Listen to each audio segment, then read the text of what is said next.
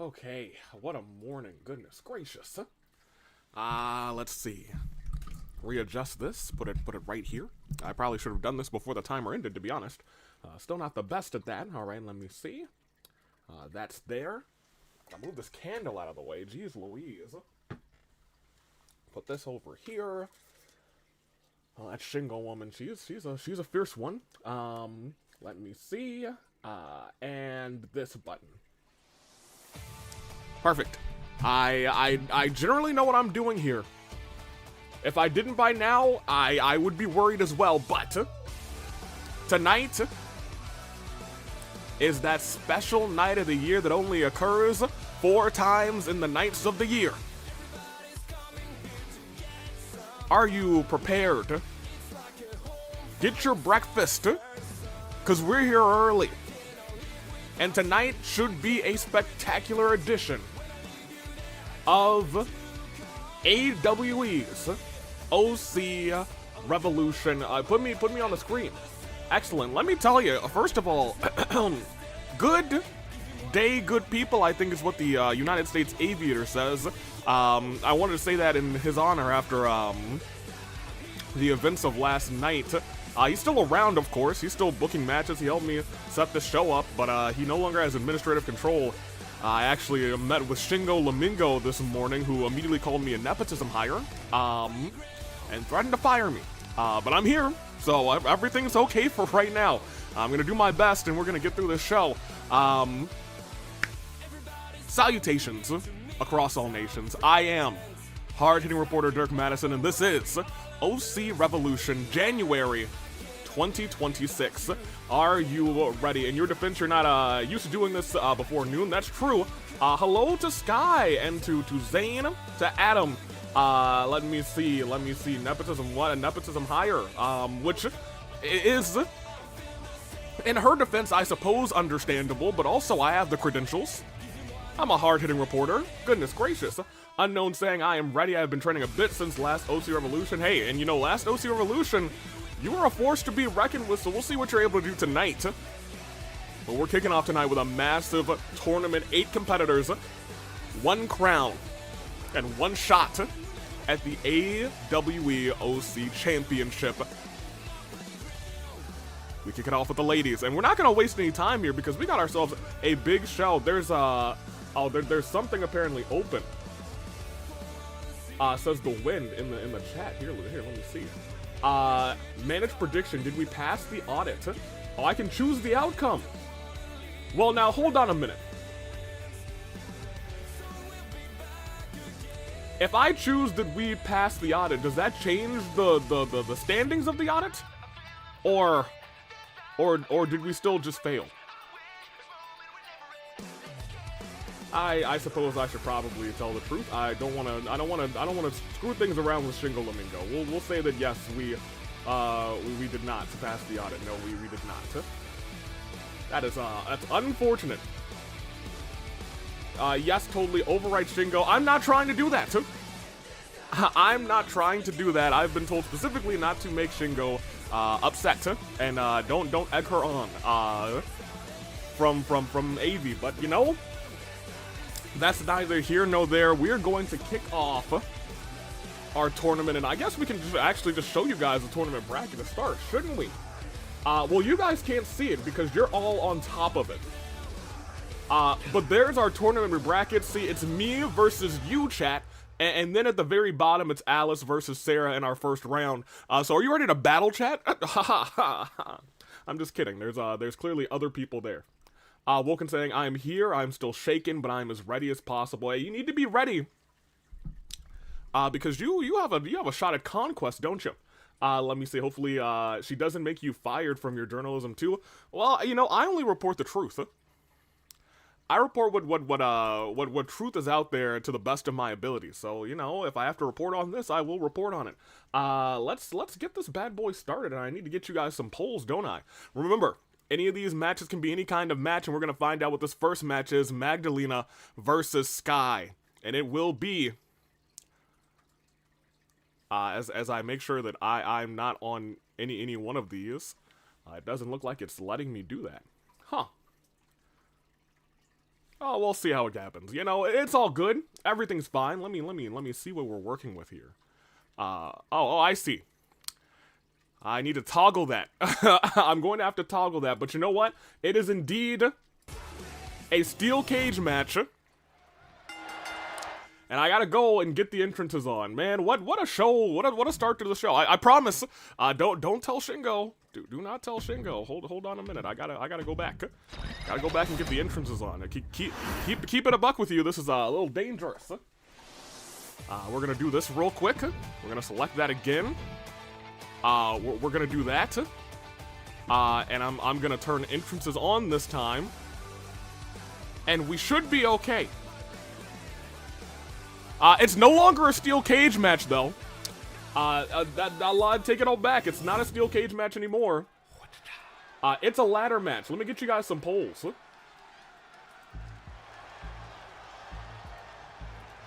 Hazel the Champion here is in chat. And here we have... Oh, they even said it's a first round match. It is the longest reigning, I believe, former tag team champion. Now, I'm going to keep it a buck with you. Ladder matches can be very make or break. Last time we saw a very quick ladder match. This time, if you start off and you're able to just breeze through, you might be able to breeze through right to the end. Full health. We'll see if that happens. First round match. Start that. And over here, we got Sky. Magdalena.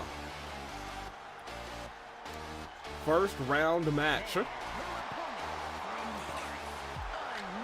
Sky impressed the field in a banger of a start and was able to beat the formerly longest reigning tag team champion in Abigail. Tonight, she has a chance to do that again with Magdalena. We'll see how it goes. Oh, goody, a ladder match. I'll take bets over and under how long this will last. Setting it at 2 minutes. Ladder matches we've seen go on very short. We've also seen them go on for, well, I don't know if we've seen them go on for quite some time. We've seen one, we had a couple in the last year's Royal Crown tournament. One was very short. One was, you know, not that short. It was a little wonky, but we'll see how this one plays out. DJ is also in the chat. Welcome in, DJ, early on. OC Revolution, our first matchup. And big chops. There's big NXT chance. I believe that's an actual promotion. Look at this. Sweeping the leg. And you got to be, admittedly, I think to myself, you got to be crazy to fight in a dress and heels.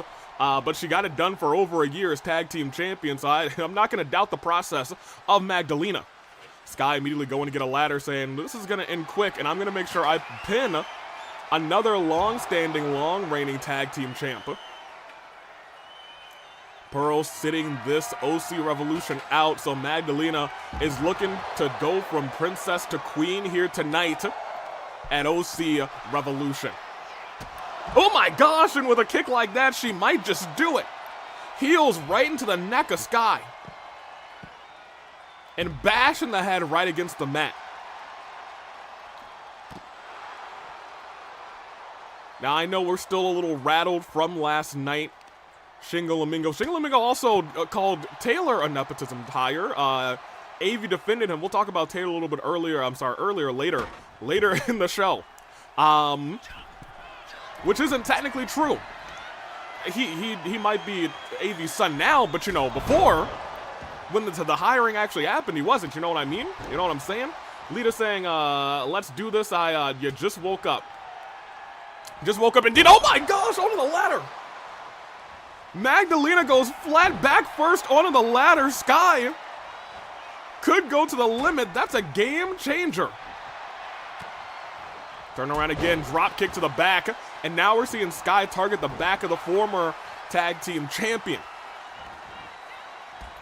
Miss Maggie getting a little combination. And here's the other thing that's going on. Oh, from all the way over there. I don't know how she hit that move. In fact, yes, I do know how. She's a perennial superstar. And what I wanted to point out is neither of these two in a rush to climb that ladder. And that's the experience of Magdalena, but also Showing off a little bit of in-ring IQ there for Sky. Magdalena, first and foremost, knows she's going to have to do a lot more damage. She climbs that ladder right now. She's in for a big fall. Sky is saying, I got to put this tag team champion down, and climb the ladder real quick is not going to do it. She's smart, she's crafty, and she's been champion, or she rather was champion for over a year for a reason. I'll hail the king and welcome into David as, oh my gosh, swatting her out of midair. I see a lot of people, you know what? Well, to be fair, it's not breakfast time for everyone. The ladder set up for the first time in the center of the ring. What I wanted to say was it's a lot of people getting their breakfast and whatnot, but I know some people probably getting ready for dinner if they're across the pond. We're actually in Canada tonight. Very, very cold, very chilly up here. I had to put on some cushioned socks. They feel delightful. Very much so, Sky, the first one to climb. Hands on the briefcase, but taken down by Magdalena. Should be my study time. Well, you better be studying. Oh, I don't know if that hurt. Oh, okay, I think it hurt the both of them tremendously. That was onto the ladder, but the face of Magdalena off of that move also went onto the ladder. Sky tossed. But reversed. One ladder and so much pain between these two. Went for a kick, ducked it. And now tossing Sky into the ropes. No, over the top rope. But here's the thing, Magdalena still does not go to get the ladder and set it up. Instead, she goes to get a second ladder. Now, you know what that means? 1 + 1 = 2. Except she's also subtracted half of the ladder out of the ring. So now we're dealing with 1.5 ladders. So 1 + 1 minus 1/2 is 1.5. And if you take into account the one finisher and the half bar that Sky has, I think that's a hint that Sky's about to win this match. Magdalena was setting the field for you, because look at this. Outside the ring, onto that carpet, but it's still gonna hurt. And 2 times in a row. Oh no, I spoke too soon. Went to the well one too many times. And with that, Magdalena saying, okay, that hurt. Maybe I just need to climb up real quick, take this briefcase and move on with this tournament. But you can see she's visibly rocked right now. Couldn't even make it all the way up there before Sky drags her right back down. And beautiful angle on that move as well. Sky thinking about climbing. No, thinking about hitting something, maybe tossing Magdalena over the top rope. This is exactly what we're starting to see in the last time that we saw Sky fight. Sky was at a disadvantage, then turned everything around, but now look at this, getting yanked down by the former tag team champion. Whoop that bot. Wait a minute. You're telling me there's a bot in chat? Oh my gosh. I've never had the opportunity to do this. Well, I think I have. Let me see this. Stuff. Oh, wait a minute. Hold on, bot. Just a moment. Somebody was climbing that ladder. It could have been the end of the match. All right, now that it's not the end of the match, hold on. Stuff. Yeah, there we go. There we go. And we will just do our due diligence and whoop that bot, everyone. Say it in the chat.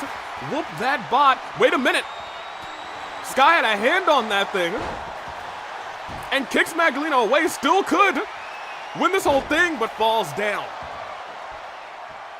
Rather pushed down by Magdalena. Much like Humpty Dumpty had a big fall.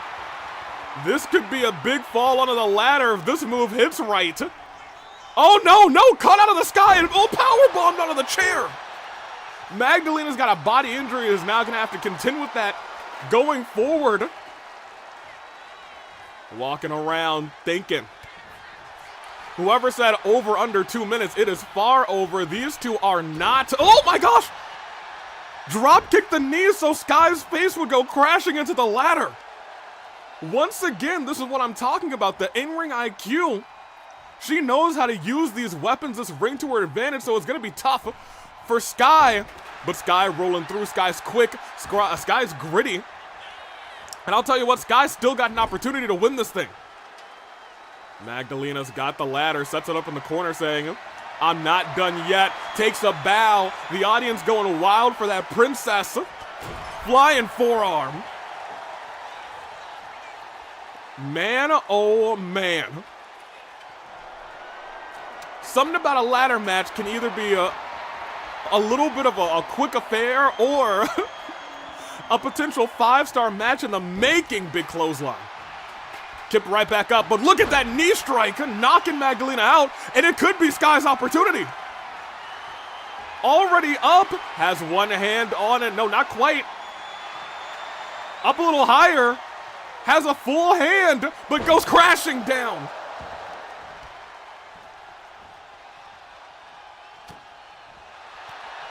And look at, oh, wait a minute. A little dragon sleeper.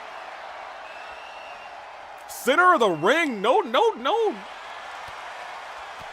to really do anything about that. She's hitting a submission, but what is that going to do in this match? Maybe wear down your opponent. I guess you can't breathe, you can't fight. Wait a minute, you had a chance to climb the ladder. You probably could have won this match right here, right now, Sky, but instead of making, oh my gosh, instead of making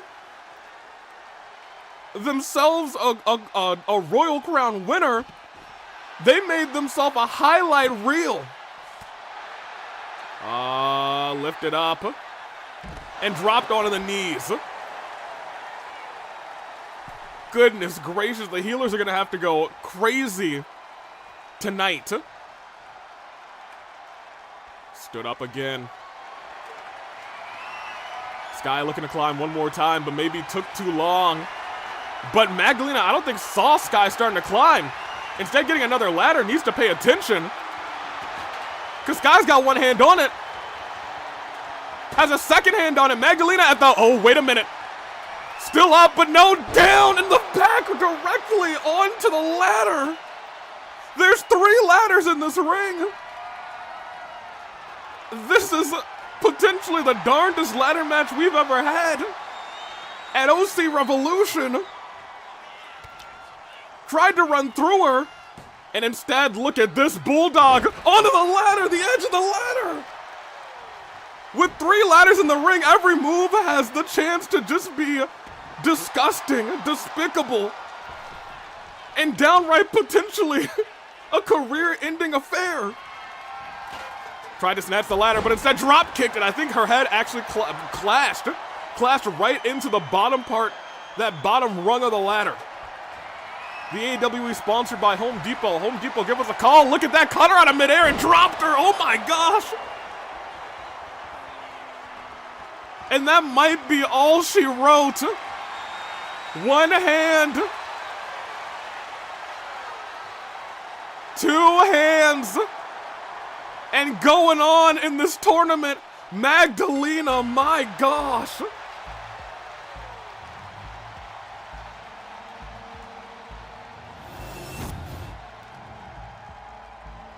Sky and Magdalena took everything out of each other.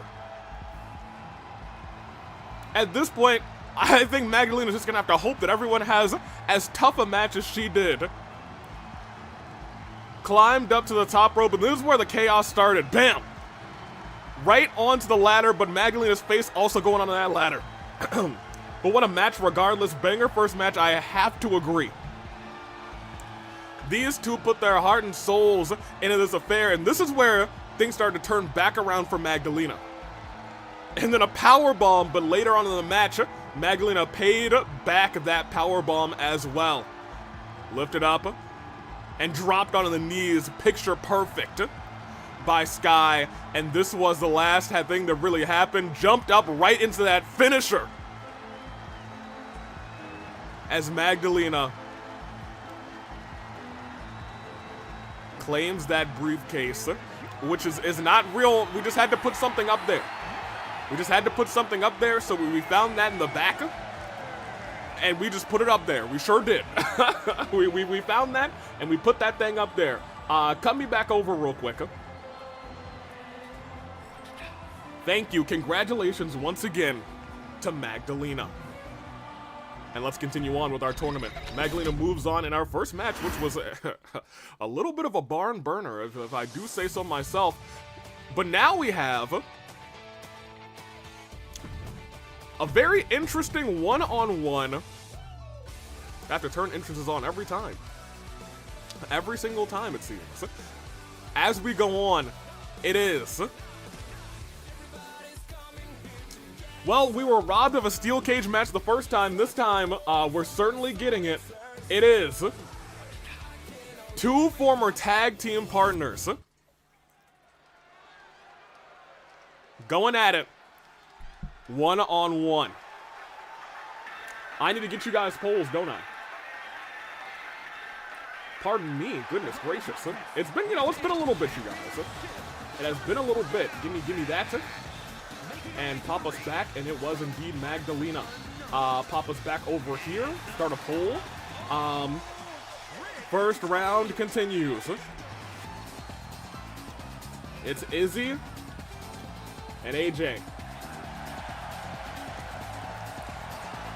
The loss with AJ is what led Izzy to go to singles action.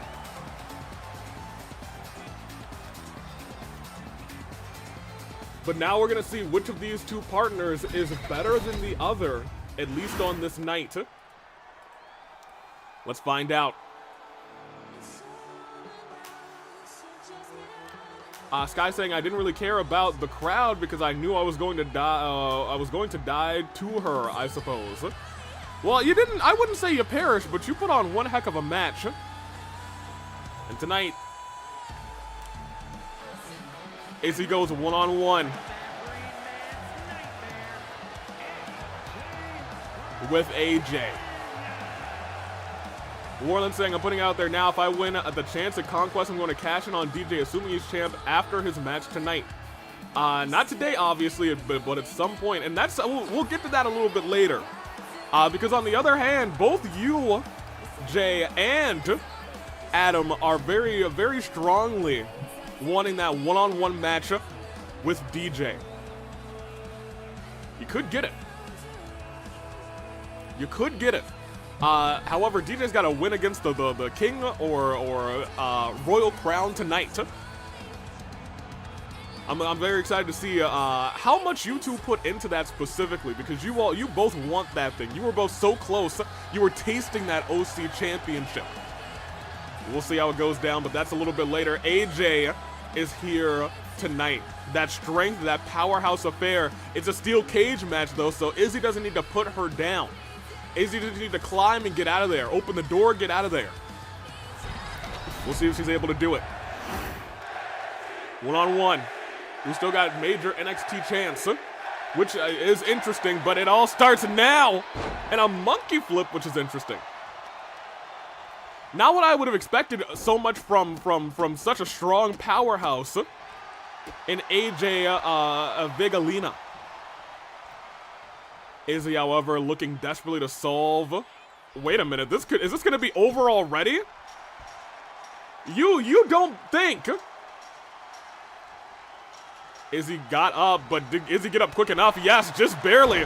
This could have been the quickest steel cage match we've ever seen. Moonsault lands. Can you imagine if that was it?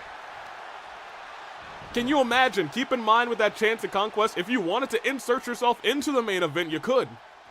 Could make it a triple threat match if you think for a moment that, you know what? I can pin somebody who's not the champion, easy peasy. There's a lot of strategy you could do. Stood up, but you'll have to call that in advance. Izzy now looking to climb up, almost there in the same. Just narrowly, just barely unable to get up there. Oh no. Arms back and then wrenched in like you're trapped in a box. Something I'd expect from the mime later on tonight. And feet right to the chest and a big boot to the head. A little bit of aggression from Izzy, but wait, it is actually pinfall or submission still too. This match could win by pinfall or submission. I completely forgot. I'm going to keep it a buck with you. Izzy likely wants to escape as fast as they can.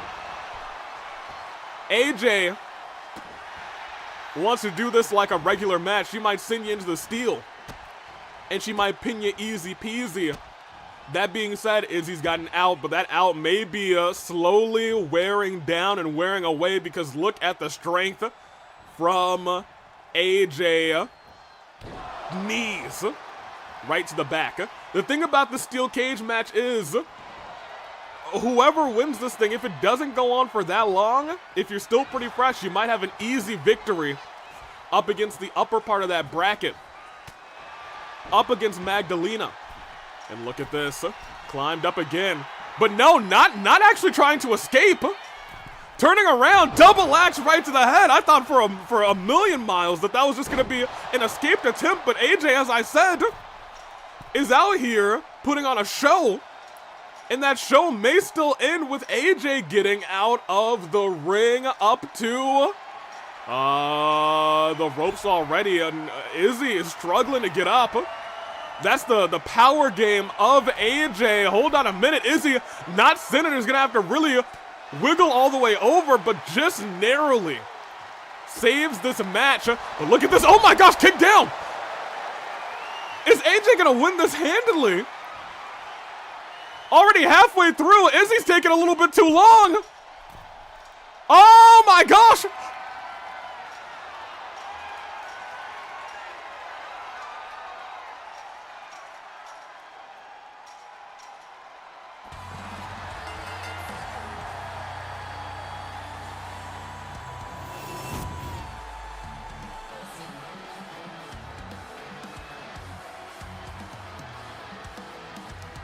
Magdalena is likely going to, is going to have to fight an extremely fresh AJ Vegalina.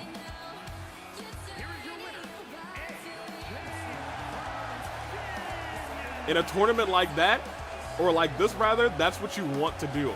That's what you need to do.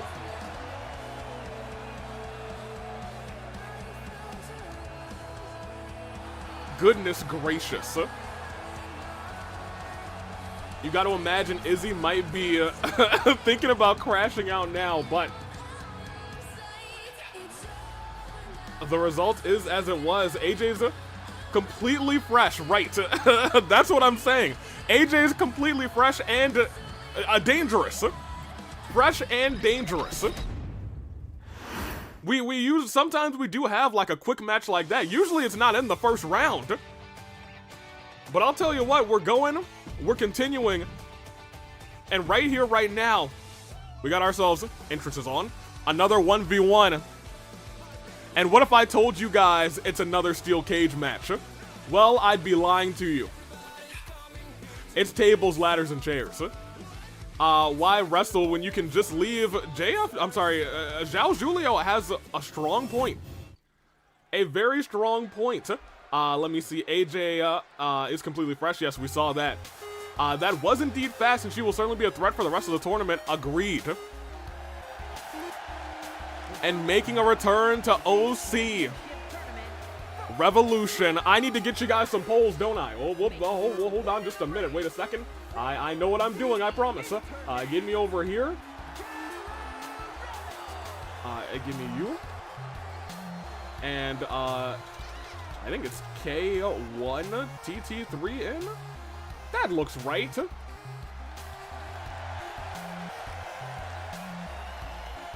First round continues.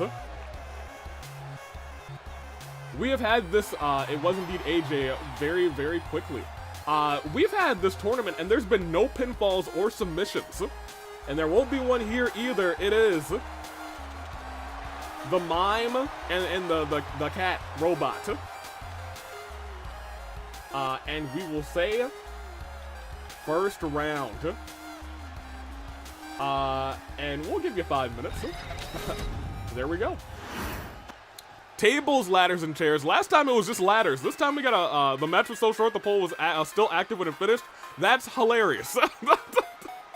I did not realize that, but here comes Kitten.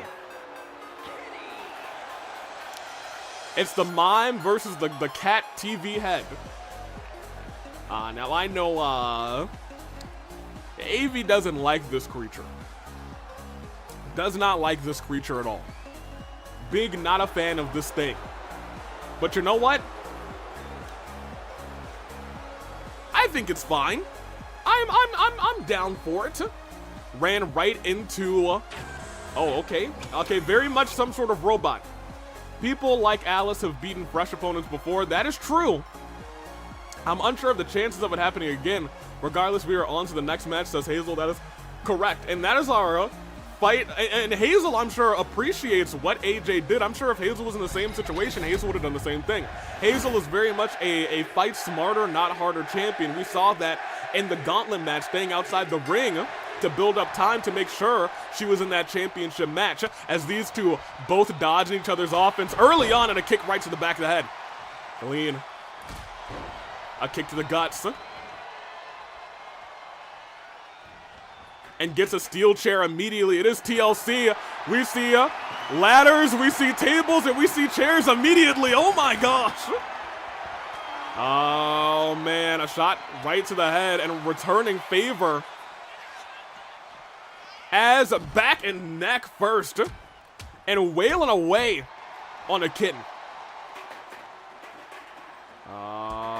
Kick to the knee and a super kick to the gut, but catches the foot right afterwards. Foot paw, foot-esque thing. Toe beams, I'm not entirely sure what to call them, but kitten very quickly going to get a ladder in this match. We have now seen all three weapon types that are supposed to be legal in this fight, which is quick work. Good on these two. Already saying, hey, this is a different match. You see this? We see the thing above the ring. Yeah, that's a ladder to climb to get to that thing. But we got tables and chairs too. These two know what they're doing. They're working the crowd. You like to see it. Sometimes you don't see that anymore, but getting dragged all the way over, not working out in Kitten's favor. Stood up and then doesn't go for the attack, just gets into the ring. Galene follows. And oh my god, oh! Did you hear that? Oh, did you hear that? And I'm surprised that hit too. The sound of the back of Galene's head, Hapu's head hitting the back of that ladder was tragic. Was awful. And went for a big boot there, stepped out of the way, or rather slid out of the way. The mime trying desperately to get back into this fighting affair, but knees after knees, starts to see the mime get worn down and now laid out onto the ladder, but able to reverse, and oh my gosh, this time the face, or I guess the screen of Kitten goes into that ladder. Tried to pluck the head, but look at that. Paying tribute to Samoa Joe by just walking away from that move, and somehow no-selling that chair, falls down right afterwards. Nobody can get a hand onto the object suspended above the ring. A sharp kick right to the spine, and the ladder set up one more time. Sarah is facing the queen. The queen, I'm sure, goes Sarah, says Marisaki. Oh my gosh! Kitten is on a road, a road to the crown potentially. Because right now, if Kitten's somehow able to stun this mime, could have been going in completely fresh. However, Galene able to get a little bit of damage, just a smidge of damage early on. I got a feeling this match may not go as long as the other ladder match. But Galene already kipping back up and saying, hold on a minute. I'm not getting beat like that, not that easily, or rather, I would think that's what they would say if they were in a mime and they didn't talk, you know what I mean? But I digress. Look at that, wailing away. And now climbing back up and getting a hand. No, wait, hold on. Kitten missing that first shot. That first shot was critical and dragged back down. Nobody's got a signature or finisher, so it's still really anybody's match right now. Couple more shots to the gut, and now things have really evened out in terms of damage. But when it comes to vitality, Kitten still has the strong advantage, and may still have the strong advantage here as, wait a minute. Almost looked like a standing Kimura lock, but instead a couple of paws right to the midsection. Lifted up, turned around, and dropped down. And doesn't go. Does not go to climb the ladder. The audience chanting that they want tables, but right now they're just getting chairs. And again, wait a minute, not again, stood right back up, tried to jump off the ropes. Kitten was just too fast, cat-like reflexes. And climbs the ladder and gets a paw on that object. Perfect positioning for Galene to just sit there and be forced to watch. Wait a minute, second hand. Galene, you gotta hurry up. Wait a minute. That was almost the end of this match, getting dragged down. Galene may be saying, hey, do all the work for me so I can just come out of here. And oh my gosh! Send your face, send your screen into the ladder, turned around, German suplex. Steel chair, stunning. No, didn't stun. Did not stun, and instead gets plucked out of the air. And dropped onto the chair.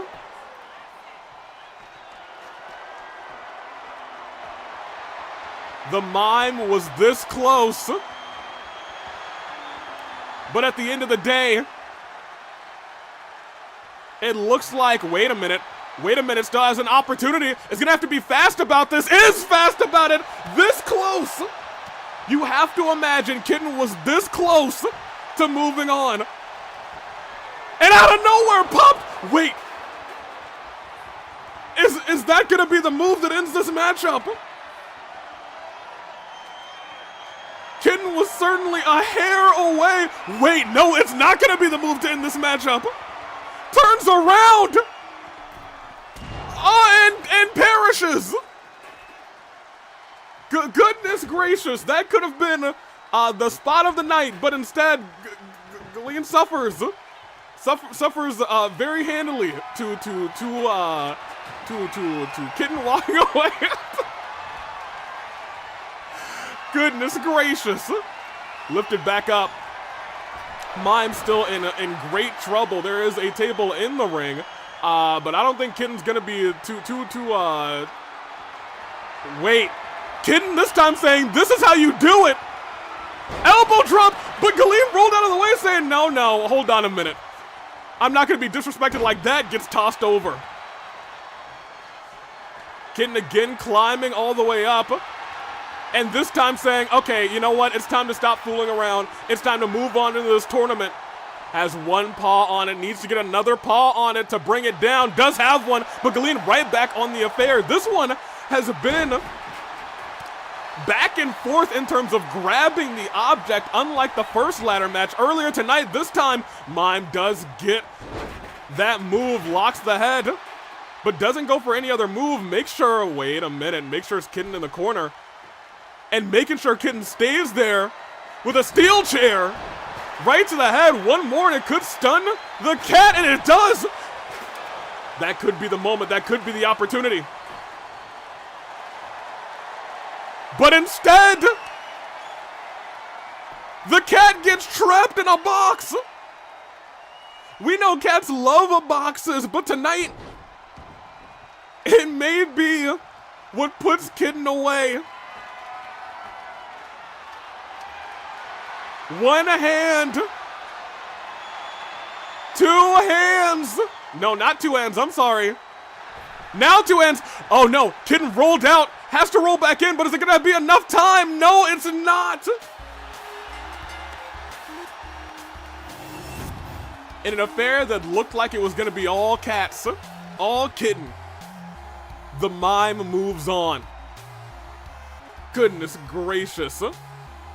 It was Schrodinger's cat. The cat did not survive the box. A couple more knees after knees, and Kitten showed off some fierce offense. High flying and catching that corkscrew cross body. A couple of shots. And this, that glorious beautiful DDT right into the ladder. That German suplex, that's where things started to even back out for Galene. Went for that shot there, but plucked the chair out of her hands and dropped the mime right on the chair afterwards. That's when we thought it was all over, but at the last second, a couple of times in the last second, Galene was able to do just that.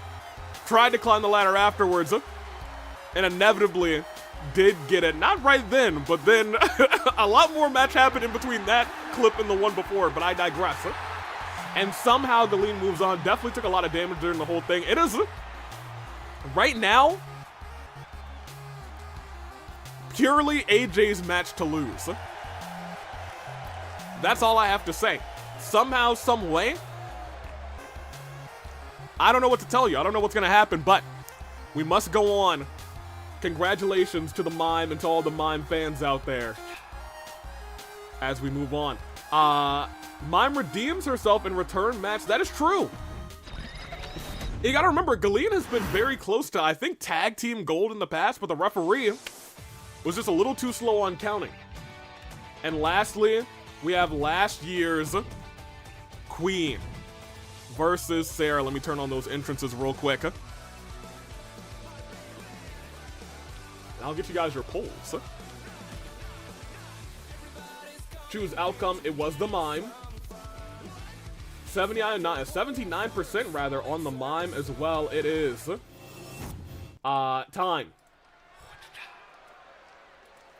And it is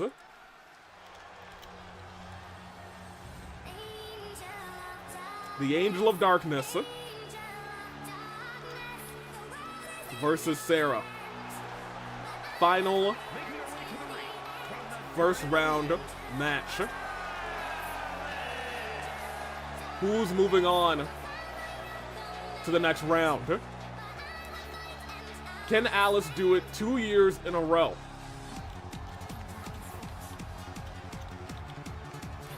Or will Sarah have a game-making moment? We all know, well, Alice has had a very interesting 2025. Also coming out in a dark attire, really bringing in that Angel of Darkness feel, I suppose. We'll see if Alice is able to do this, or if Alice, the one who went all the way to the final round last year and won the whole thing and won the championship, will Alice's run end immediately this time, going toe-to-toe with Sarah. And her opponent from overseas. Let's find out. Marius saying, come on, big Sarah fan, big Sarah energy. We'll see if it happens. Sarah, who somehow, some way entered the Rumble twice, I believe. I'm still not sure how that happened. I think we even saw both Sarahs at the same time. Not in the Rumble, but back to back. It was kind of scary. I have no explanation for that other than somebody was disguised as Sarah then. But all in all, I was gonna say I didn't even see what kind of match it was. It's an ambulance match.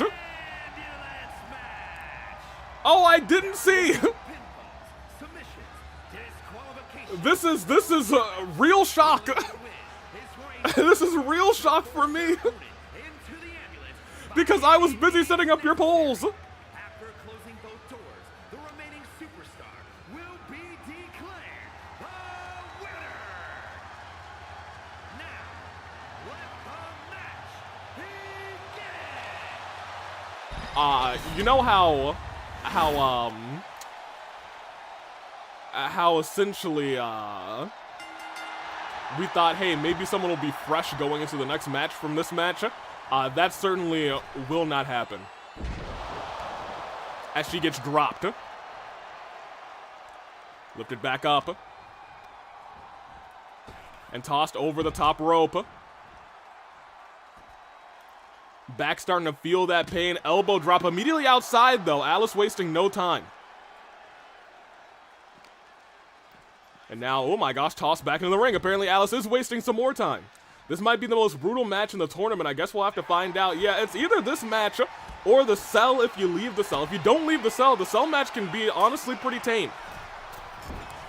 Alice, not sure what she was doing there, jumping and going a little crazy. All right, who's getting German suplexed off the ambulance? I'm not sure, but right now, look at that reversal by Sarah. Needed it. And now hitting a Hurricane Rana, starting to make a comeback on the former queen. Alice hasn't worn that queen's crown in quite some time. This time looks to earn it the right way. You see, this time, no wings. It's what I was saying. Alice had no recollection of winning that crown, winning that championship, for real, for real. Today, it's a completely different Alice, in a sense. It's a wingless Alice. We'll see if that bodes well in the favor of Sarah.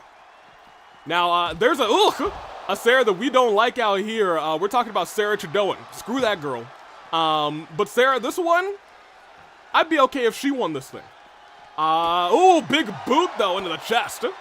This will be interesting. Also, Alice doesn't usually wear black, does she? Maybe she's trying out a new attire, really bringing in that Angel of Darkness feel, I believe. Climbing up all the way to the top rope. Sarah trying to walk away, but instead gets caught with that double axe. All the way from up top. I don't think that's going to be enough to put Alice in that ambulance, as a couple more shots go right into Alice's midsection. Sarah, so determined to prove herself here in OC Revolution and beating the former queen of the OCs.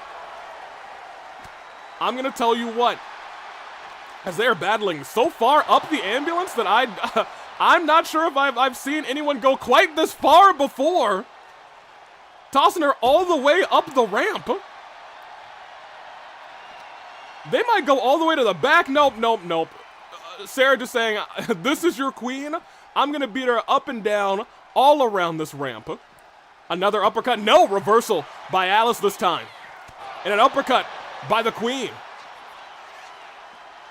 Tossing Sarah a little turnabout is fair play. You know, if they go to the back, they could use the ambulances in the back, but I don't think they want to do that. Can you imagine?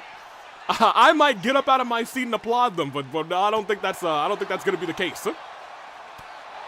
Another uppercut. Alice does have a signature, using it on the ramp. That metal ramp, even though it's got carpet, it's definitely a metal ramp. It will hurt. It's going to hurt bad, and also just fighting right here on this small patch of concrete. Dangerous affair. Looking for another uppercut, trying to get Alice back to the back of that ambulance. Alice with a shot right to the nose. And again, tossing Sarah. Neither of them, or I guess Sarah, desperately wants Alice to get over to the back of the ambulance. But Alice saying, I want to fight and do this the right way this time. Another shot to the jaw. And I think that might be Alice trying to honestly, the dark clothing may not just be, oh, wait a minute.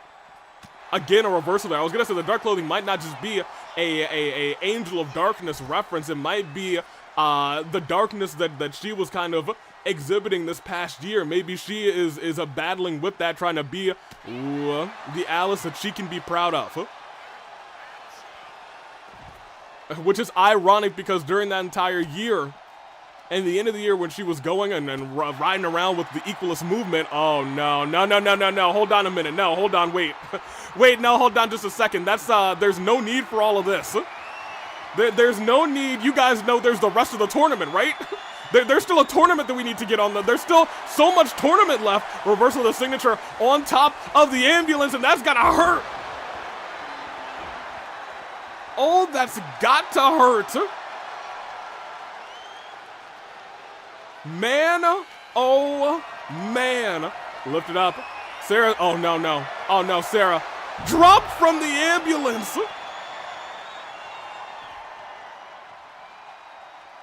And Alice has a signature if she decides to use it. Oh, goodness gracious. Thought she was going for the German.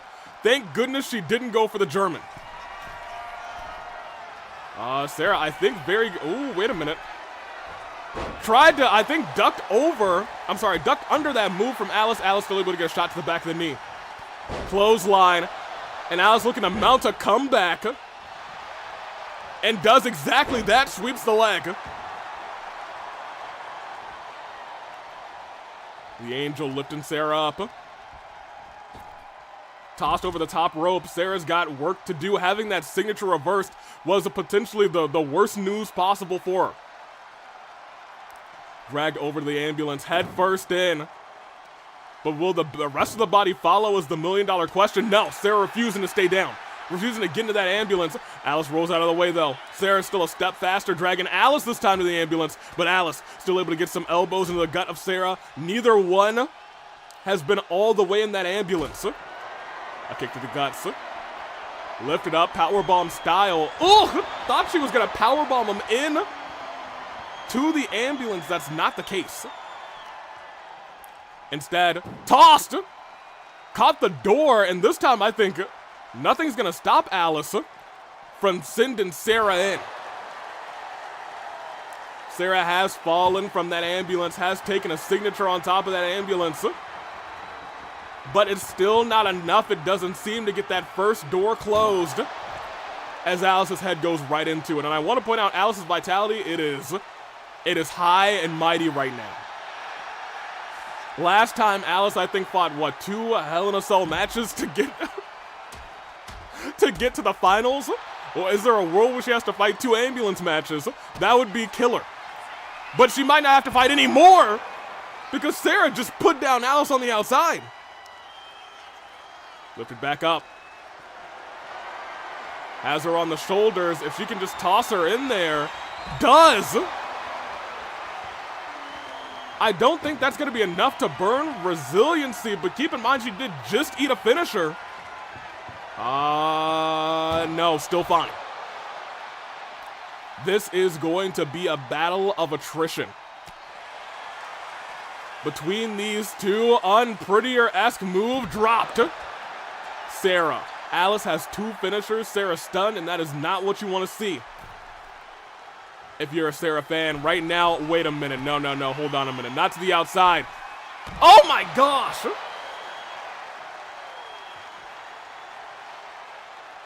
Goodness gracious, Sarah, you gotta wake up. You gotta wake up. You gotta get a reversal in. Turn around. And toss back into that ambulance. I want to point out, vitality right now is at 0. It could be enough to close that first door. It doesn't seem like it, though. Sarah refusing to give up or give in. Alice is going to have to use those finishers to get the job done. Sarah trying to work up a signature desperately. If she can hit that in the finisher, it might be enough to drag Alice right back down to her level. Couple more shots to the head. Turn around. Little Wyvern-esque sleeper, dragon sleeper. You can't breathe, you can't, and you know what? That's not a terrible idea. Injury on Sarah, but I want to point out, if you can hold on to your breath,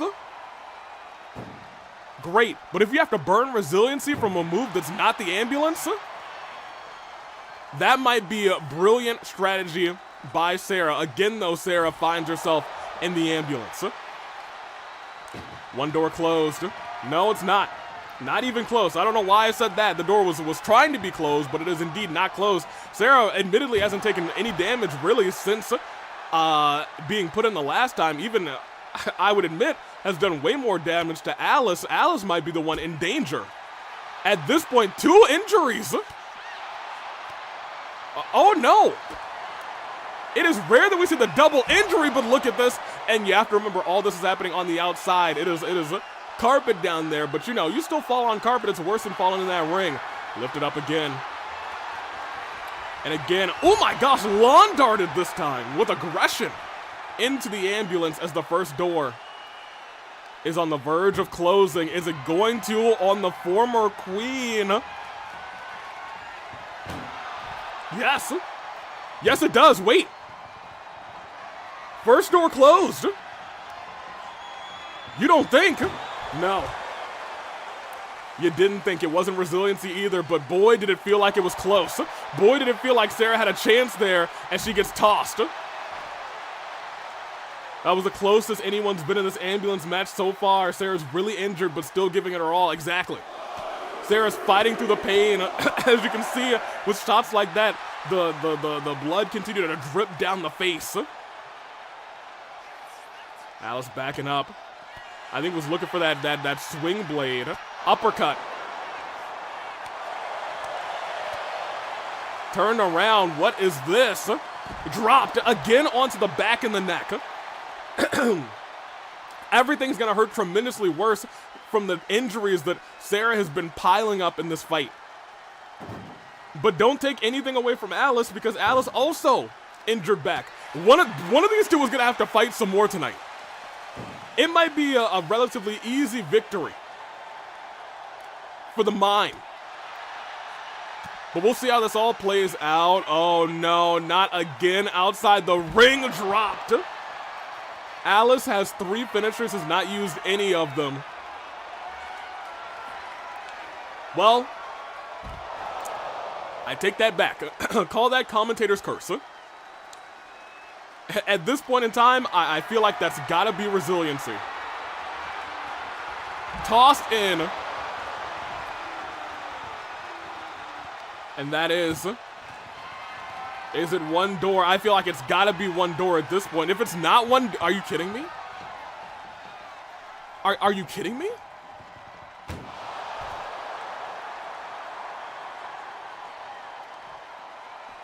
Huh?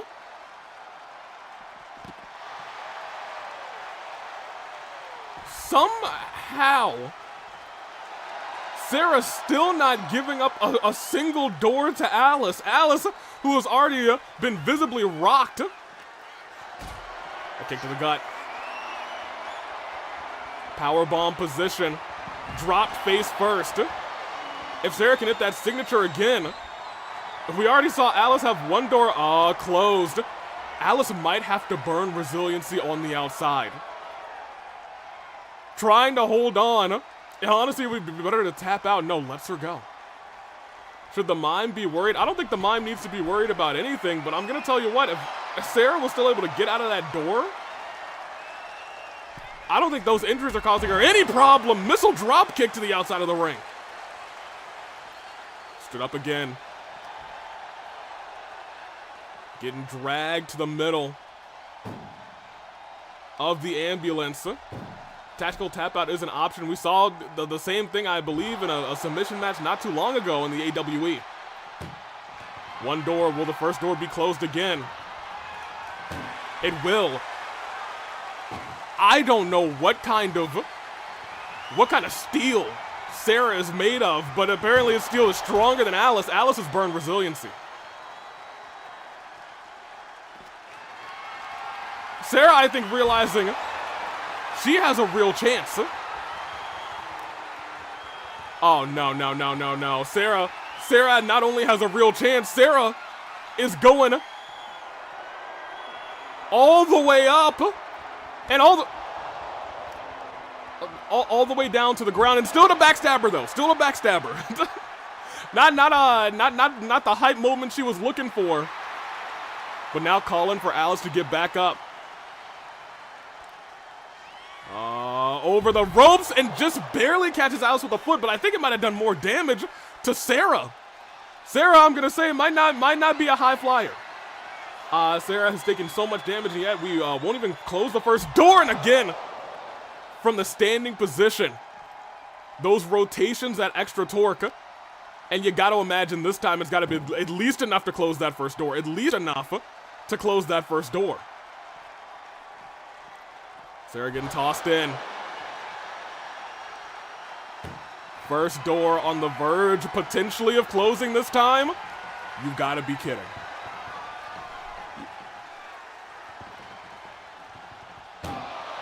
What?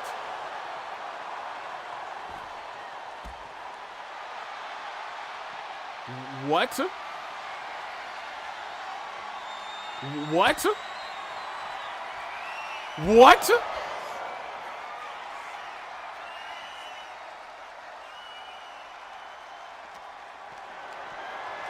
What did Sarah eat today? Your guess is as good as mine.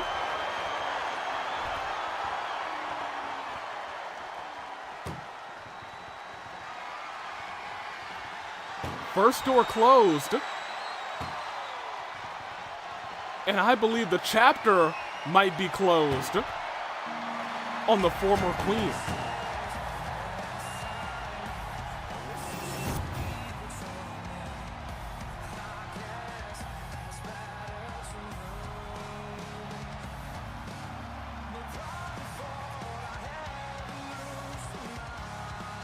That may have been... I won't even say the outcome was shocking. I think the most shocking part of this is with 2 injuries and several finishers, Sarah would not bow down to the queen.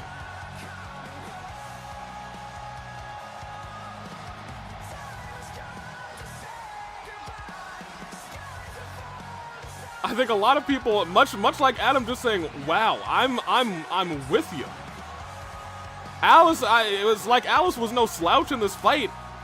Though those two went the distance, but I don't know what Sarah's made of tonight to fight through that with 2 injuries. That being said, the mime is likely looking on with bated breath and fingers like this. Oh yes, but I wouldn't be saying that after what just happened. I don't know what it's gonna take to put Sarah away at this point. Man, 3 out of 4, yes, but they are not going to win the tournament, says Zhao Julio. Hey, we said the same thing about Alice last year. Sarah goes to climb the ambulance to celebrate. That entire performance was amazing, but also concerning to me, and probably everyone else in the tournament, but Sarah somehow managed to pull through.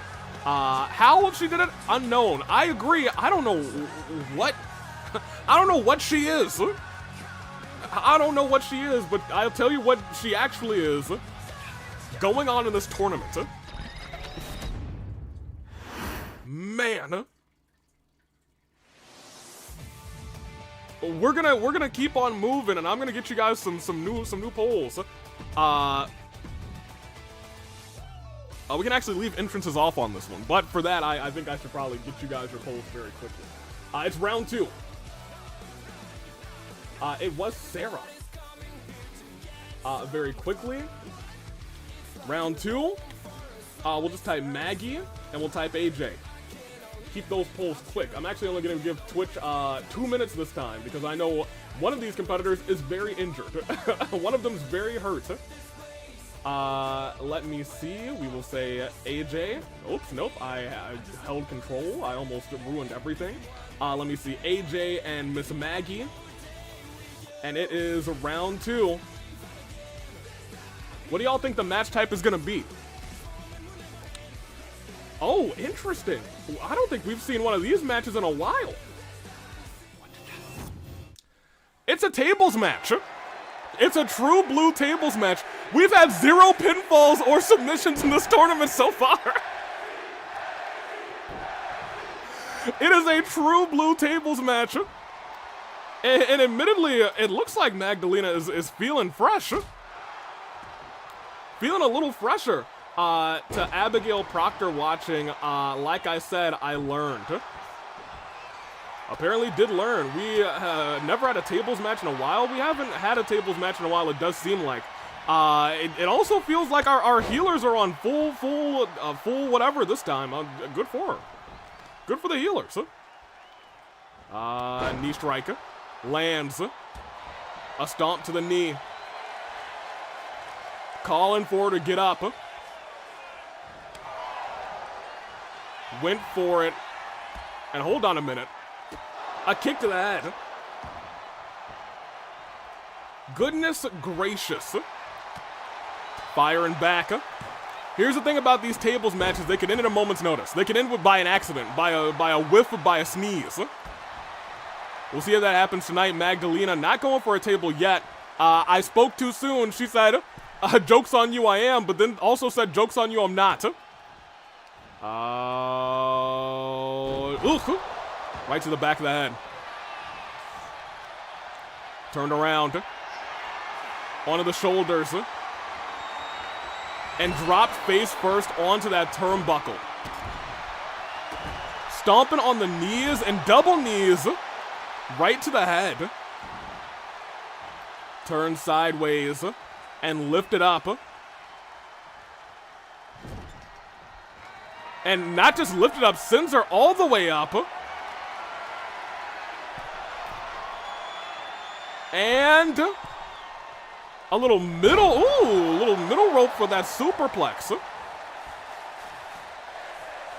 That's that former tag team champion at work. And like I'm saying, this match could end in just a minute, in just a moment.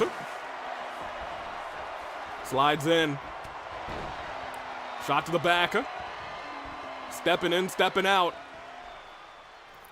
And okay, little misfire there. One table is all it needs to be to win this fight. Magdalena, might have the opportunity here, dropping AJ. Lifting up that table. Setting it up, but AJ standing right back up, but now getting sent right back down with that princess plunge. This is over. No, it's not.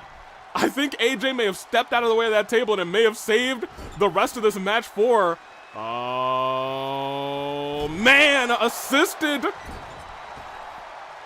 into that, that steel post.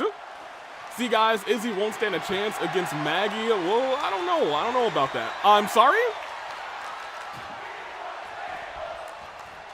Another table? And the table has been knocked down. Fair enough. AJ now feeling a little worse for wear. Dragged over. A couple of shots to the gut. And wait a minute. Popped up in a headbutt. AJ, got caught there right. Hey, Magdalena's going crazy, but here's the thing. All it takes is one reversal. One move or 1 second and one misstep for it to all be over. Popped over. Shot to the gut again. I feel like this match has been close to being over already. But instead, AJ goes underneath, runs right afterwards, clothesline, turns the former tag team champion inside out.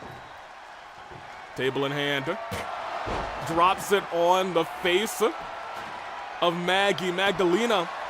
That arm getting stomped, but rolls out of the ring smart. If she had let AJ pick her up, okay, well, I'm not sure how much, how smart it's gonna be anymore. Pushes her away, hold on. The powerhouse versus the princess, but it might be all over. No, didn't give her a chance to turn around. Did not give her a chance to turn around and instead turns around into, bam, a forearm. Vargas saying, I'm excited for OC Revolution. Well, it is on. And again, AJ just narrowly dodging. Getting put onto that table, Magdalena. In a rough spot, but not getting put on that table either. Both have been trying to drag or toss each other into the table. Both unable to get that job done. Oh, it's over. Oh, it's over. That's what I'm saying. Right place, right time. It's over. That's what right place, right time. It's over. Going on. Will the princess become the queen?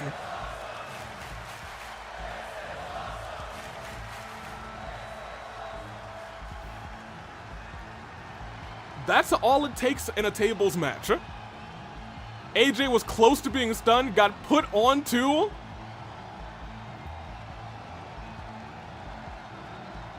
the table and got stunned off of that. Goes on to the finals. Is she going to be perennial tag team champion into OC champion here tonight? Well, she's got a 50-50 shot, but will she be fighting a mime or will she be fighting Sarah is the $1 million question. Taken down. 07s in chat. And we can't take anything away from AJ. AJ was the powerhouse that she claimed to be, but it's not always about power. It's about finding your moment and your opportunity. 07s in chat to AJ, but Magdalena fans, she's very close to potentially being your queen. Great work so far in this competition. Look at her celebrate, look at her curtsy, and more importantly, look at us go on to the next fight. And it's the mime and Sarah. Toggle that. Entrances can stay off. As very quickly, I'll get you guys these polls. It is round 2, the round 2 final It's Galene.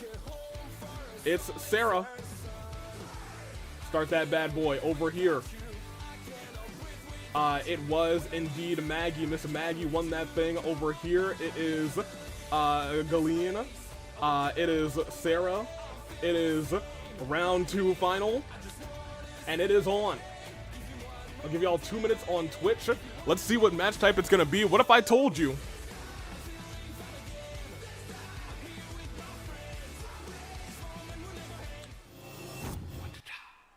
We're going underground.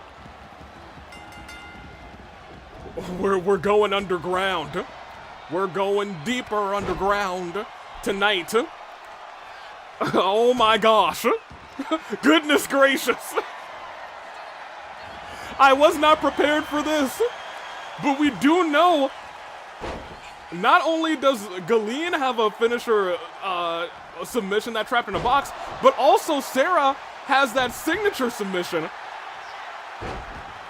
So we'll see how it all plays out. Now Sarah doesn't seem injured. Well, let me tell you, our medical team, we even hired a new medic. According to Avi, a green-haired girly. She's very interesting to talk to say the least. But she does a good job, and you can see that as Sarah's up fighting with fervent heat. Welcome to the underground. Welcome in. Are these the staff from the IRC? No, these are actually members of the AWE ring crew. I know some of them. There's Tony. Let me see. I don't know all of them. I don't know any of them. But Tony right there in the brown hoodie, I love him. Gotta see who's on the other half of the ring. Look at that. Oh my gosh. Took out members of our ring crew too for a second there. Man, oh man. Yanked back. Trying to go for a submission there early. Right now, Sarah is still feeling some body damage very quickly as a submission's locked into place. They're not trying to end this thing by knockout. They're trying to end this thing by submission. Turned around. Turn right back around with an elbow right to the face. And a jaw. Ugh. Jaw to the head. And a big slap. Whoever wins this is going to the finals. Will it be the mime? Will it be Sarah? Went for a kick there and a clothesline. I feel like Galene's missed that kick a lot. But who knows? Maybe that kick will give her the victory here tonight. It's going to be a hard fight if we know anything from Sarah's experience recently. Lifted right back up again. Tossed over. Is that Sammy? That is Sammy. He's wearing a striped shirt this time. I'm so used to seeing him wearing a blue shirt and his bow tie. Very interesting decision, but hey, I'm down for it. Stood right back up and went for a clothesline. And right now, Sarah is in danger. This could all be over in just a moment. Sarah stood right back up, but a reversal of the finisher. And instead, hitting the finisher right back. Galene survives and is not in danger. But that may be changing in just a moment. Remember, I was going to say Sarah has that submission signature. That kick did land this time. Holding her head. We know now Sarah's not one to just give up. Again, busted open. They just patched up that head backstage. Getting dragged towards the ring. No. Oh, wait a minute. Getting tossed into the ring. Aggression from the mime. Stomped to the arm. Rolled out of the way. Rolled up, but instead gets tossed over and into, oh my gosh, almost into our ring crew. Almost into Tony. Goodness gracious. And now Sarah's stunned, getting stomped out. You got to imagine there is still some built-up body trauma. The healers can't fix everything, but they can make sure and fight in shape as best as they can. But look at this. I was going to say submission locked in. Sarah gets out of it pretty handily. Sarah does have a signature and finisher. One of those signatures is a submission. That finisher could put the mime on wobbly legs. It's honestly about what direction, what order she uses them. Reversal of the signature. May have just cost Sarah this entire match as, almost went body first into the steel stairs. But instead turns around, kick to the gut, and again, drives the mime back first. But here's the thing, Sarah doesn't have anything to capitalize, but instead, single leg Boston Crab. But plucks the leg. You could see the arm was in perfect position. Both of them are now in danger. Both of them in the danger zone. Oh, man. Kick to the head. Galene's got 2 finishers. Sarah may be down for the count as she's getting left in the underground after a spectacular performance. But the mime goes on. Man, oh man. It's Princess versus Mime in the finals of this tournament. At the very end, they were both in the danger zone. But Galene was just one step faster. There's the move that put her there. Right afterwards, this clothesline put Sarah there. They were both standing there in that danger zone. But at the end, it was all over. Congratulations to your other finalist. And they will be going one-on-one with Magdalena. In what kind of match? I don't know. I never know until I click the start button. That's how random works. Give me a little wa-cha-cha. Well, thank you. And let me end your polls real quick because we are going on to Princess versus Mime in the finals of this tournament. Let me get your polls set up one last time. Who will wear the crown?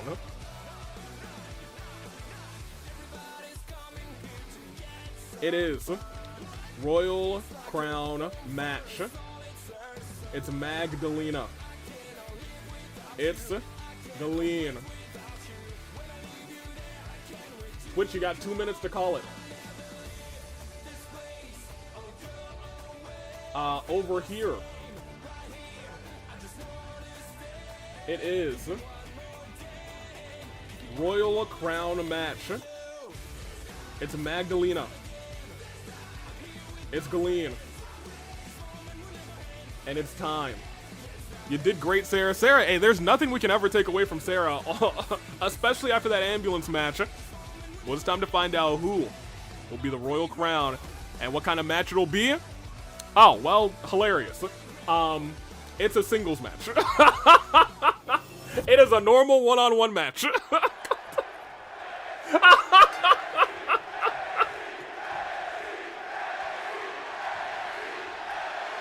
That's hilarious.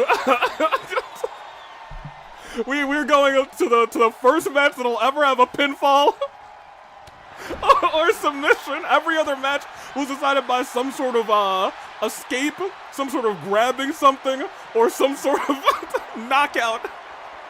But in a one-on-one match, who's gonna come out on top? I don't know. I think that is so hilarious. But you know what? We're starting this thing with real graps. And I think that honestly might be kind of perfect. There will be no excuses if you lose this matchup. Roll through. Hazel watching this thing. Watch this match end by countout. That's a possibility. If it's a double countout, I don't... they'll probably have some sort of rematch. We'll see what happens. We'll see. We'll see. I don't think either one of them wants to win this thing by countout or double countout, but you know what? Fight smarter, not harder. That much is true. Well, you know, there's nothing better than to decide the winner of a tournament in a good old-fashioned pro wrestling match. I think it is hilarious, but I think it is also very fitting. It's very fitting that there's no frills, just fights here tonight. Heading to the corner. Galene looking for some retribution after everything that she's been through here in OC Revolution. It is the best night of her career so far. Magdalena said, "This is just another night for me." It's another night of me winning over and over again. But look at this, Galene going all the way up top. Wait a minute, Magdalena actually able to stop that. You got to imagine that could have been a not turning point, but a really decisive move in this matchup. But Magdalena saying, no, that's not going to happen, not here. And now we're fine. We are now seeing Magdalena, who's been a tag team competitor for over a year. And one of the, if not the best tag team competitor in the history of OC Revolution in the ladies division. Can hold her own in a 1v1 match, but that might be falling to the mime right now. Princess may never be queen if she's getting trapped in a box. But look at this, reversal and an uppercut. Went for a clothesline. Mime ducks and dodges, but catches the foot and pushed down and just wails away on the chest right afterwards. Pushed away again. Galene not staying down. Miss Hapu not staying down. Dragging and ripping that arm apart. Honestly, very interesting that it's the body and the legs, I'm sorry, the head and the legs rather, that are being targeted for Magdalena. But I would think it would be, a little bit of every part of the body trying to trap her in a box. Galene reverses the signature. That's huge. That is huge in this one-on-one affair. Galene climbing up to the top rope. This could be all she wrote. Big splash into the pin. Yellow all the way down the body. Kick out at 2. Remember, they might be winded from earlier on tonight. And that German suplex lands. We saw it, picture perfect. Doesn't go for the pin though. Drags Magdalena and says it's time for the submission. It may be barely an inconvenience, as we might have a mime with a crown in tonight's tournament. Is Magdalena gonna burn? I don't think that's enough body damage yet. Here's the thing. Look at the body of Magdalena. And the arms, and the head, and the legs. They all have a bit of damage. That's gonna wear her down bad. As Magdalena rolls outside the ring. And I gotta, I'm starting to think. Magdalena might be thinking, hey, maybe countouts not such a bad way to win this thing. We're at a count of 1. Count of 2. And now, after all that, the body is finally red. Galene saying, no. This is not ending by count out. This is ending with me getting that crown. Jumps over the top rope, stomps on the arm and the back of Magdalena. Right now, Magdalena's getting wrecked. Getting washed right now. Kick to the guts. Up high. It's going to take a lot to get her back into this fight. I'm not sure how she's going to be able to do it. But we've seen bigger comebacks in the past at OC Revolution. We've seen people win from the first spot in major Gauntlet Eliminator matches. Win from the first spot in Elimination Chamber matches as well. Oh, but look at that, a rare misstep from the tag team champion. And look at that. Galene takes full advantage and has another signature built up. Goes for the pinfall first. Then, hey, if you burn resiliency here, you'll be glad to tap out to my submission. No, this is a squash. That's why I wanted to change votes. Hey, don't call it a squash until it's all over. Because look at that reversal from Magdalena. Maggie just went after the knee of Galene there. But here's the thing, Galene's taking pretty much no damage till a kick out of 1. Still a kick out of 1. Went for a stomp there. And now starting to get some offense on. Popped up in a DDT. And with that DDT now does have a finisher and is not waiting a moment to use it. Up and reverse that princess plunge. Turned around, but reverse the signature right back. Turned her around, and a Wyvern Sleeper's locked in. Magdalena saying, I'm not giving up. I'm not giving in. But neither is Galene. A shot to the head. Returning fire, but a reversal there. And this time, that princess plunge lands. I don't think Sammy sees the foot under the rope. Galene had to use resiliency because Sammy didn't see the foot under the rope. And I think that's because Magdalena specifically put her body in the way of that shoe. Oh my gosh. We're at a count of 2. Count of 3.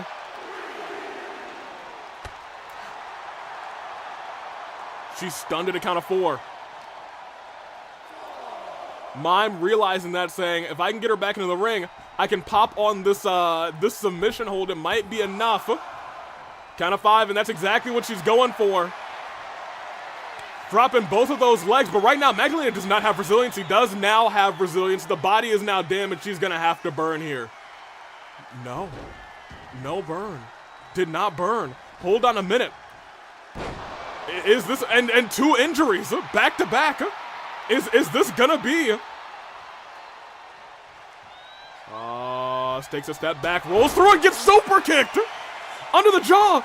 No way. Is Magdalena gonna mount a comeback that none of us saw coming halfway through this match? Reversing that finisher. Calling for the mime to get up.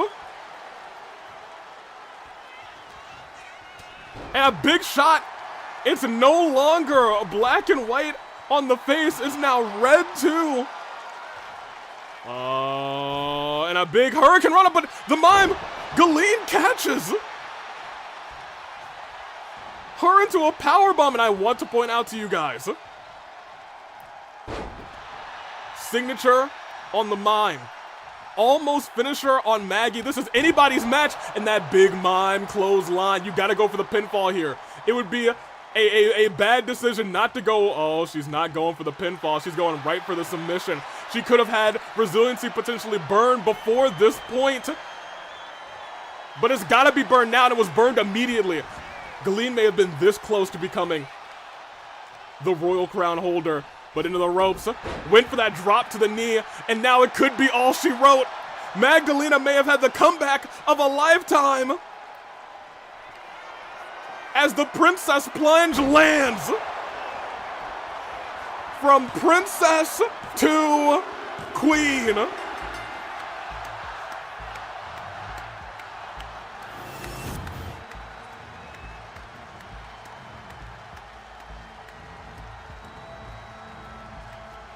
She was tag team champion for a whole year.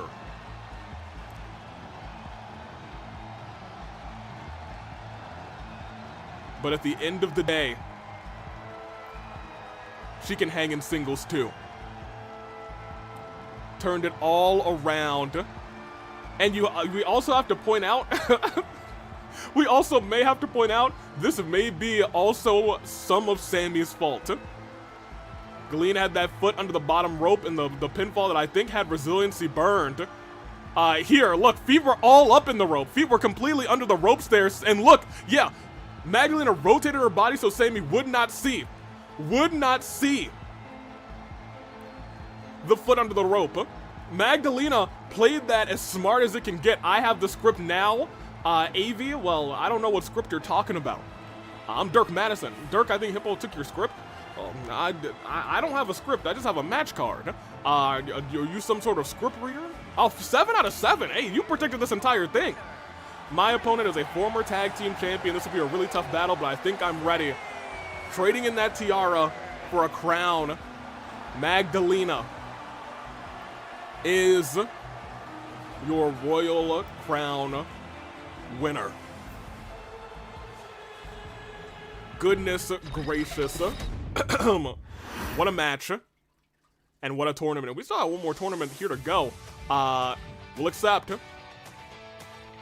And there it is. Took out Sky, took out AJ, and then in a one-on-one match, took down Galene. Very good. Hey, pop me back over here with a watch-out-chop. And we will continue. What a start. But we must continue, and we'll see if Universe Mode saved the card that is there.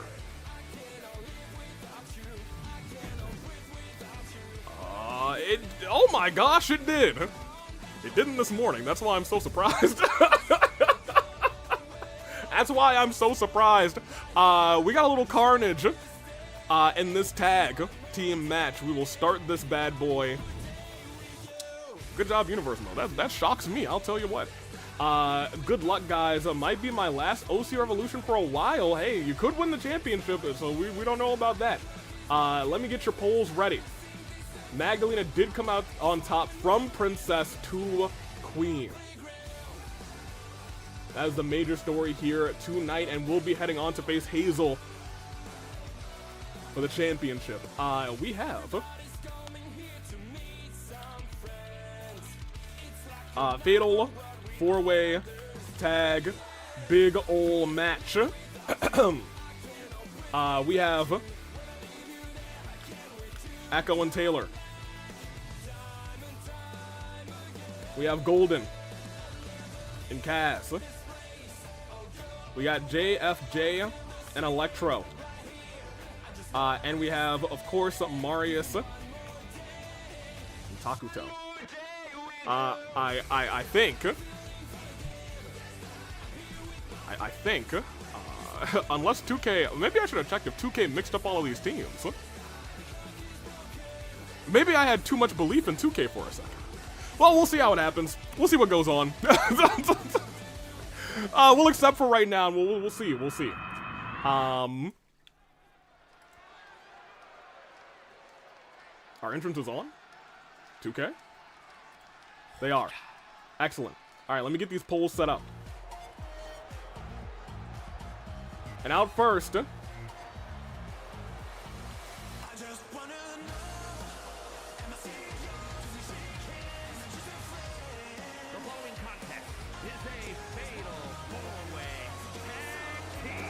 there is your AWE All-Star Champion, who for some reason is not coming out with his title, but you know, maybe he's very focused on another title here tonight, which, you know what? A lot of respect. Put that on the clock. There we go. And there we go. Everyone's got their polls. Golden will be fighting Pi at the very least at Valentine's Violence in a match of Pi's choosing. Has been involved in a little bit of two attacks in a row from Pi.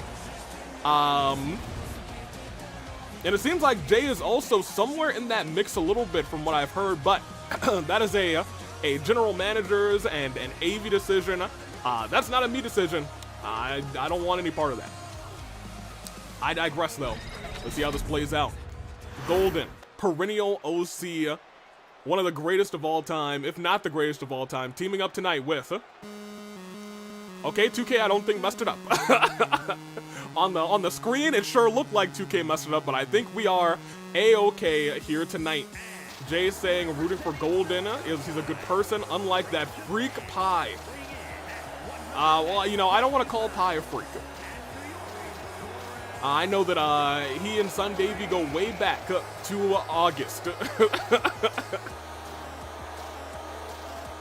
Not too much further back than that, but you know, it is what it is. Let me see. I'm so ready. The Wrestling Purist never pinned JFJ. He wants a revenge. That's true. I think JFJ lost that tag team match by countout in a very quick affair. Also, let me make sure that you guys are here. Excellent. Kaz has been very close on several occasions, and we talk about Kaz being kind of always the bridesmaid, never the bride of the OC division. Has been very close to having a chance at Conquest. Has been very close to being in that position of being the OC champion. But has always been just short. Tonight he's in there with one of the best to hopefully potentially give him that small push that he needs to hold gold in the AWE. And representing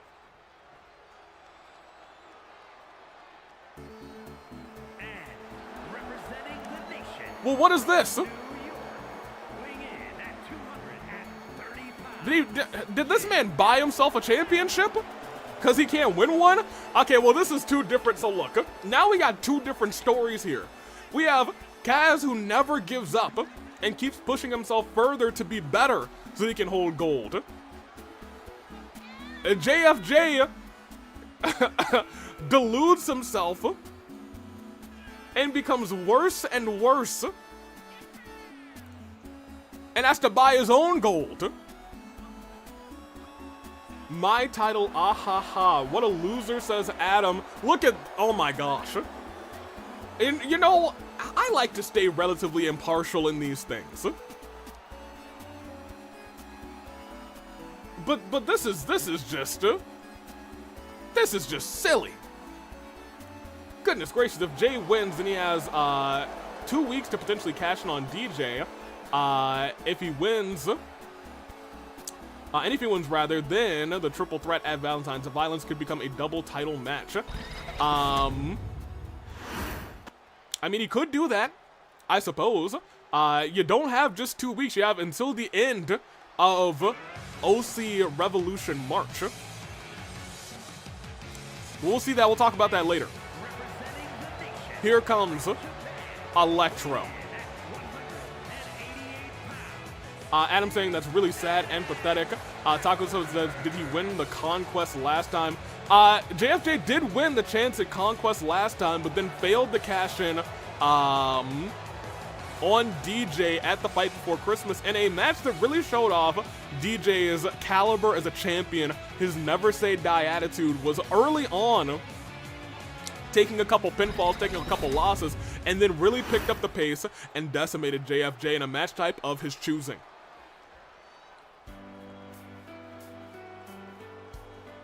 And out next,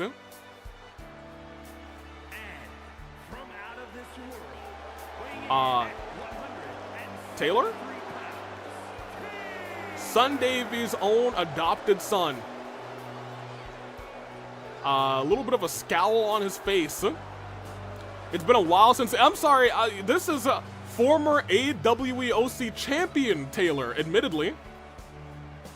Apparently, whoop that Taylor, whoop that Taylor, whoop that Taylor. You know, with the Trons, I suppose you're right.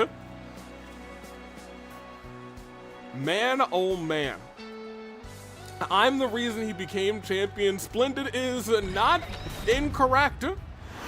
Last time we were here in Canada, actually, it was a big old little screw job in Montreal. Teaming up with Taylor here tonight. It is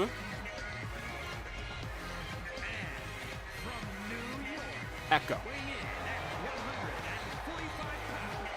They're calling themselves Remember This. Ecko saying, I'm going to put on a show for you to remember, and Taylor desperately trying to remember his past. Earlier we saw Electro of the Mafia come out, has teamed up with JFJ here tonight. Will this work out? Little Yakuza, not Mafia, Yakuza, my bad. Two completely different things. I don't want to get in trouble with either of those groups, but what's done is done. I'll have to make sure I'm on my best game because, you know. Shingo Lamingo, I know, is watching. She is watching, and I don't love that she's watching. Anywho, and hey, if you pin me and you get shot at my title, rather, I'm the champ maker and the gatekeeper. I suppose Kaz and JFJ are two perennial, always the champion. I'm sorry, always the challengers, never the champions.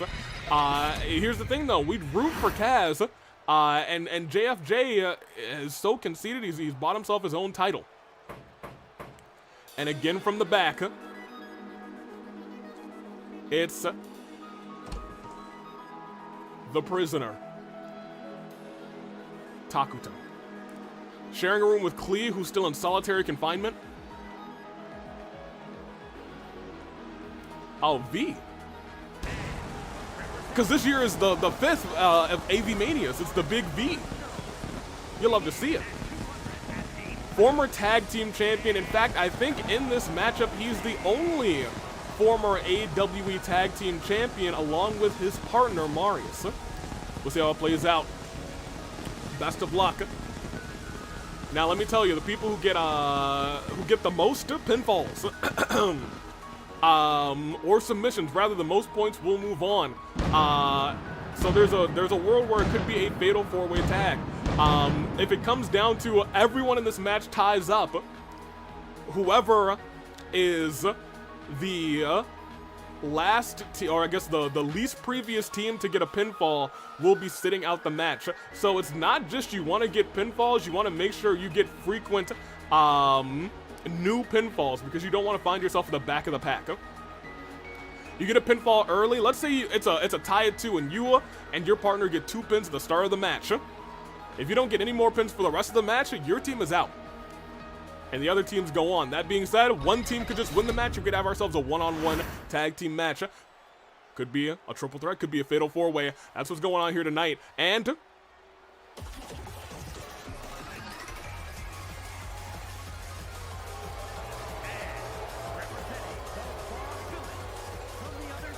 well,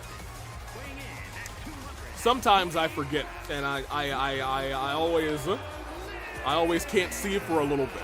But I digress. Welcome back. My eyes, not again, goodness. If you feel that your mind is getting messed with, I admittedly at this point think I've gotten kind of used to it. After like the first 2 or 3 seconds, I'm like, oh right, okay, never mind. I've seen this before. It is jarring, especially for your first time or your second time or your third time. What's wrong with the Golden Ray? I don't know who the Golden Ray is. Clearly you're talking about what's going on here. My eyes! I always forget Marius' entrance is aggressively yellow. It is very aggressive. That is too bright. It's like all of a sudden you're on Discord and for some reason like, hey, they update and you open Discord again and it's in light mode. That's never happened to me. But if it did happen to me, man, I think I would be blind. I think I would be blind.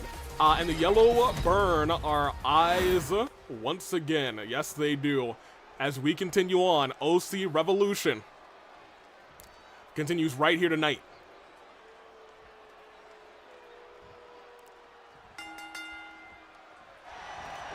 Who's gonna work up the most pinfalls in this matchup?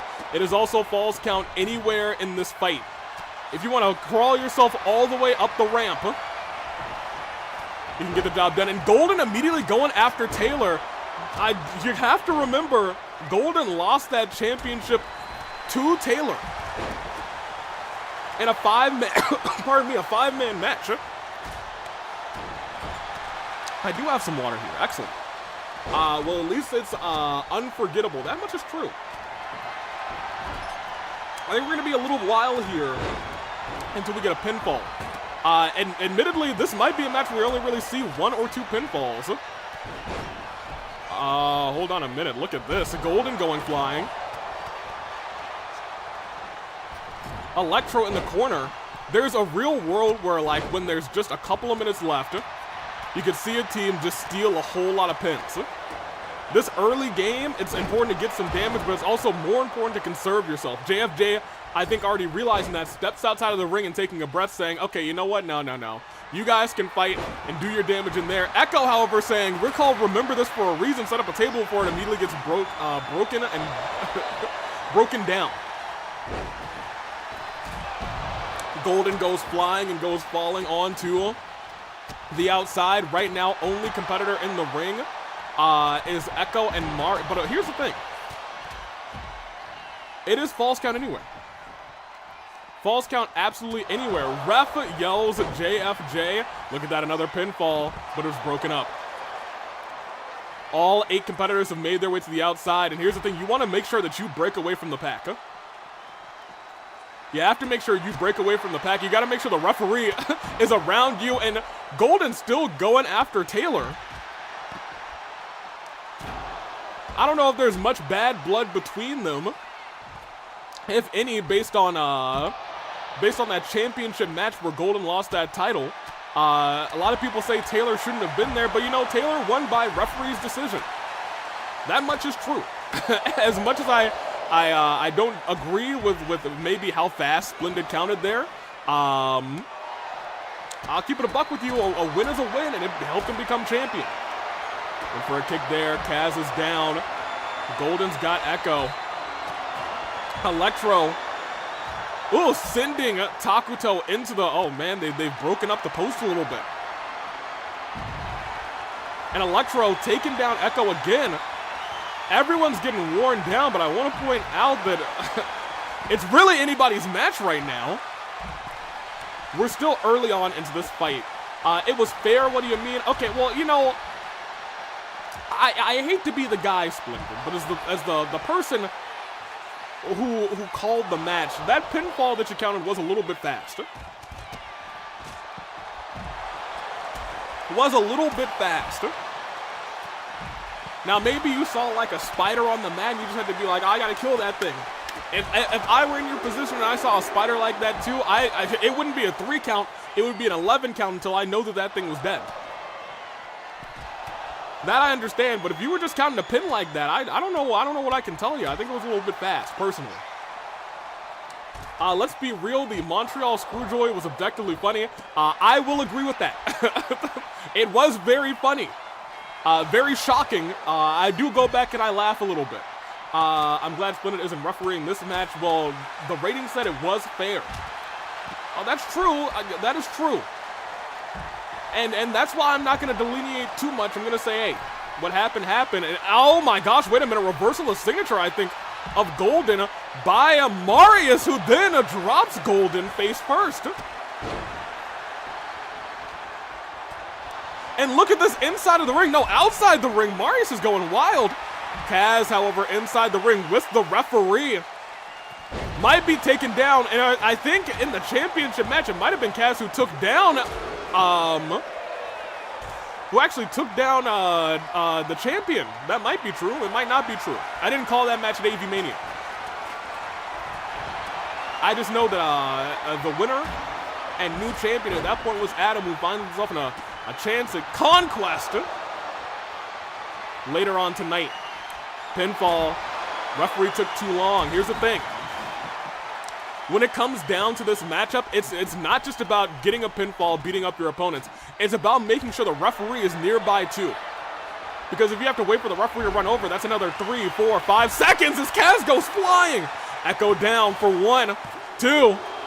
Not broken up. Golden back in and steps out. Electro. Looking to maybe take Ecko down some more. Because Ecko still got a full bar of vitality. Street saying, I got my title match at Valentine's Violence. According to management, you do. According to management, you indeed do. Couple more shots. Inside the ring. Drop onto the knee. And hold on a minute, Kaz is down. Kaz is down. Doesn't go for the pinfall. Electro sending Kaz into the corner. Big body splash. And he is looking to put on a show. Jay versus Golden versus Pi is official. That much is not true. I'm saying Jay could be in that match. It could happen. Hold on. Pin.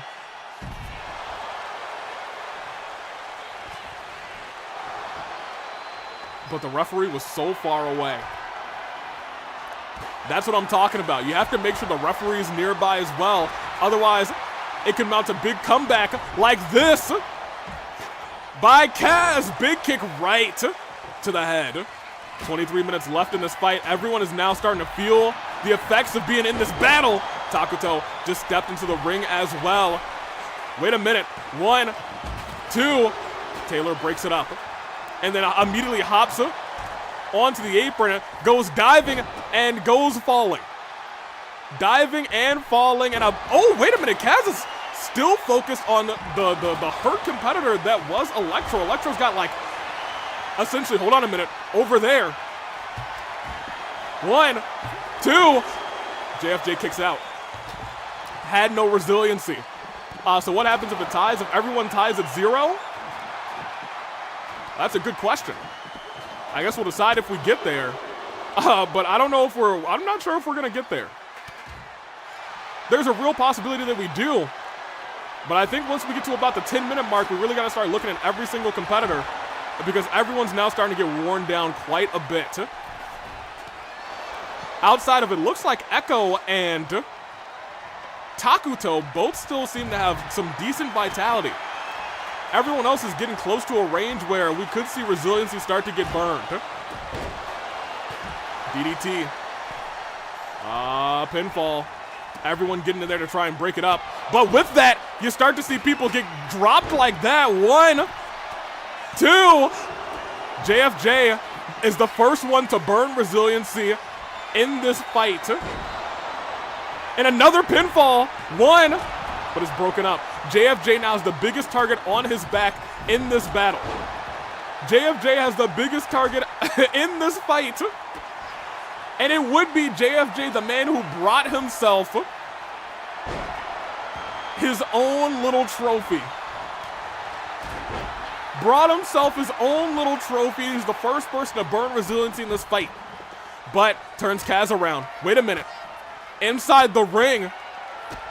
Dropping Kaz on his forehead. 1, 2, but it's broken up. And because of that, Kaz doesn't have to burn. JFJ tossing the ropes. Taylor was going for a clothesline. Taylor just throwing fists around aimlessly, it looks like.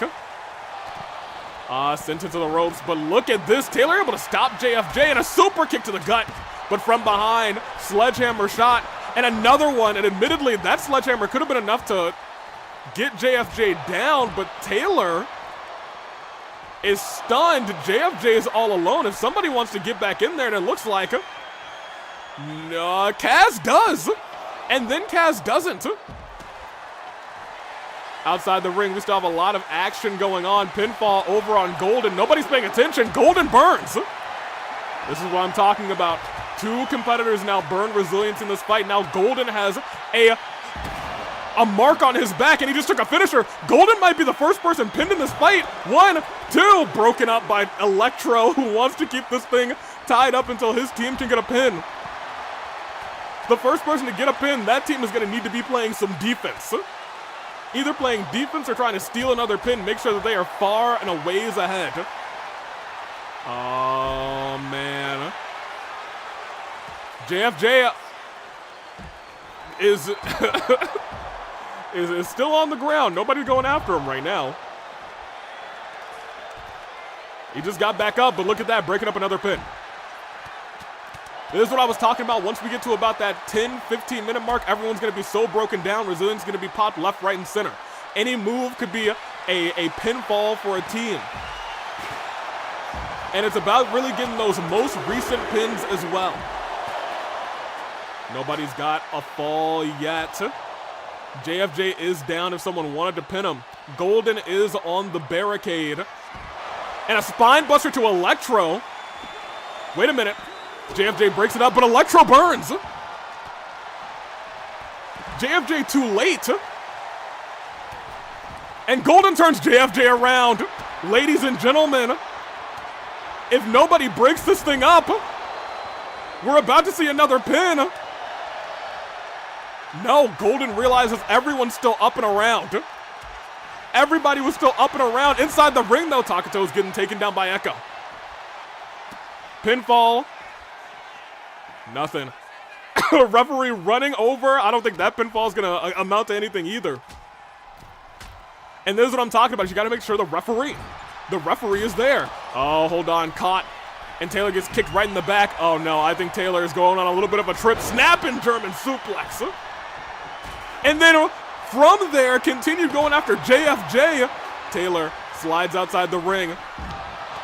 This has been a truly carnage-filled matchup. Knee strike onto Electro. Kaz is just celebrating for some reason. But able to stop Takuto. Turns him around. A shot to the back. Ecko also getting dropped on his head. 3 competitors in this match no longer have resiliency, but everyone is taking so much damage. Takuto, I think, is in the best shape right now, but admittedly, again, Golden going after Taylor. I don't think it's anything personal at this point. I think it's about trying to burn resiliency and pick up pins up and down.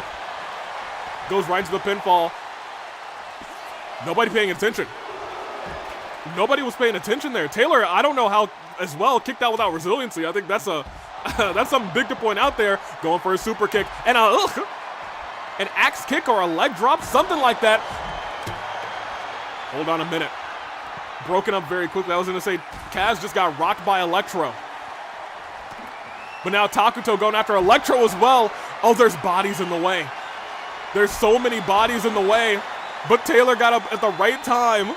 16 minutes and 46 seconds. Trying to drag. There's blood dripping all over the place.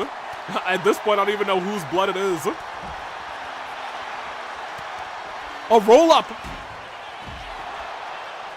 The referee getting down for it. 1, 2.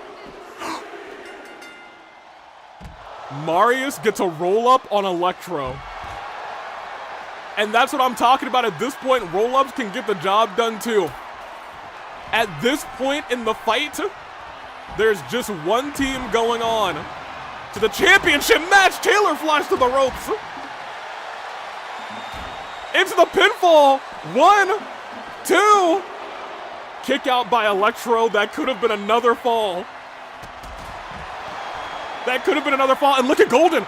Ecko. Nobody's around. 1. I don't think anyone sees it over there. Electro just realizing Golden kicked out somehow. Golden, who has no resiliency. Overall. Another pinfall almost lands. And this is what I'm talking about. It's going to be pinfall after pinfall. With 15 minutes left, everyone's at risk. This is where we'll see those numbers really start to add up. If people just aren't paying attention. And look at this, Marius getting clotheslined over and over again. And gets dropped by Golden. Golden desperately trying to get a pinfall here. And he's got to pin a former tag team champion to do it. Knee strike. Marius gets rocked. Golden still doesn't go for the pin. But there's a pin happening over there on Electro. And a cutter lands. This is a mug. Everybody coming for us. Look. Once you burn resiliency, ooh. Hold on a minute.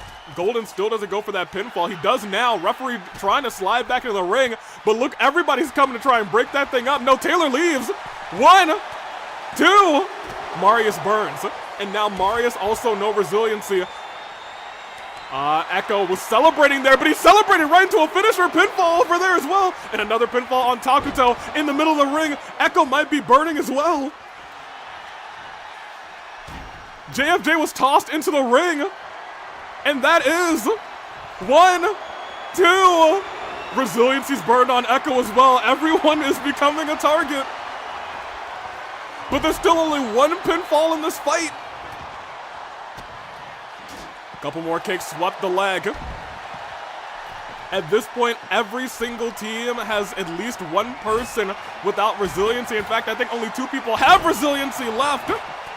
Takuto and Taylor, surprisingly. Pinfall there. Dropped Electro right on his dome. And still just one pinfall in this fight. Ecko was going for a big move there. Didn't pay off. Kaz is in the ring with, I think, what? 2 people who don't have resiliency, and Takuto dropped him. Blood everywhere. Referee has his head on a swivel right now. Kaz realizing, hey, I might be able to get him out and then take out JFJ as well. But JFJ was ready for him. Lifts Kaz up and drops him again on his forehead. Those two went toe-to-toe for a while. Wait a minute. Ecko there to break it up quick. Ecko saving JFJ from getting a point. And, oh no! In a match like this with a timer, I think the worst possible thing that could happen is the referee going down. This is wasting vital minutes and seconds for our competitors. It looks like they're trying to make sure that the referee gets back up. Oh my gosh, he gets put through the table!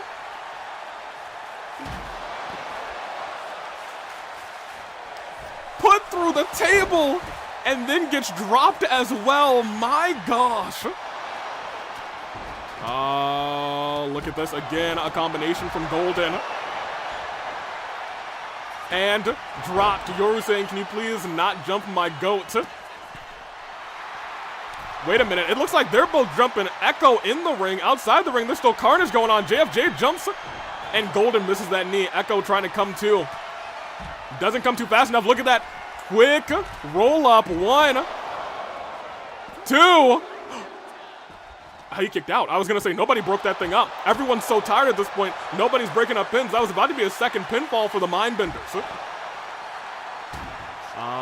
Through there, into the barricade. Through Golden so he could get that pinfall. 1, 2. Gets one. Taylor gets a fall. Ecko and Taylor are tied right now if things go as they stand. Right now, it would be a triple threat match for the tag team championships. But look over there, another pinfall. 1, 2. Kick out, are you kidding me? Kaz kicked out of that. How do you do that?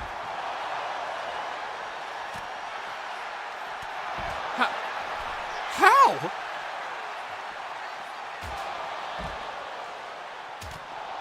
Somebody's got to tell me how. Taylor getting tossed. And you got to imagine they got to start playing defense. Electro breaking that thing up, saying, no, we can't get pinned anymore. We got to make sure that we catch. Oh my gosh, Golden I think just got busted open onto the LED post, and Marius might have followed him. Inside the ring, Taylor going after JFJ. Former OC champ versus former never a champion. Oh, but reversal. And hold on, plucking the leg. Pinfall. Does not prove dividends. Taylor calling for JFJ to get up. Taylor did a thing. Yeah, Taylor getting a pinfall was crazy. Not on my bucket list. I thought Ecko was going to carry him, but apparently we got something going on here. 4 competitors in the ring right now. JFJ gets dropped as well. And now there's 0 competitors in the ring. No thanks, I'm gonna stay home here and untouched. That's fair. That is fair, especially with Shingo. You don't want to make Shingo too angry. She has a lot of control now. Hold on, pinfall, but very quickly broken up. But now you got to keep in mind, wait a minute, Golden accidentally kicking the referee and Taylor. And gets taken down by Takuto into the pinfall. Quick, hold on. 1, 2. Taylor stuck. The Mindbenders get a second fall. The Mindbenders get a second fall in this fight. But Golden dropping him on that knee. And now we see what, 1, 2. Oh no, referee still rocked from that kick from Golden. Mindbenders may get a little rematch for the tag team championships, running it back. Low blow to, oh my gosh. Low blow to AV Sun by JFJ. Roll up. That's 1. Takuto, oh my gosh, wait a minute. Kaz is going a little crazy with these kickouts, actually. Going a little bit crazy. There's 8 minutes and 41 seconds left. To his question marks is crazy. The wind is absolutely nuts. Wait a minute. JFJ is up, but Taylor stops that from happening. He wants JFJ himself, but JFJ fires back, turns Taylor around, and drops him on his head.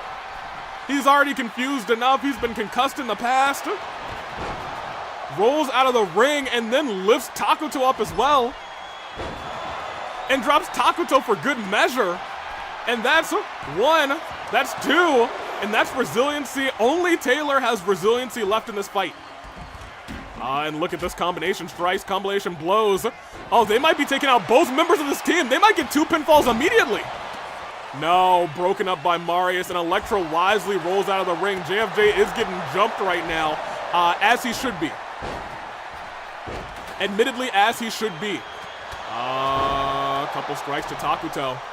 7 minutes and 39 seconds. It is still anybody's match. All you need to do is get 2 pinfalls. And Takuto being down. Oh, goodness gracious, look at that. Marius also down. Nobody paying attention, it doesn't look like. But JFJ rolls in 1, 2, and breaks it up at 2.9. Breaks it up at 2.9. Powerbomb. And Electro with a big splash, but Kaz rolls out of the way. Pinfall, I don't even see where the pin was. It was Taylor pinning somebody. Could have been the second fall that team needed. Goodness gracious, that's a child? Correct. And JFJ's a sack of trash. Powerbomb again. Taylor going right back after JFJ. Wait a minute. What was that? But Golden there to break it up. Golden, how could you? Everyone wants to see Taylor win this matchup after getting punched in the nuts, or at least pin JFJ. But Golden focused on winning this matchup, and you can't blame him. He is all-star champion. You can't imagine. He wants to hold those tag team titles as well, able to knock out Ecko and Electro. Knee strike. He gets rocked. Pinfall. Wait a minute. Not getting broken up. The referee instead got broken up. And as we enter 6 minutes, once again, it'll be not too difficult for somebody to get 2 pinfalls with how broken down everybody is, with how little resiliency is left in this match. Literally only Taylor left. Everyone's feeling the effects of this 30-minute brawl. Kick right to Ecko. Inside the ring, Kaz goes down. Takuto too tired to capitalize, and JFJ's a dead man. First to get up to his feet in the ring, though, goes right down after Takuto. The referee is back up, and remember, the next count that he's going to do is certainly going to be a slow one. Taken out of the ring. Kaz going after JFJ. Pinfall on the Golden is broken up, and JFJ's neck might be broken up too. Call in for JFJ to get up. German suplex on a Taylor on the outside. Marius running around. Going back after Golden. JFJ dragging Kaz. Wait a minute. 1. Broken up. That once again could have been the pin that they needed, but everybody's all around here. It looks like it's going to go to the Mindbenders. But inside the ring. Oh no. No way. 1, 2. JFJ gets a point. Gets a point onto Kaz. There's still 4 minutes and 38 seconds left. They need 1 more point. Golden and Kaz need 2 more points. Ecko and Taylor need 1 more point. And the Mindbenders need to play defense, but look at that, that's a 3. And that's Taylor with the second one. We have a tie. We got a tie match. There's a world we could see a fatal 4-way tag team match for the championships if JFJ and oh man, I was gonna say if JFJ and Electro can get another pinfall. Kaz. And here's the other thing. Remember how far in the past these pinfalls have happened. Right now, if it comes down to it, it would actually be Takuto and Marius who would be out if everyone else got pins. Oh, but that may be changing right here because Marius picked up another one. 3 is now the number to beat. The Mindbender said, oh, it's fine. We'll just get another pinfall. We still got this. Wait a minute. DDT on a JFJ. Rolling into it. Pinfalls abound everywhere. 1. No, I'm sorry. Ref? Where's the ref? I don't know. It looked like he just got down for that one. That's 1. Wait. 2. Wait. And that's for Ecko. It's a 3. It's a tie at 3 again. It's a tie at 3 again. Wait a minute. Taylor has JFJ. If this transitions into a pinfall, it could be the shock of the century, but it's not. Oh my gosh, Kaz jumping away at Ecko. Golden down on the outside. At this point, everybody's pretty much down on the outside. 3, the number to beat, 2 minutes and 49 seconds. It is admittedly truly still anybody's match. But you gotta get pinfalls right now, and you gotta make it matter. Running around. Electro getting carried. And dropped onto the barricade. Taylor with an uppercut. Looks over at JFJ. And then steps back onto the apron. Looks around, 2 minutes and 20 seconds. There's a world where somebody could get to 4. Oh, wait a minute, I said that, but look at Taylor. Look at Taylor, but he gets broken up immediately by Kaz.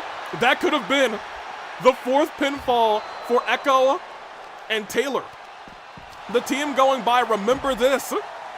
It would have been a crazy moment to remember, as the Mindbenders have been in the lead for pretty much the entirety of this matchup. Went for a knee strike, stepped out of the way. Ecko almost got another pinfall on Takuto there.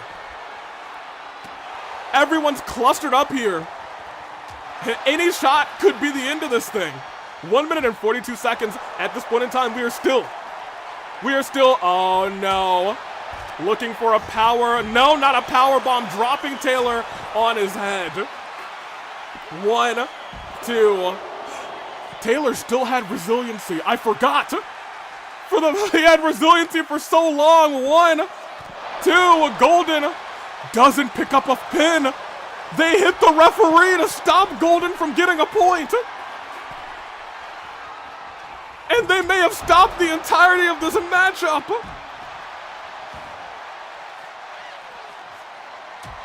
The referee down in the last minute of this fight is crazy timing.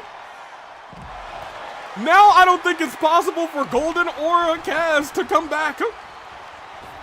If the referee were still up, certainly it could happen.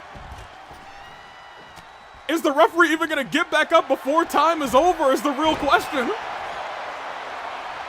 He is. He's back up. The referee steps back in. 30 seconds left. Elbow to Taylor. A cutter by Electro. Taylor, I think, just raged up. 20 seconds left. Referee just got down for the count. Inside the ring, though. Taylor gets dropped. 12 seconds. But it's all over. We got ourselves a triple threat tag team matchup.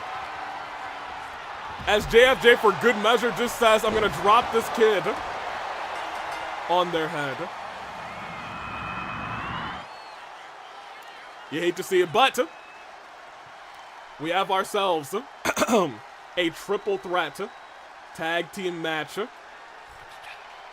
for the titles. Congratulations. It was all about making sure you were at the right place at the right time. They got the job done. And that brings us to a chance at Conquest. Taylor, OP, please nerf. I think Taylor was just at the right place at the right time, to be completely honest, but let me give you guys these polls. It's a chance at Conquest. It was a brutal match. You're not wrong.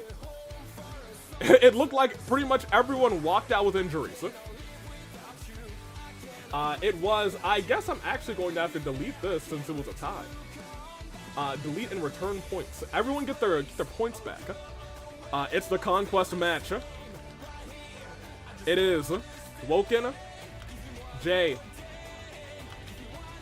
Ashi versus Abigail, Adam, and you. Excellent. And we'll give this to Twitch for 5 minutes. And we will set the YouTube up. I will copy this so it saves me a little bit of time. Over here.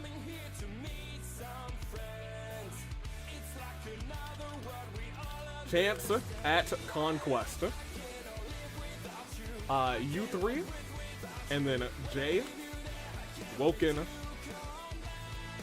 and Ashi.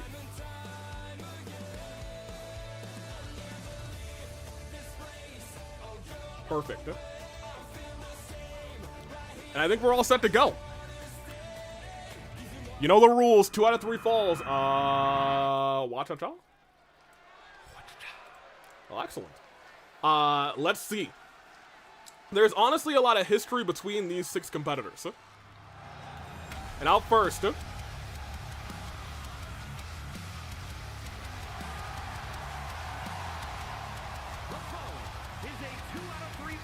Jay is here.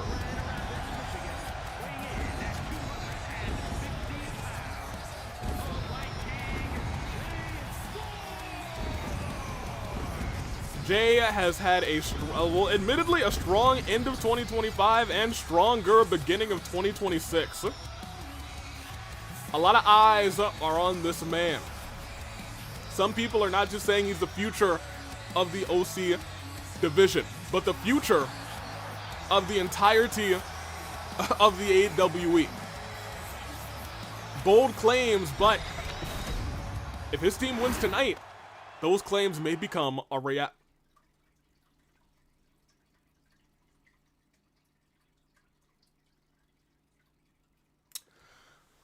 Well, then we're gonna have to open the game back up, huh? Man, old 2K25, huh? Very hilarious. Jay was so powerful, he crashed the entire game. Truly a spectacular feat.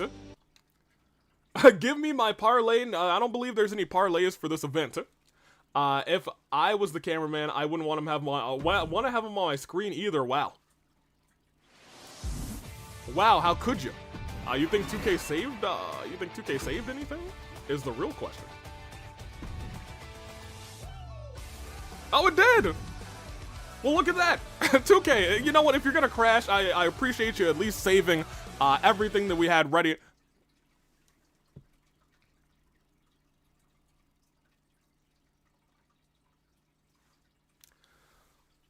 Well, 2K, that's 2 crashes in a row.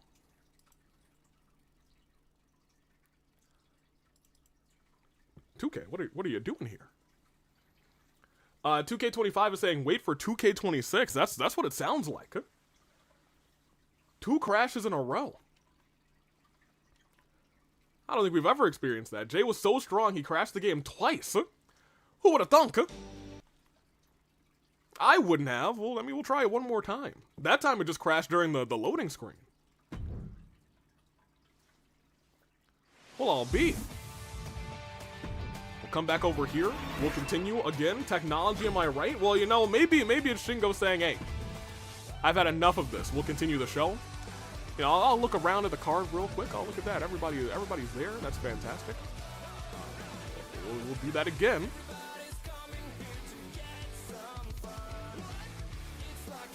And they're all certainly there. Hello, 2K. Are you okay?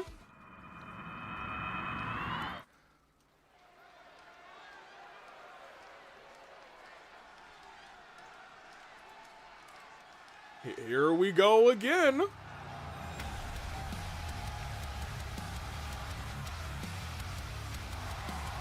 There's Jay. Is a 2 out of 3 falls match, making his way to the ring from weighing in at 250 pounds. Very good. You know, maybe 2K was just a little tired. 2K was like, you know, I think I'm good today. I think I'll be just fine not doing what I'm doing. We'll see how this plays out, though. As the night rolls on, it looks like we're okay now. Famous last words. Am I right or am I right? Hopefully I'm right.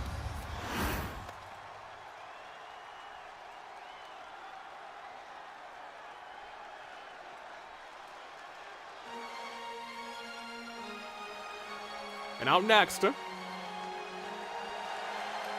as the game doesn't crash again, knock on wood. I know this seat is a very jinxing seat. Woken. I was gonna do a whole lot of discussion here, saying that these two have been opponents in the past in a gauntlet match. Tonight, they team up for a chance at Conquest. And a chance to see if the game crashes or not. Very excited to see the Woken one in action. Yeah, and I'm very excited to see if the game is fine. We will see as it did crash. It did crash. I think there might be a world we might have to skip these intros because something is going on. With 2K25. Very interesting. Huh. That might be a first. I mean, considering we had literally 8 people in the last fight, you know, we'll see. Anywho, we'll go one more time. We'll go one more time. We'll see what happens. We might have little quick intros for everybody. Ashi not getting her entrance music. I'm sick. That's 3 times, and another on another Woken match. Maybe it's Woken who is breaking the game. 2 Woken. Third eye 2 open. You know what I mean? You know what I'm saying? Let's see what happens. You know, it's still a little worrying. A little worrying, but we'll see what happens. I'm watching you, 2K. I'm watching you. Let me check here.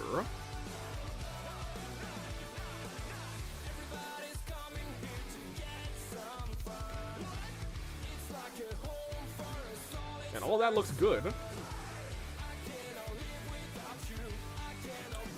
All right, I guess we'll try one more time. We'll be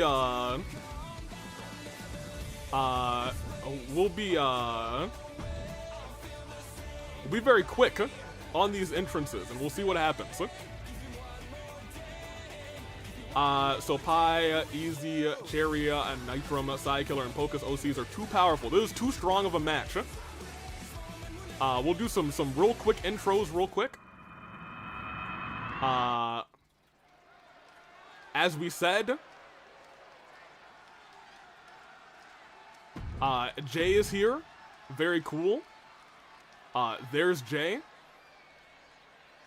I think. Yep, Jay's back there. Woken is here. We just saw Woken. Very cool. Ashi will give you about 10 seconds. 10 seconds of intro for you, Ashi. Look at that. There's a door right there. Ashi is here. Perennial OC, one of the best to never hold the title, 3-time Fight Forever champion. Get that guy out of here. We're gonna keep going. We're gonna keep going. She came through the door, and that's your first team. And out next, it is Adam, former OC champion, wants that one-on-one match. You love to see it. And now, we also have, in terms of pure powerhouses in the AWE, I'm gonna tell you what, this one's a little scary. Go and see the face real quick. Yukari is here to power everyone up too. Very good. And you know, 2K, I'm not gonna trust you here, so I'm gonna just say, hey, we're gonna take the show on the road. Abigail, there's a long time until you show up. But we're gonna gamble. We're gonna gamble just a little bit.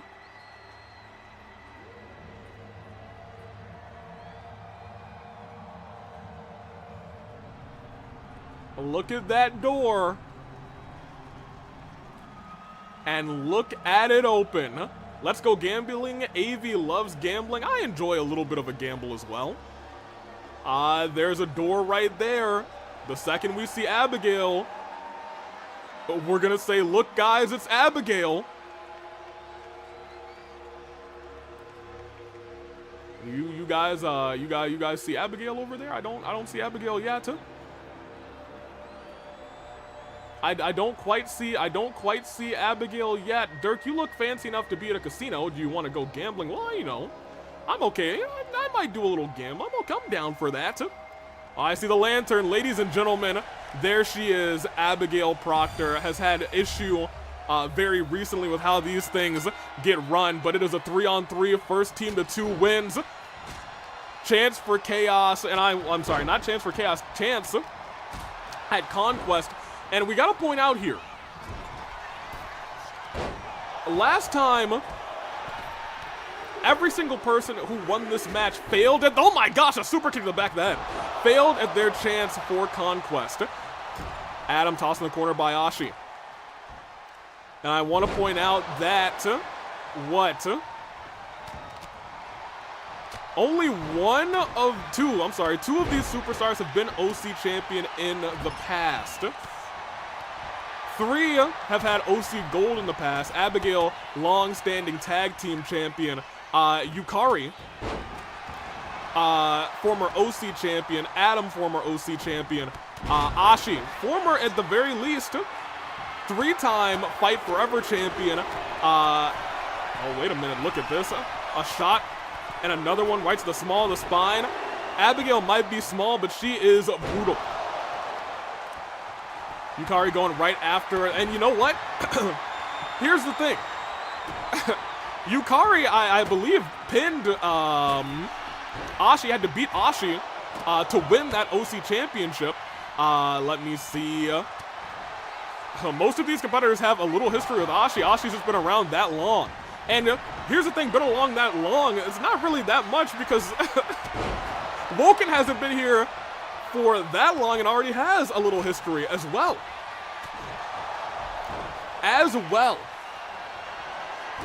Up and down. And dropped as well. Wait a minute, hold on. A couple more shots right to the back of the neck. It is 2 out of 3 falls. It's a 3-on-3. Last time, we almost saw a major comeback after the first fall. Hold on, pinfall. Nope, not even one. Jay's only been here 2 months and could potentially be all-star champion if he makes that match at Valentine's Violence into a triple threat. That's fair. That is possible. That is very possible. Oh, man. Table set up by Adam. We talked about it before. Adam has wanted that 1v1 rematch with, oh my gosh! He kicked his head off immediately. Admittedly, if that pinfall by Woken went through and Jay went for a pinfall there and somehow got the pin, that could have been the end of the match. It could have been over just like that, and then Adam goes to the table as well, but stands right back up. Woken going up, around, over, down, and a kick right to the head. Adam has won on the grandest stage of them all at AV Mania. I believe he's the only person here who can currently say that. That being said, Jay is going to AV Mania. We'll see if that stands to be true in about 7 months' time. Is that that's a shoe? That's a chancla. And right now, their entire team is on top. Woken must be trying to hit a fly or something. There's a fly buzzing around. What is this? Wait a minute. Brass knuckles. Wait. Brass knuckles by the man with the haymaker. Her opponents were distracted. Could not use resiliency. Adam brought out the brass knuckles in assistance to that haymaker. Oh my gosh. Abigail gets dropped by Jay. Yukari there to break it up. Yukari tossing. Oh my gosh. Goodness gracious. Up and then down again. Yukari was down for a long time in this matchup, but now starting to power back up. Woken, however, saying, you're going to stay back down. I need this shot. I need this chance at Conquest. Abigail getting dropped on the dome. Little shout out to where we are, Canada, with that move right there. 1, 2, but Adam fast enough to break that thing up. Abigail doesn't have to burn and could not burn, did not have it built up.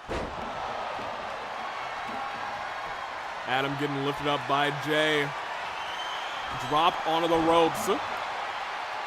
Jay was involved in the, oh my gosh! Yukari lifting Jay up, slamming him down 1, but broken up by Ashi. Broken up by Ashi. Here's the thing.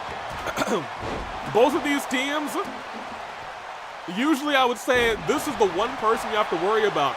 That's not true in this match. In this matchup for the other team, you gotta worry about everyone on both teams. You gotta worry about every single competitor because, oh my gosh, I think broke up that pin and broke Ashi's face with that kick. Yukari sent down, and then over there, Abigail, so quick, but so pinpoint brutal. Abigail broke a guitar over Woken's head, but Woken still stayed standing. Goodness gracious. Yukari, Woken battling it out. Little Luthez. And right now, Jay is getting battered by the former tag team champion and Abigail. But Proctor goes up, and what comes up must come down. And came down not easily, with authority. Wait a minute. Ashi may be just looking to get some clapbacks on everyone who's clapped her before, but Yukari pushes Ashi away. Pushes Ashi away. Here's the other thing. We already have a one-on-one match set for Valentine's Violence, I believe. I think it's going to be on versus March 7th. There's a world where the winners of this match could say, yeah, I'm actually in that match. I would like that to be a triple threat. Put me in, coach. They have the opportunity to do that at their chance at Conquest. But sent back around. Going up and sit down. Yukari, oh my gosh, legs fell on the steel chair. Abigail in the center of the ring just got crumbled, and look at who walks over to her body. Ashi said, oh, you're down now? This will be free and easy for me. Wait a minute. But also, Adam just got in the way. Hold on, look at this, a little knee bar by Woken. And Ashi transitioned into a submission hold onto Abigail, but does not tap. Abigail, oh, wait a minute. Got out of it. Now we're seeing muscle versus muscle. Yukari versus Jay. Was that a fireball? Did Abigail just try to burn Ashi? What the heck? What on earth? Man, oh man. Caught with those knees right to the face. That's one. That's two. And that's three. The first fall actually goes to Team Ashi. Adam, Yukari, and Abigail need to be now on the defensive hard. Oh, but I'll tell you what, a powerbomb like that will get you in the right position. 1, 2. A kick out by Woken, and I want to point out Woken also didn't burn resiliency. Sent back up. Slam back down, and a shot to the back. Yukari still standing, though. Right now, admittedly, would be the perfect time for this team to try and come back. Yukari going after Abigail? Her partner? What was Yukari doing there? Maybe not too keen on teaming up tonight with Abigail. Goodness gracious. What on earth was that? Still wants a chance at Conquest, but sending a message to Abigail mid-match is crazy. Knee strike to Adam. Turn back around. And look at this outside the ring. If I was going to say, if there's a tap out here, it would not count. Taken back around, and look at that. Yukari in a submission hold. Adam breaks it up, saving his team. That could have been the end of the match. Oh my gosh! Clobbering clothesline as Ashi as well wisely rolls out of the ring. Wisely rolling out. And now follows through, but look inside the ring. Look who's left, nobody. Wait a minute, maybe somebody, but Yukari sends Jay down. Jay may have taken his eyes off the prize. As Yukari goes middle rope with that elbow drop, Jay is in a little bit of trouble, but I think really more so, Yukari in there with two people might be in trouble more than anybody. No reversal right then and there. Reversal right then and there, Yukari. If Yukari can get resiliency burned on Jay, this entire match is just turned around. This entire match could turn around, but look at this. Slam down. Ashi Firing back on Jay. And a clothesline to Adam, center of the ring. Taken down as well. Lifted right back up. Adam might be in trouble. Well, actually, look at this. Ashi reversing Abigail. Abigail might be in trouble again. Sit down. Pinfall onto Yukari. 1, 2. Burns resiliency. Yukari is now, I'm gonna say, a target as well for this other team. Try to turn Jay around. Jay lifted up, slammed down by Abigail. Goes for the pinfall, saying this could be enough. It's gotta be enough. 1, 2. Kick out, no resiliency. Kick out, no resiliency burn. Abigail still got work to do. If she's gonna want to come back in this one, Woken getting dragged over to the ropes. What is going on here? I don't know if I've seen this from Abigail. Dropped onto the ropes and then taking Jay down. Abigail turning into a one-woman army. But look at this, Jay's alone with 2 competitors inside the ring who both got finishers. Dropped onto the shards of the guitar. Outside the ring, Jay just got the double knees. Abigail looking around trying to run interference. 1, 2, Jay burns. This other team still has life and they still have a shot. And that's their shot from behind. A kick to the gut. Oh, but look at this, trying to steal it with a roll-up. But Adam there in the nick of time to break it up. If he was not around, that could have been the end of this fight. Open hand strike, Woken back in there. All 6 competitors in the ring, but Ashi forced to roll out, leaving her team at a disadvantage. But now I'll tell you what. I don't know who's at a disadvantage here. Elbow drop to Jay's face. To his face. With a knee bar again, Yukari's got to break that up. Does. Very quickly in a drop kick. Okay, now this has turned into real carnage. Especially on Jay, who very well could. Spine buster. Be down in this fight. Pinfall. Wait a minute. 1, 2. It's anybody's match. It's 1-1. It is 1-1. The knockout blow. The haymaker on Ashi. Haymaker on Ashi. Jay trying to fight out of it to break up the pin, but Ashi has to burn. It is anybody's match now. Jay right there was going for that haymaker, but instead gets caught. But Abigail right there standing up. Ducks out of the way of Woken and hits the sister Abigail. No shot. No way. Jay forced to roll out. But oh my, wait, good. I don't know what's going on. I don't know who's gonna take it. Deep into that submission hold. Yukari struggling, may have to tap out here. The stairs. The stairs may have broken that thing up. Rolling the film. Everyone else is distracted. Adam's down and doesn't have resiliency. This match is not over. Adam kicked out.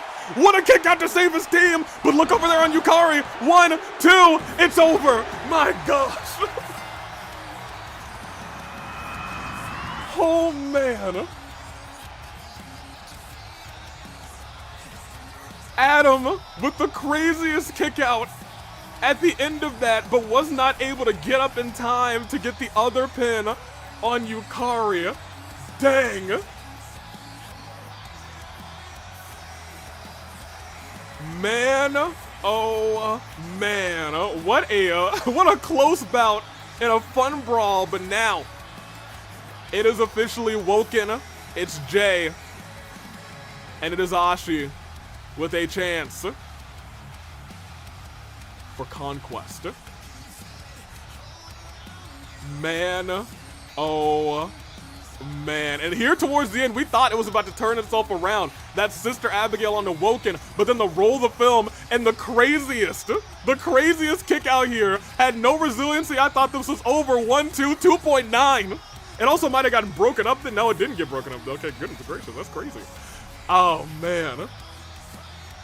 Oh man, what a show between those 6. You know what? I understand why 2K was crashing. Those 6 really did exhibit an amount of power unlike anything else. Unlike anything else. And you gotta imagine, some of that also might be the friction between Yukari and Abigail. I'm sure there's gonna be a little bit of blame game there, but we'll see how that plays out in the future. Adam saying that was a crazy fight, rather. Good luck on your conquest. The last 3, nobody was able to get the job done. We'll see if these 3 are able to make it happen. They've got conquest officially from right now all the way through the end of next OC Revolution. Well, all right. Very cool. And now we have a little showcase. Let's get that going.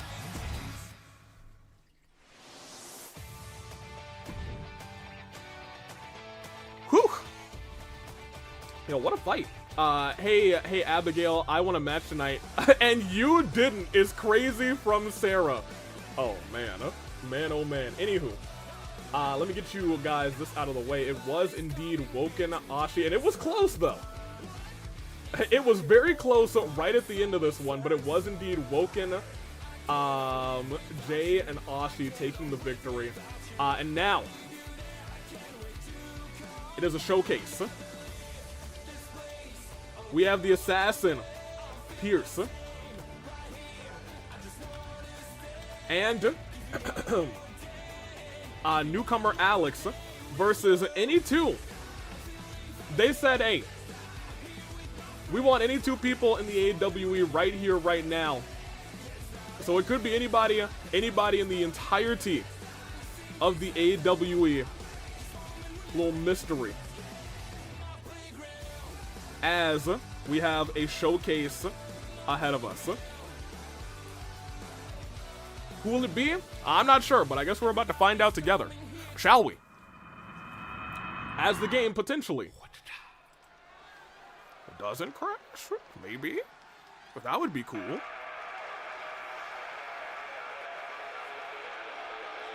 And out first, it looks like also Canadian. There's a lot of Canadians out here tonight.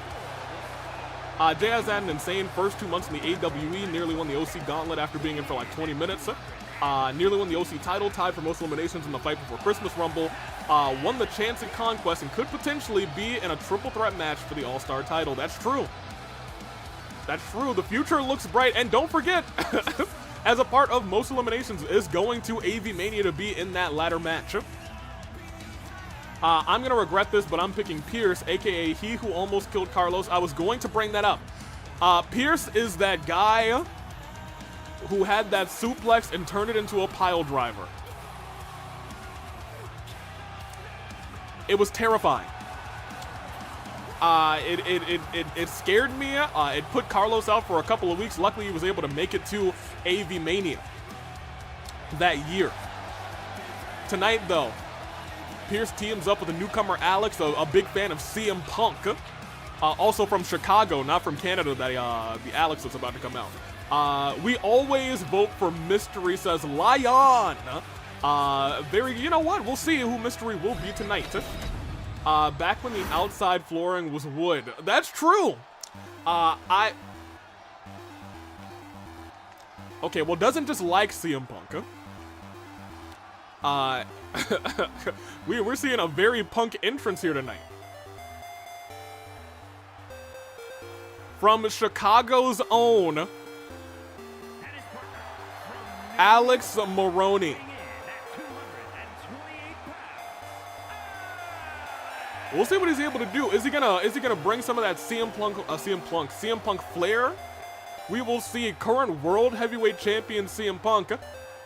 Alex wanted to get in the ring at OC Revolution and show off what he can do. If they win this matchup, you gotta imagine they might be in line for something down the line. If they beat whoever comes out here tonight, they might be. There's a world where they could be headlining that next chance for Conquest match. I heard that the 2 people they're facing off with tonight are real heavy hitters.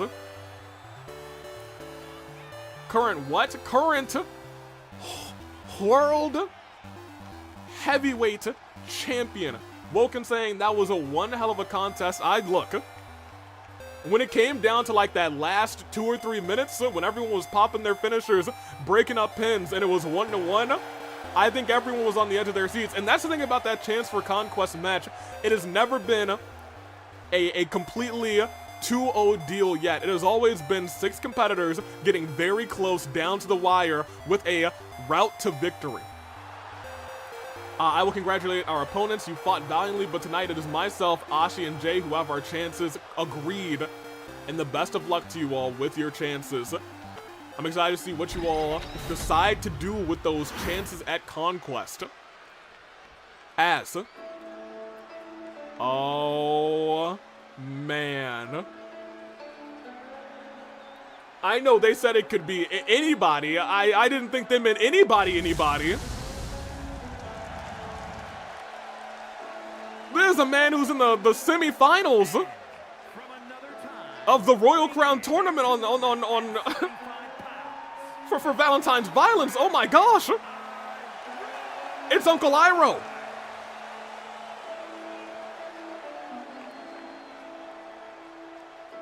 Iroh stepping. Okay, you know what? If they can somehow beat Uncle Iroh, if they can somehow beat, yes, the Uncle Taker. You gotta imagine these two are definitely jumping right into March's a chance for Conquest match. You gotta imagine that's the case. But there's a tough task ahead of them. Iroh is one of the most unstoppable when he really wants to be superstars. In recent memory, Mondo put out one heck of a banger against him. And we would look back, I think Akechi also was able to put him down. But other than that, not too many people have been able to go toe-to-toe with Uncle Iroh and put him away. We'll see how it goes. This man could be the next king of the AWE, which would be crazy because he would have to fight his protege in Gin. We've talked about that a long time. Let's see who he's teaming up with tonight. Well, I'll be.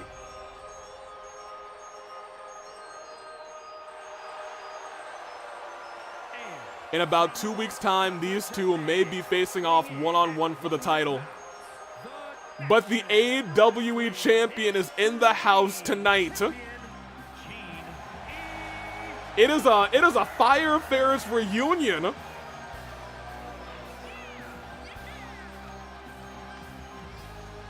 What on earth?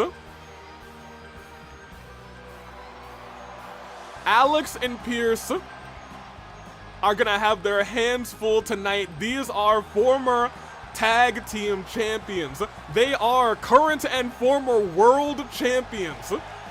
But I also want to point out that these two are potential opponents at Valentine's Violence. Tonight, they're allies. 2 weeks, they could be ops. They get to a, well, hold on a minute. You say that, but let me talk to you about Gin. That's our world champion. He went toe-to-toe with Kyutaro Burgerberg and came out on top. Pierce immediately getting put into a dragon sleeper. Okay, well, okay, that's that's not good news for them.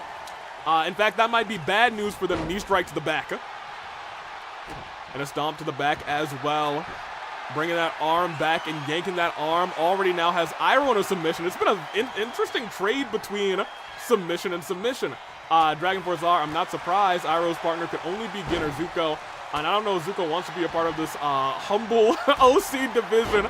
You know, Gin is all for sharpening his skills. He's saying, hey, we got two people who want to brawl.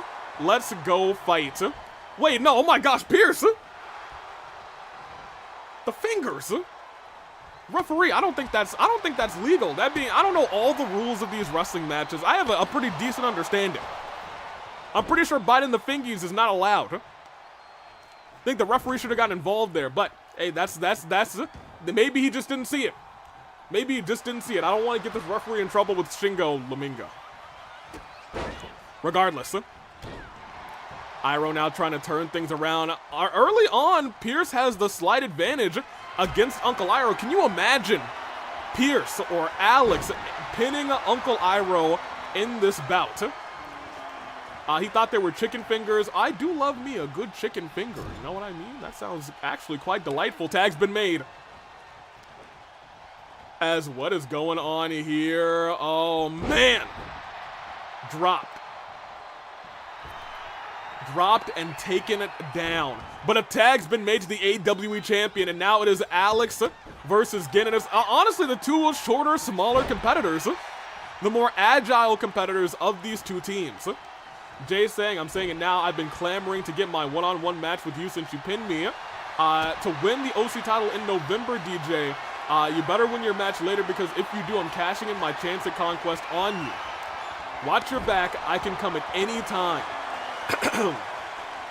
That is true. Anytime, anywhere. We'll see if it happens. Ooh, let me see. Many of things happening. I got the security app installed on my phone for the AWE. We have a little chat going on in there, trying to stay on par. Luckily, no security threats. Unfortunately, Shingo has been added to that chat as well. So she said, you guys better file a report on that finger biting. And I'm like, come on, it's during the duration of the match. There's a lot of argument going on in the chat right now, but it's fine. It's fine. I'm gonna focus on this match. I'll let the general managers, I'll let AV handle that. It's not a me thing. I'm just here to commentate and have a good time with you all in chat. Big chops and a hip toss. Right after this, we have ourselves a tournament to find out who gets the crown and who's fighting DJ later on tonight. Magdalena earned that one-on-one opportunity against Hazel.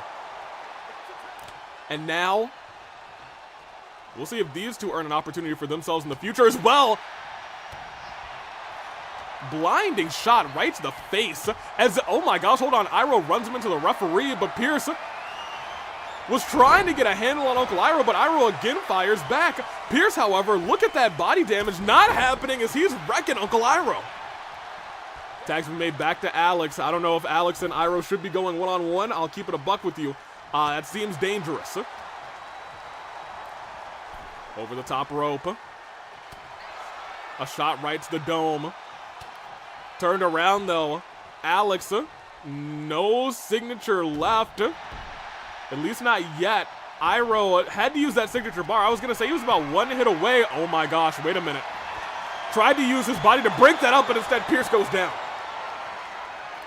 And a reversal as well. Iroh's taking out both of these two members of this team. Staring down Alex, lifts him right back up. We're at a count of three. This thing could end by count out. Outside the ring, a couple more shots. Count of five, stomp to the chest. Count of six. Count of seven. Iroh still wanted to do this the honorable way, saying, I'm not going to let you guys get counted out like this at OC Revolution. He used to be careful, though. If he had taunted for much longer, goodness gracious. Oh, no. Oh, no. Alex in a little bit of trouble and a little bit of danger. Goodness gracious. Fell down like a tree in a hurricane. And now the arm bar's locked in.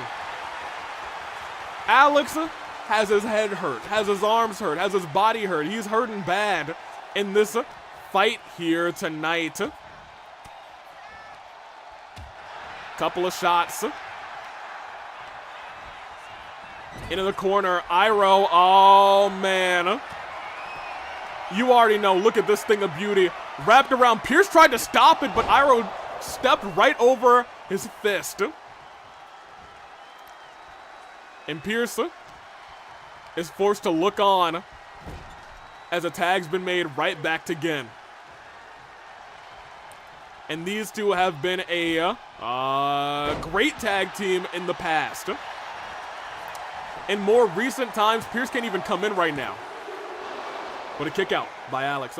Oh, the tourney is next. We will be back when I win or get eliminated. Uh-oh. Neck breaker. And a kick right to the back again. Lifted up. Tossed in. Tag's been made. They might get lucky here.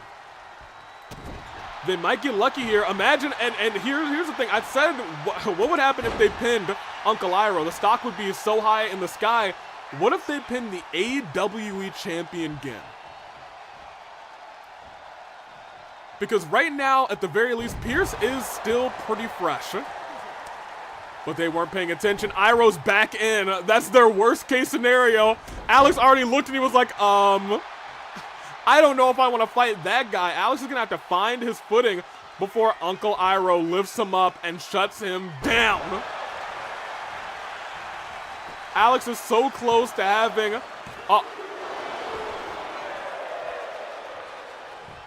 Pierce just stood there and stared. Stood there and stared as Alex was forced to burn resiliency. Pierce! Moonsault lands, maybe leaving Alex for broke. We might not see these two in the Chance at Conquest match next time. We might see these two fighting each other. Goodness gracious.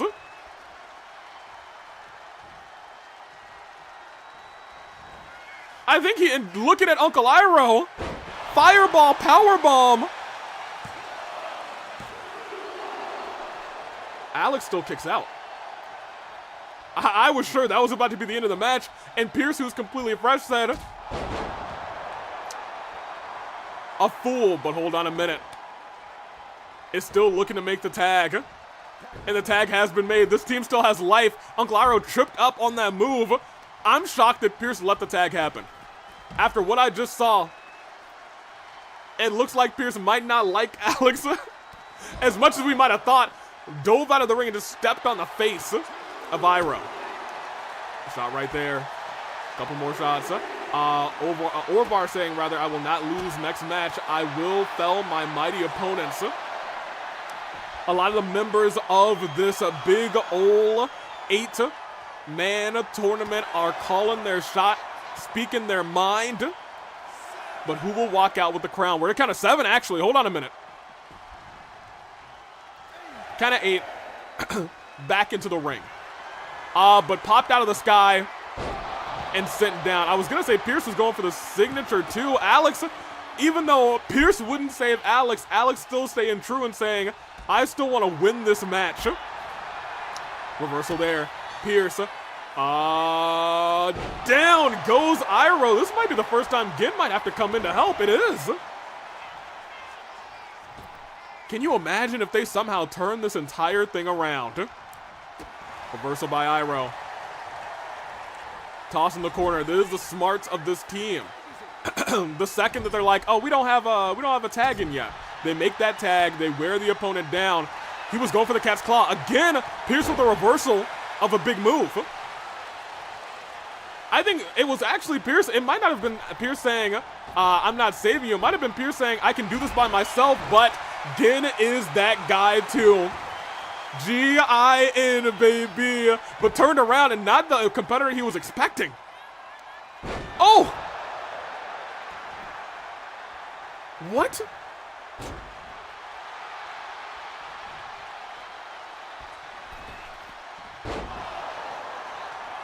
Goodness gracious, his head. Gin fights on, but you gotta be careful, Gin. You don't want to get hurt before Valentine's violence yourself. Big chops, big hits. A pile driver brought it out of nowhere as well. That's something I would have expected to see from the assassin. Pierce again gets reversed in a big move affair. This OC team is fighting back. Pierce back in. But a cutter into a sleeper. But Gin able to get the claws right underneath the arm, pry away that arm. And now Gin, Hurricane Rana, sending Pierce down. Goes to make that tag. And Iroh's back in. Pierce is gonna have to stand toe-to-toe. Oh, man. And not toe-to-toe. He might not feel his toes after that move. Iroh lifts him right back up. And we may be looking at the beginning of the end. Into the corner. Pops him over. And now he's gotten both of them. Gin even steps out of the way. Ring of Fire. Goes up to the top rope afterwards and calls for... Iroh, what are you doing? Iroh, what is it? Iroh? Iroh? He baited him in, but for what? What? Iroh, what are you doing? I have no idea what Iroh was doing there, but it did turn out in his favor, so you know what? He is a wildly regarded great battle strategist. So who am I to say that he doesn't know what he's doing? He got to move off, so you know what? It is what it is, and it certainly isn't what it isn't. Into the corner. Could they be thinking about tag team finisher here? No, they're just going for regular move. Regular move, neck breaker. Goodness gracious, spine buster, neck breaker. Trying to bait Gin in, one. But it's not even one. I don't think they've hit Iroh with a single finisher. Gin has, I believe, but not Uncle Iroh. But wait a minute, hold on. This that's not CM Punk-esque. That's a 619. And it was Senton right afterwards. Hold on a minute. What the heck? 619 is not a Chicago area code. But the tag's been made regardless. Standing back up. Uncle Iroh popped up and sent down into the knees. Pierce has a finisher too. Admittedly, if they hit Iroh with this finisher, this could be it. It could be at the very least resiliency burn. It's a 3-1-2. Okay, noted. I was gonna say I don't know the area code down there. What is he thinking? What is Pierce doing here? Huh! No. Did he just punt Uncle Iroh? What the heck? 1, 2. Iroh kicked. He punted him. He is the assassin Pierce Perch, but he punted Uncle Iroh.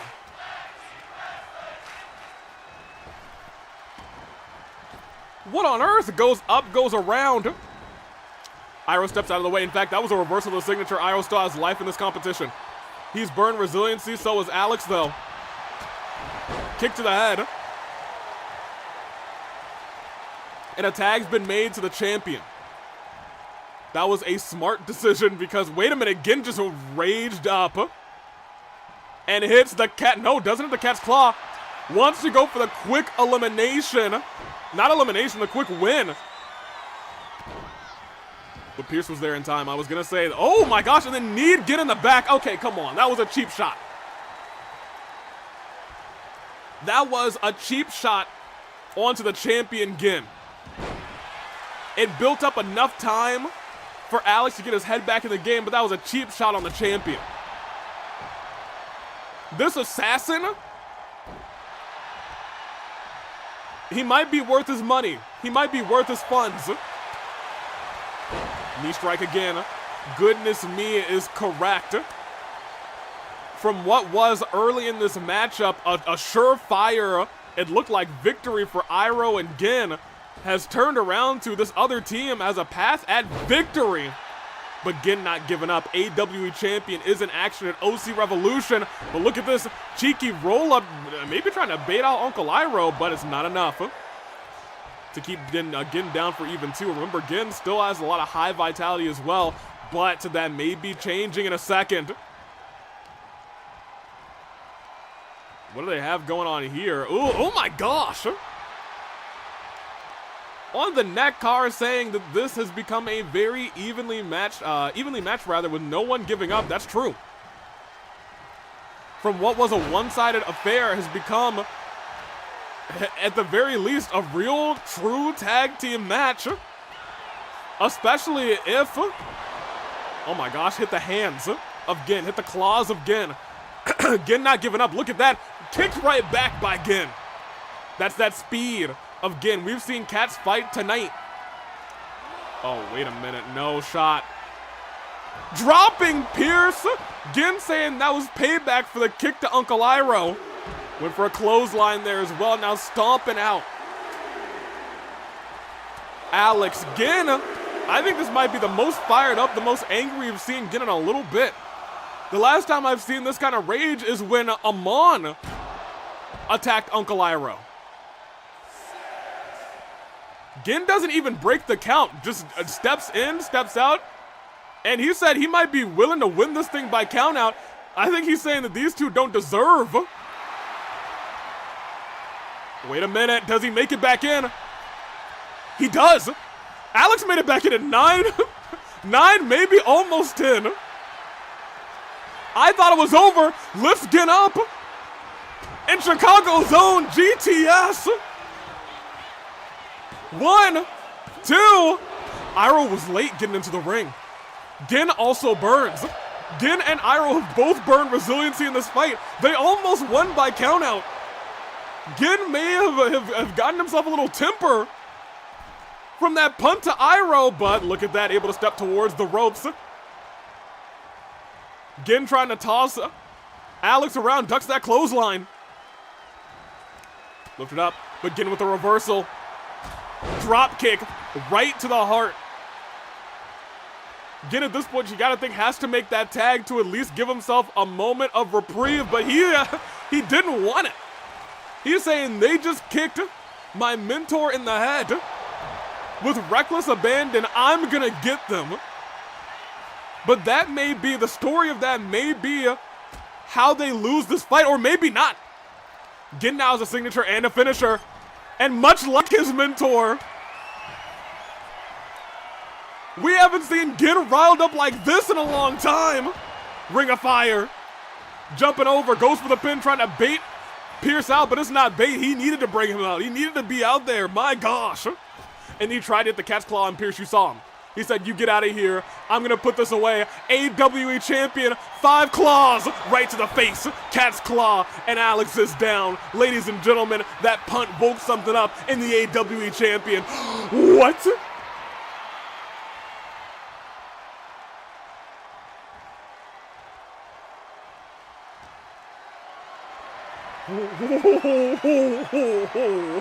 Oh my. Oh my gosh. I'm shocked he kicked out of that. Because I was certain that was the end of the match. Ankle lock by Uncle Iroh. Gin looks like finally willingly tagged in Iroh after that crazy kick out by Alex. Pierce forced to watch on. Look at that reversal by Alex, trying to step back, clothesline to Iroh. And Alex stands Iroh back up, but Iroh returns fire, a punch to the jaw, and a clothesline into the corner. Tags getting back in, and I think Iroh is feeling that punt a little bit. You got to imagine, is that going to affect him? Not just his performance tonight, but his performance in that Royal Crown tournament. He's got a big semifinal match ahead of him. Turn around, stomp to the ankle. Stood up, but Alex returns fire. Floats over into a neck breaker. Calls for Gin to get up. He does have a finisher ready and a signature ready, but Gin reverses the finisher. And again, we gotta point out how riled up Gin is here tonight. Refusing to stay down, refusing to say die, but look at this, has him in the corner. And a clothesline turns the champ inside out. And tags in the assassin, who goes right back to the corner. No, not to Gin. Okay, Gin ducks. He ducked out of the way, champion ducks another shot. Into the corner. And doesn't go for the tag. Pierce was expecting the tag there, but was not expecting a ring of fire. I think we were all expecting a tag there. I certainly was. Stood back up. The assassin may have made a bad shot. As Gin puts his entire body on the line, calls, this is who he wanted to face. This is who he wanted to face. And submission hold is in, kind of. No, it's not. Wait. He almost tapped. He almost tapped to the cat's claw. And now, because he doesn't have help again, and still he has resiliency this time. This time he has to tap, or at least burn it. Stood right back up again. These two still going at it. Pinching the back of the neck. Major artery maybe, or maybe was using those claws to dig into that neck. Tag's been made. Oh, went for it there. Shot to the back. And goes underneath. Goes over. Scoop slam lands. Pinfall into 1, 2. Pierce could have come to help, but didn't. This is the second time that Pierce is kind of just let his partner be abandoned in a major portion of this matchup, but look at this. Again, reversal by Gin. He's the AWE champion for a reason. He's fired up here tonight, and he's hitting one last cat's claw. Is Pierce gonna come and help this time? He is. Broken up and broke up the referee in that regard.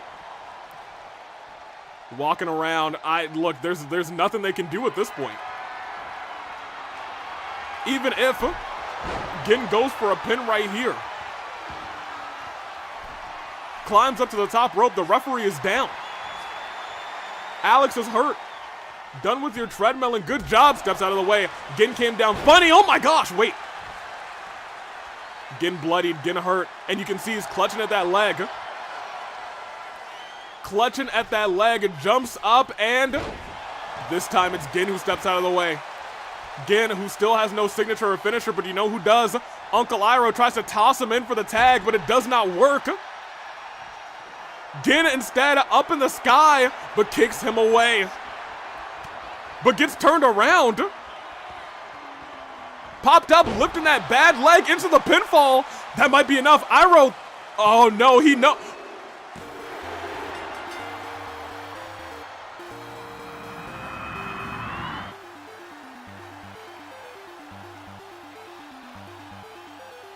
Iroh did not help Gin. Maybe thought he had it. Maybe was like, he's got it. But instead, Alex just pinned the AWE champion. A very emotional, furious AWE champion. And this is what spiked Gin's fury. A punt to Uncle Iroh. Ever since that moment, he wanted to stay in the match. For most of the rest of the match, he was in the match. He was probably the entire time just saying, hey, no, you stay out of this. I'll finish this for us. But instead, they took advantage of that. Alex and Pierce take the W. And while those two didn't seem to have very good tandem tag team communication, it all ended not here with this Ring of Fire. This was actually a very smart Ring of Fire. Thought he was going to go for the tag. We all thought he was going to go for the tag. But a pinfall saw 1, 2, nothing. Alex also had a crazy kick out which saved this matchup. Pierce did him no favors until this cat's claw. And one last from the bad leg and hooked the bad leg too. 1, 2, 3. Alex played this match smart. Pierce played this match for himself. To say the least, Pierce played this match for himself. But they did pin and beat 2 former world champions. What can I say? But it is time to head back and see who will be king.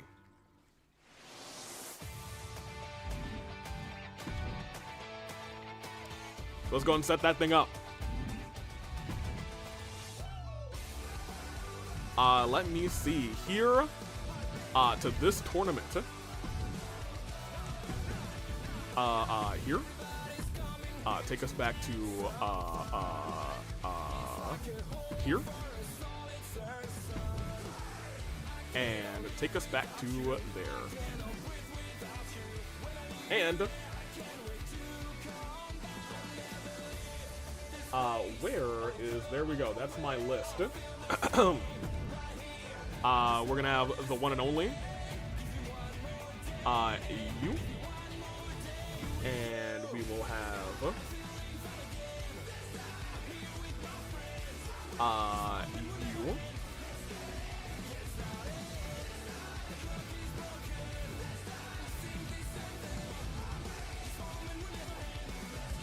Very good.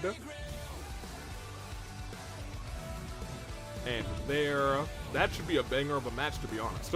They should all be bangers of matches. I guess we'll also see who is gonna be who in this regard. You to there.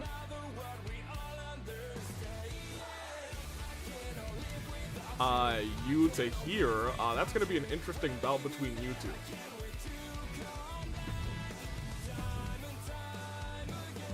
We will see you face off with, let me see,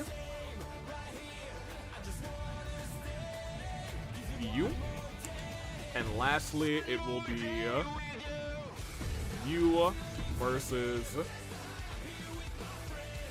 you.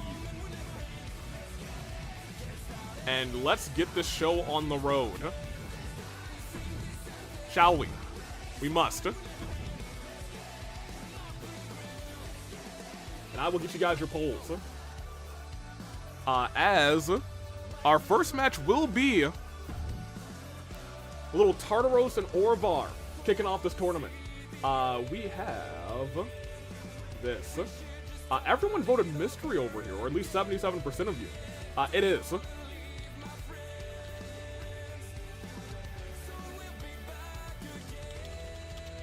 Round one.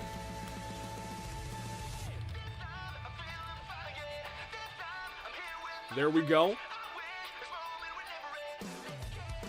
A long-standing OC versus a relatively new one. I was indeed Pierce and Alex, so very good. Star prediction, it is you and Tartaros. Unsure what kind of match they'll be having, but it is round one. It is 5 minutes are on the, well, yeah, they have entrances, so we'll do 5 minutes this time. Let's get this show on the road. Unsure of what they're about to have, but we're about to find out. Turn these entrances on and spectate this bad boy. Are you ready? Okay.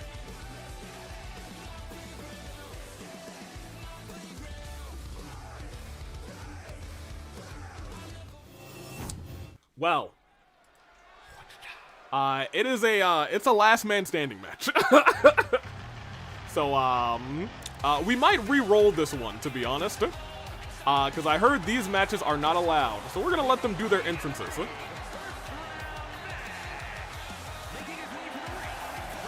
Good on you, Tartaros. That's who I was out at number one. As we re-roll, because this will not be last man standing.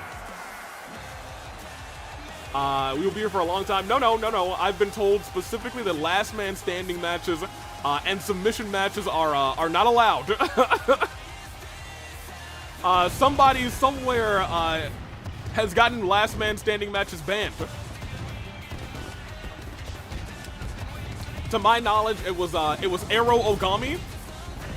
But that's, you know, that's neither here nor there. Why are they not allowed? Well.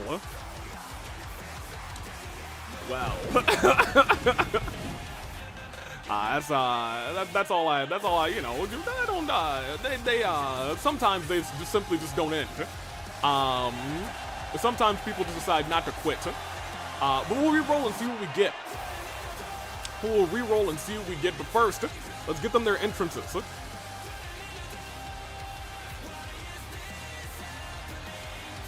Time to watch closer to see who I may get to face in this tournament. That's true. That is very true.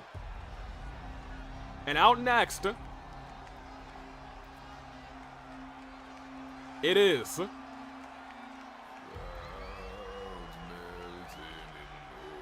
his opponent from another time, weighing in at 228 Orvar.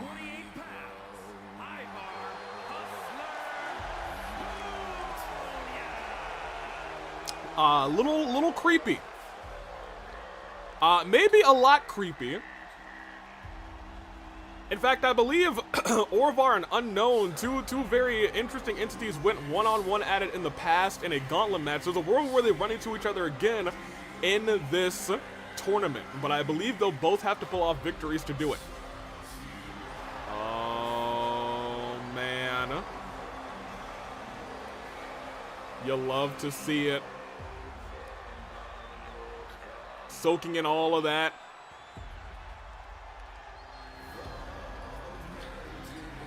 Oh, goodness gracious. All right, well, you know, do I fear this guy? You know, maybe a little bit. Maybe just a smidgen. Tartaros, however, has no fears. Tartaros ready to destroy, dismantle, and fight with the very best of them. Tonight he looks to prove that he's the very best of them in what is one of his last OC revolutions. Tartaros, I think, is not without mentioning that that man is retiring this year, I believe in summer of this year, early summer of this year, in fact. Orvar, however, saying, hey, if I do this, in round 1 I could pin a former 3-time tag team, I'm sorry, not 3-time tag team champion, 3-time Fight Forever champion. Oh, man. Stepping in. And stepping through.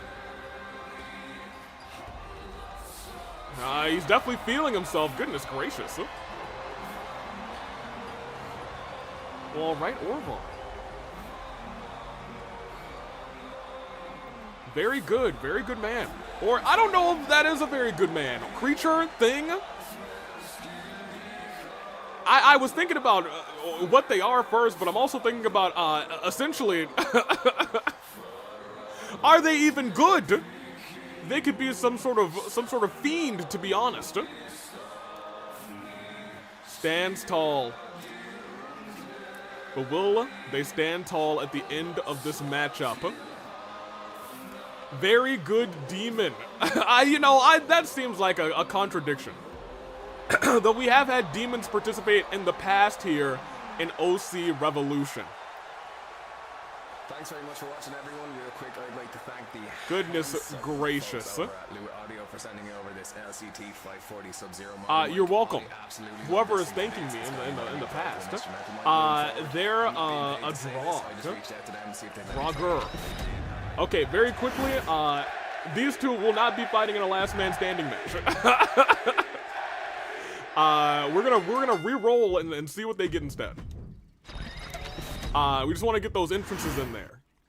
Because that match type is banned. Nobody told Sammy, who was refereeing that match. Let me see. Do that, confirm one more time. Unless it's last man standing again. Oh my gosh, it's submission. That one is also banned. Alright, but here's the thing. Whatever we roll this time, we're taking. We'll give it a re-roll if it's a submission or if it's last man standing, but if they roll one of those two again, we're taking it. No matter what. Okay, well, even better. Okay, it's Extreme Rules. We're good. That's much better.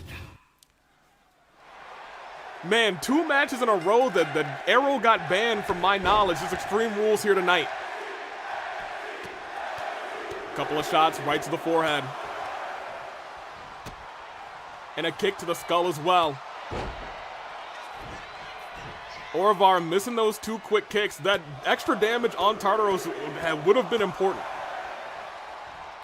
Sammy refereeing this. I also have to point out that that for starters, it is unfortunate news. I saw this in the chat actually. Shingo has not fired Sammy, but Shingo has taken away Sammy's blue shirt and Sammy's bow tie, saying you're gonna have to conform to the rest of the referees. You're gonna have to wear some stripes, Sammy. And I feel like that hurt Sammy to his core.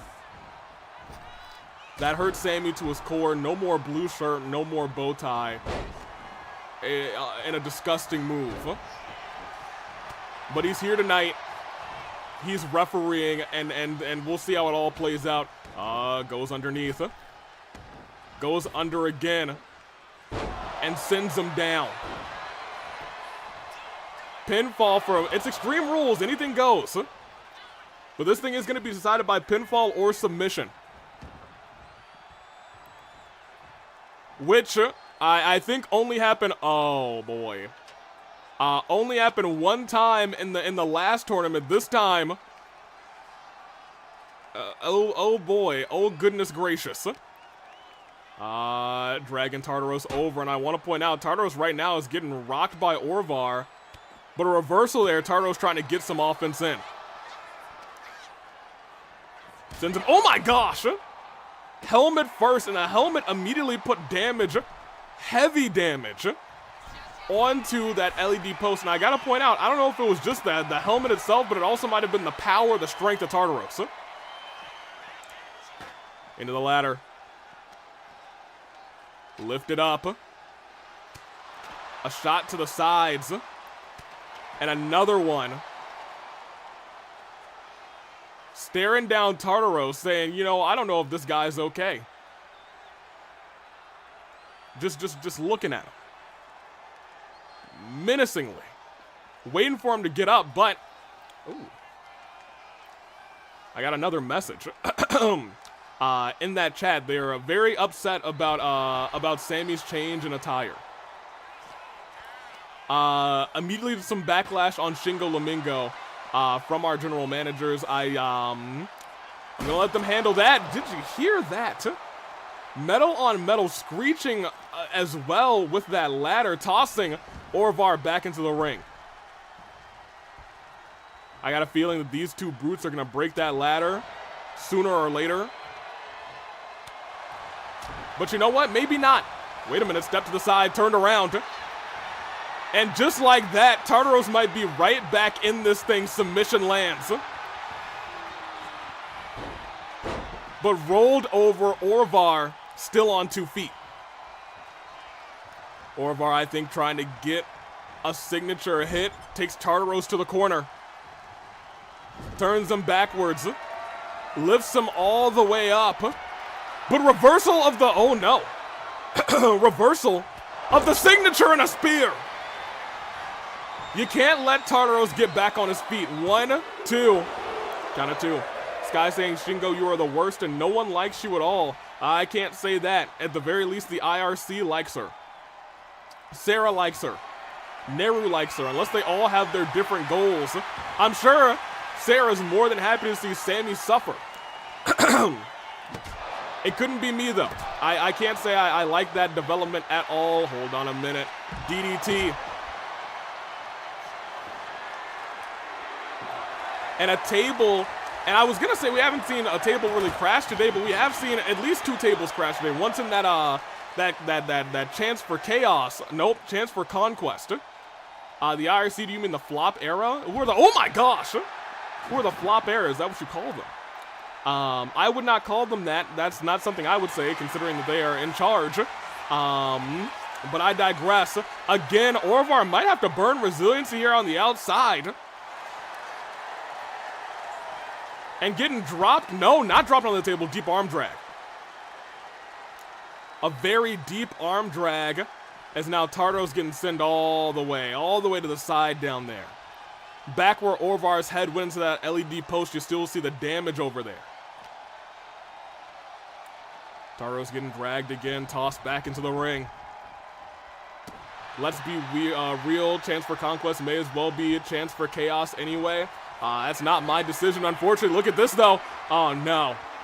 Oh, no. Dropped right on his head. Tartaros has no resiliency. This could be over quick. Kick out. Tartaros survives. Both men still have resiliency. Both have a high capacity of pain. This is not a ladder match. I know we've had a ladder match and a TLC match, but this is just Extreme Rules. From what's out here, you might think something different, to be honest. Tartaros going round and round like a record player. And a slap right to the back of the head of Orvar as he goes to the corner. Oh no, if this spear hits, it might be right onto that. Oh, the corner! His arm on that spear getting down onto the corner of that ladder. Orvar certainly got a burn. 1, 2. He had to. Absolutely, sincerely had to burn there. And oh no, not this submission on the ladder. The rungs of the ladder are in the ribs and midsection of Orvar. That was sickening. Sickening, brutal, and downright disgusting from Tartaros. He means business in this tournament.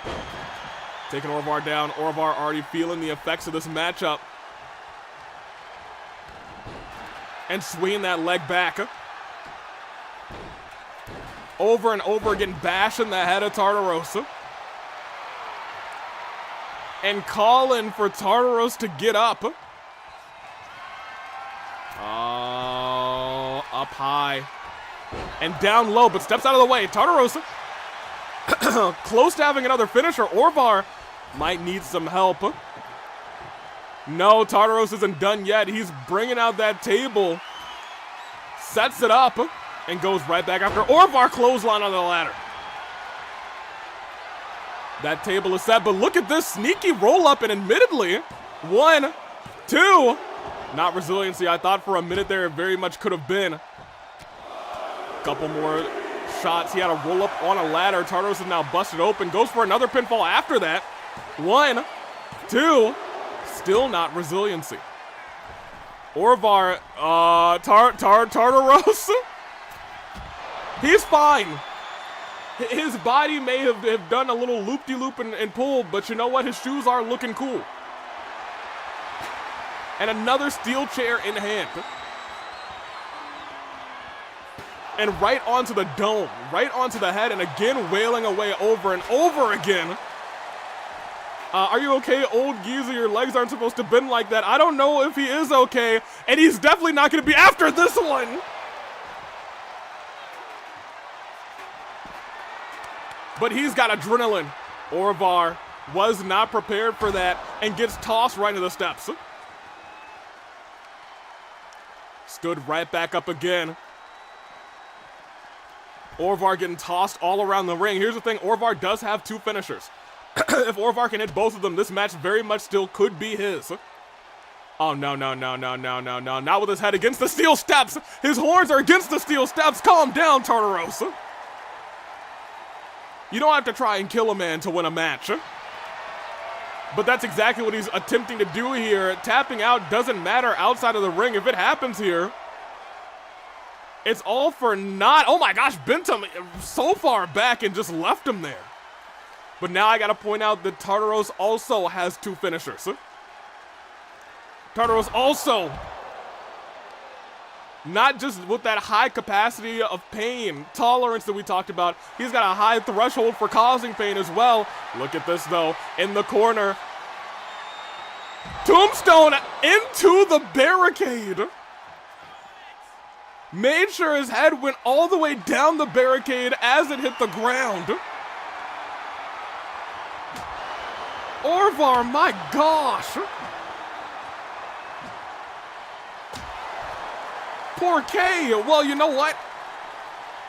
I know why poor K. He just bounced your head against the steel step. I understand.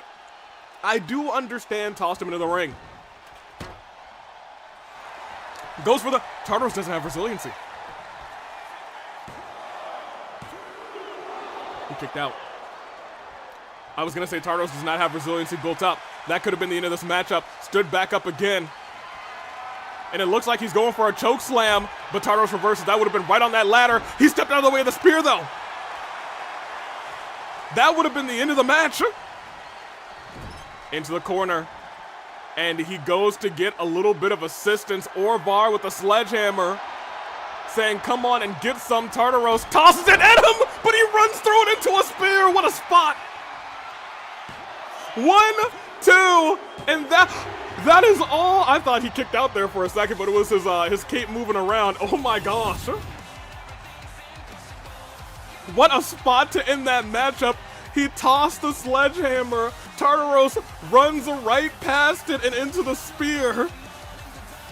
Man, oh man.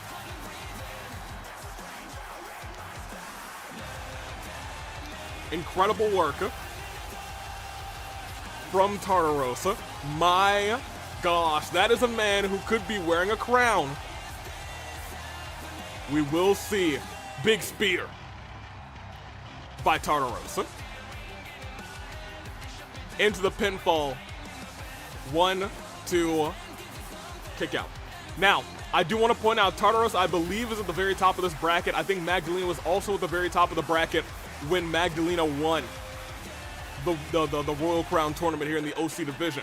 Is that going to be the case for Tartaros as well? He's gone through Orvar in what was a a brutal back and forth. 1, 2, able to kick out there without resiliency. And here was the spot I was talking about. Threw the sledgehammer, ducked underneath it into a spear. Incredible spot. 1, 2, 3. Here is your winner.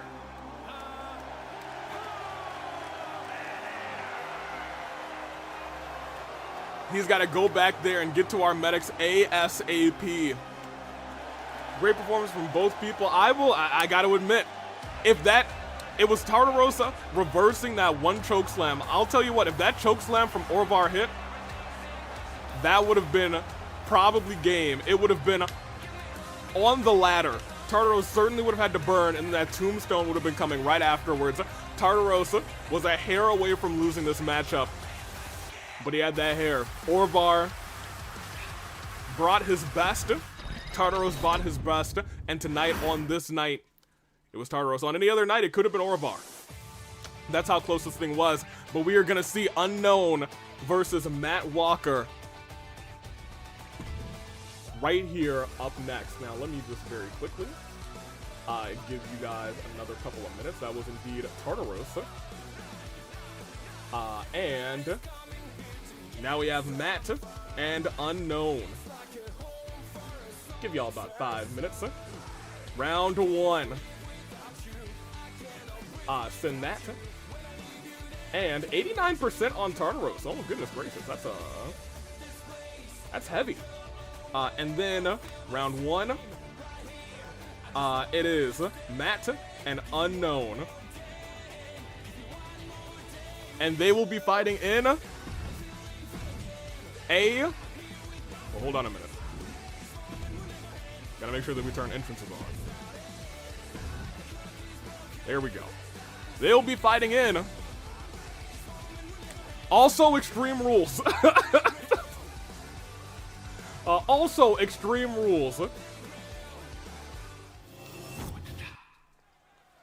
Orvar saying Tartaros earned my respect, strong and not afraid to get dirty in a fight. If that ain't the truth. That ain't the truth. Question, Dirk, who am I facing? That's a good question. I think you might be facing the former king, David. Of course, Tartaros had that hair. Have you seen that man's locks? He's got great hair, but also, welcome to the Unknown. In the gauntlet match, Unknown put on one heck of a performance. Tonight, there's a world where he potentially trades in that hat for a crown. I'm going to keep it a buck with you. I don't think he would trade it in. I think he might take the crown and just keep it in like some inventory or wherever Unknown keeps things. I don't know much about this superstar. I simply don't. We'll see how it all plays out, though. Unknown versus Matt is live at OC Revolution. After this one, we have our championship matches of the evening. Unknown being Unknown. Splendid with just a couple of dots. Hey, Splendid, maybe you know something about this Unknown guy. You know what I mean? Why is he back? Well, he said he was submitting himself. He said he put in his application and we accepted it, you know? So Unknown's back here. Unknown could have a crown, you know what I mean? AV, I didn't know Matt Hardy was in this game. Matt Hardy is not in this game. Unless you download him from Community Creations. And out next, Matt Walker is here. He shouldn't be here, says Splendid. Well, why not? Generally, I believe most everybody who is in here gets in here, for the most part. At least 9 times out of 10, or maybe even 9.9 times out of 10. Matt is back. Matt competed January? July? Maybe March? One of those 3 OC Revolutions, Matt was there. 2025, it's lost. It's beyond me. It was a long time ago, and by that I mean it was like a month ago, but you know what I mean. Matt is back. 1-on-1. And it's on. Poor Sammy as well. It's so awful. It's so weird to see Sammy in stripes. And I know Shingo is doing this to mess with Sammy. Saying you can't wear your blue shirt, you can't wear your bow tie. It's just every time I see it, it makes my heart hurt a little bit. Slam down. Yanking that arm. Drops him in the corner. And went for a stomp there. Even if Splendid says that Unknown shouldn't be here, Unknown is here, and right now Unknown is looking to decimate Matt Walker. It's Extreme Rules, but there's been nothing extreme so far. Matt returns fire, but Unknown returns right back. Matt returns right back again. Look at the combinations, but Unknown unwilling to let Matt get any offense in, any heavy offense at least. Dragged over, and every time you think Matt is about to turn this thing around, Unknown starts to unleash a whole heck of a lot of damage. Up to the top rope. No way. Elbow drop from the big man. This might be over quick. 1, 2. Can you imagine? Can you imagine if this would have just been over just like that? I certainly can't, but right now, Unknown turning Matt around. Matt is going to have to reverse his signature, and he doesn't. No. Come on. Oh my gosh. 1, 2. No resiliency burnt. But I need to tell you. Matt is in some dire straits. Pluck the leg. Come on, Matt. This has to be, if you win this one, it might be the biggest comeback of all time. Goes to get that ladder. Everyone immediately saying, you know what? It's ladder bridge time when it comes to Extreme Rules. I almost forgot how much these OCs loved a good ladder bridge. Matt sliding underneath. Hopefully trying to get some offense on the outside. And dropped. Senton. Right afterwards, Matt does have a signature if he's able to hit it. This match may just turn right back around in his favor. Dropped. And calling for, hold on a minute, Matt may be fired up now. I think called to finish Unknown. Big clothesline right to that masked man. Stood right back up. Onto the, ooh, goodness gracious, shoulders, and right onto the back of the neck. Unknown walking a little bit around, goes to get that kendo stick that Matt brought out. And wails away at Matt. The wind saying about Orvar that he's a heel, loves to play dirty. Wait a minute. Wait a second. Not just 1. Not just 2. But a trio of big moves may have just put Matt right back in the running for this fight. Stood back up again. Sent into the steel steps. Oh, man. Raise your hand if you don't like Shingo. And I feel bad for Sammy. I shouldn't raise my hand just because I don't want to upset Shingo Lamingo. But I encourage all of you to raise your hands, not for nothing. Oh, hold on a minute. That's a sledgehammer. In and out of the ring. A couple of hands still going up. Hey, look, Shingo Lamingo, if you're watching, you might wanna take note of that. Look at that. Hold on, takedown by Matt. This match was started off all unknown. May have just turned ever so slightly. And maybe, I'm gonna say maybe not. Oh, hold on a minute. Hey, Polka, that's not a hand up. That's like a handshake. Are you shaking hands with Shingo Lamingo? What's that all about? What's up with that, as the kids say? Send back down. As Unknown's taking Matt on a little tour of the outside. And slams him right back down. That body is beaten up bad. Vargas only putting one finger up, usually meant for acknowledging a small, tiny fairy-looking thing.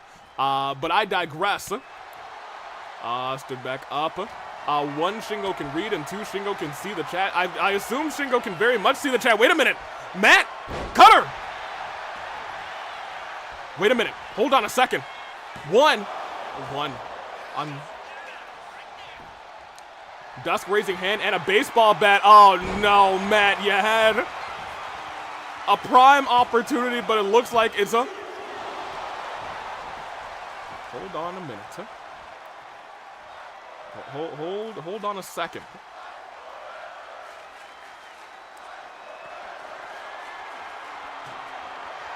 Matt kicked out without resiliency.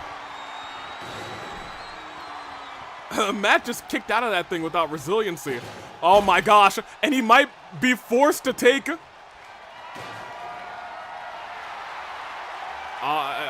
he's standing there. I don't know if he's gonna go diving. He thought about it. But I think you can see Unknown already getting back into the ring. Can you imagine if he would have dove at Unknown? It would have turned this match right back around. Oh, yanking at the neck. Stood up again. And we saw this earlier. Not one. Not two. But a trio of suplexes. Into the pinfall. This may be resiliency from Unknown. 1, 2. No, nobody. Nobody's burning. But Matt does have two finishers on lock. Stands Unknown up. Unknown grabs the right arm. Fires back. And these two in the middle of Extreme Rules are exchanging blows. Poka saying, Shingo, I can't say she's chill, but not that bad. She's just doing her job. I can respect that even if it's a bad job. Turn back around. Hold on. Fires back as well. Big boot by Matt, though. Wait. Huh? Wait. But from behind, he spawned in the trash can. And hits him at the end. Oh, my gosh. Unknown turned out the lights and rose from the trash can. Resiliency's burned. That may have been the most hilarious use of that comeback I've ever seen, but I'll tell you what, it worked out.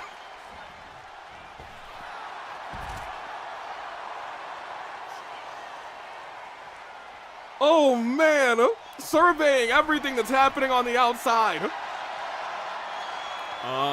Stood back on top. Double axe, flying all the way down. Matt has certainly fought himself back into this fight. And almost has 3 finishers to prove it. Waiting for Unknown to get back up. Goes underneath the bottom rope, and that's outside of the ring, but gets caught with a nasty clothesline. These two are making a banger. Look, this went from Unknown destroying Matt to this being one of the closest bouts that I think we've seen tonight.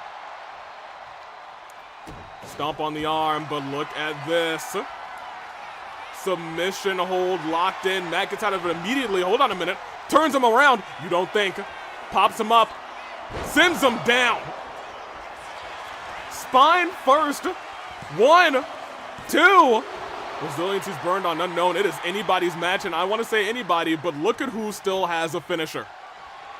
Look at how this entire thing has turned itself around. A punch, an elbow right to the back. To the throat.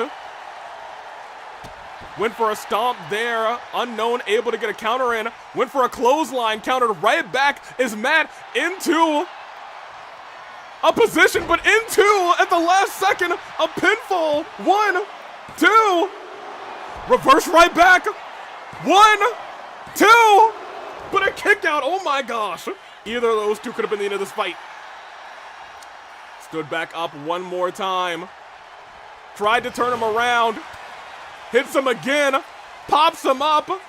And sends him down. The back and forth between these two have been unparalleled. Drop the trash can on him. Signals for the end of this thing. Slashes the throat. And hits one nasty reverse the chokeslam. But catches the boot. But reverses right back into a clothesline. Has him back in, but Unknown reverses again, sends him outside, and sends him down. No one giving up in this brawl. Elbow right to the forehead, and Matt's busted open. But look at this. We saw this many times before. Not one. Not two. But 3 different kinds of suplex down. All right, these two are going a little crazy. At this point, I was going to say Unknown has this uncontested, but I'm going to keep it a buck with you. I think either one of these has what it takes to become the king. Steps back in. Almost stepped into a finisher, but Unknown a hair faster. Has him on the shoulders. And drops him on the knee, and that might be enough. 1, 2. Unknown just narrowly gets the job done in an intense match between the two of these opponents. Matt had 3 finishers but wasn't able to use any of them. That's true. He only used his finisher 1 time in this matchup, I believe. Every other time he had his signature, and that signature is devastating. 1, 2,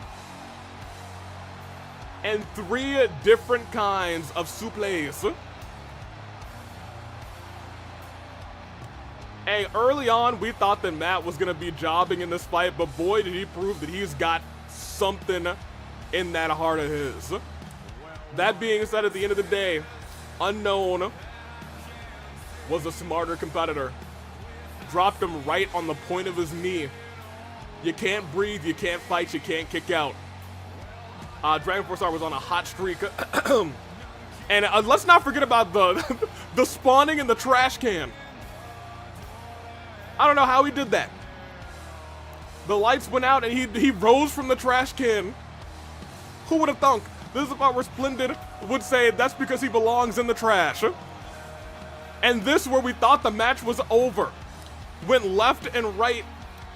I thought it could have been over for either one of those two with that roll-up. And popped him over. And this as well, I thought, was the end of the match. Nobody was quitting in this battle. And you can see that from all the highlights that we're showing.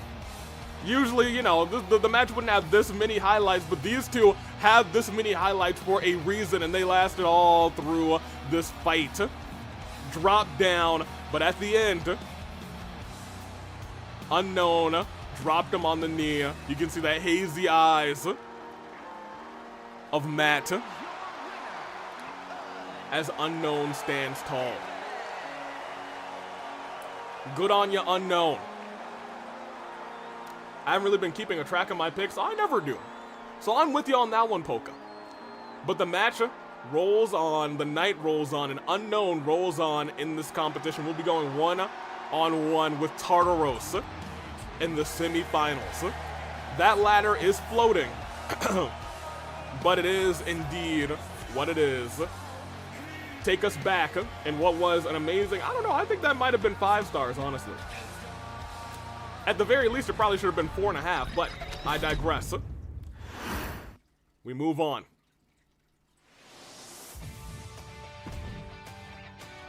As Marcel goes one-on-one.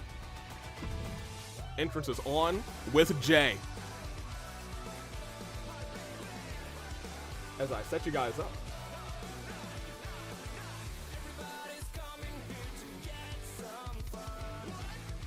That was a 5-star match. I think, yeah, I was gonna say that's at least a 4.5 star. But you know, it is what it is.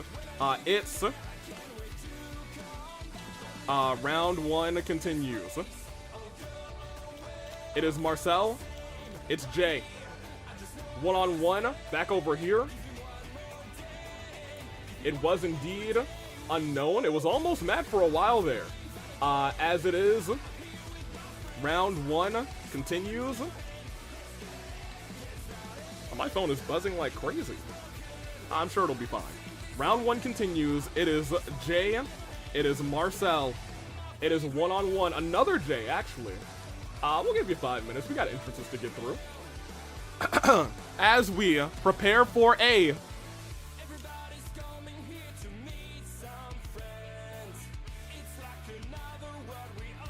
Well, that is a legal match type. Oh boy.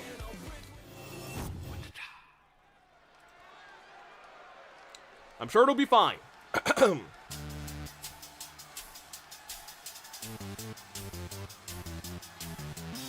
And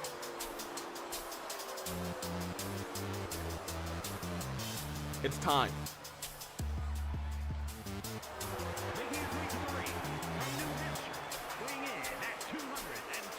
Marcel is here. Why? What's the match type, Dirk? Well, I'm sure it'll be fine. I'm sure everything will be okay in this match. Hi, you absolute diva is crazy. Howdy do to you, Gale. You know, I don't actually consider myself to be, you know, truly a diva, but you know, I dabble in a diva-esque thing sometimes. You know, I got that diva pose on me sometimes. You know what I mean? Oh, you're talking about Marcel. That's my bad. I'm sorry. Yes, absolute diva.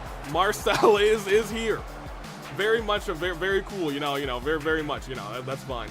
What do you mean it's fine? I'm sure it's fine. I wasn't talking about. Yeah, I realized that, Gale. I realized that. Don't worry, it's fine. I put 2 and 2 together. I digress. Marcel is here with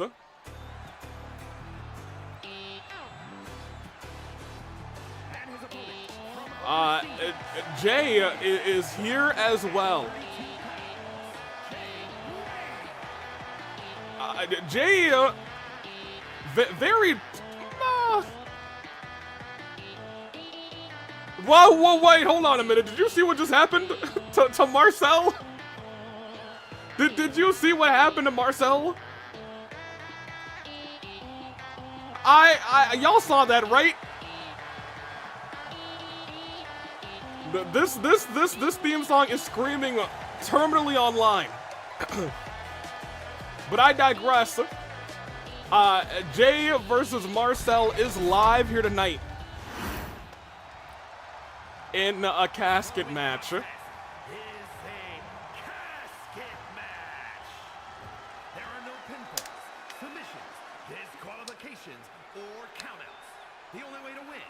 For a superstar to force their opponent inside of the casket. After closing the casket lid shut, yeah. will be declared. It is a legal match type. Now, let the match begin. Dirk, do you want them to die? Well, you know, that's a valid question considering there's a casket right there. But it'll be fine. These two competitors, they got heart, they got determination, they got moxie, they got everything, I guess. It looked like he was trying to run off the ropes there, and Marcel, he was trying to run off the ropes. Jay, Jay also, our non-binary friend, I believe, into the corner, and they're going crazy on Marcel right now. Dropped head first. And they're looking to be the Royal Crown holder. Be royalty in the AWE. As they drop Marcel again and again off of the ropes. Look, at least this match will end. That's true. That is true. And right now, surprisingly enough, Jay is taking it to Marcel. Not Marcel Bartel, love that guy, but also love Marcel too. Funny guy, stand-up guy. But you gotta give it up for Jay too. Jay with a steel chair, which is legal, and then puts it right back down. Unsure as to why. But I guess you don't need a steel chair to win the match. Maybe Jay just taking inventory of everything that's going on. Moonsault, I'm surprised that landed at such a close angle. Stand-up guy. Okay, Dirk, you clocked with that. Okay, now hold on a minute. Marcel, a stand-up guy. Even though right now he's laying down, he stands up a lot. As Jay trying to end this thing early, and Marcel saying it's gonna take more than that. And I'll be real, I'm not, wait a minute. Marcel even saying, no. Let me put that down. I think Jay actually going to get the chair this time, saying, now that you're here, but knocks it out of his hands. Jay fires back. No, he's not firing back. He's getting almost his ankle twisted. Marcel. Stand back up. And wait a minute, ducked out of the way of that kick. Rolled through though. Reversal of, I believe, the signature, as now Marcel could be back in control, especially if this thing hits from behind. Ran into each other, ducked out of the way. But again, Jay a step faster, head first into the mat. And look at that, Marcel fired up, furious, and sends Jay on a little trip to the barricade. No popcorn, but I had Pop-Tarts earlier. Okay, I was gonna say now, hold on. What kind of Pop-Tarts have you been having? I gotta know. What's everyone's signature Pop-Tart flavor? That's actually a very important discussion to have with any community. I gotta know. What's your signature of Pop-Tart flavor? And you know what? Because I'm nice and kind, I'll let you pick two kinds. I'll let you pick two flavors. Unless you're like, certainly this is number one, I'll let you pick two flavors. Jay in the coffin. As we talk about Pop-Tarts, Jay very quickly pushing it up and rolling back into the ring. A default to chocolate. Is that the chocolate fudge? That used to be one of my faves back in the day. I don't think it's in my top 2 anymore. Hold on a minute. I think s'mores are still in my top 2. Usually, oh my gosh, Marcel! I'm trying to talk about Pop-Tarts, and this man he's going crazy. Tossing Jay to the ropes, full, wrecks him with that punch right to the jaw. Marcel looking to want to face DJ at the end of the night. Reversal. Stood back up. Cookies and cream and s'mores. Cookies and cream is the best one. And strawberry too. I used to be a strawberry, then I kind of ventured to wild berry. Because I usually like a fruit Pop-Tart too. I think I evolved from strawberry to raspberry. And oh my gosh, that knee! Marcel, look, every time I want to talk about Pop-Tarts, you just murder Jay. Come on. Let me talk about Pop-Tarts. Jeez Louise. Anywho. I think I went from strawberry to wild berry, and then I went over to blueberry for a little bit. Even though I'm like not a huge blueberry fan, the blueberry Pop-Tart is like pretty good. But then I think I redefaulted back to strawberry in terms of the fruit Pop-Tarts. But anywho, I think I'm s'mores and strawberry currently. Hold on a minute. Popped up. Conceptually, s'mores should be great, but I had a bad experience with them, and even years later, they just don't work for me. Interesting. I don't want you to bring up your bad experience and ruin the s'mores Pop-Tart for me.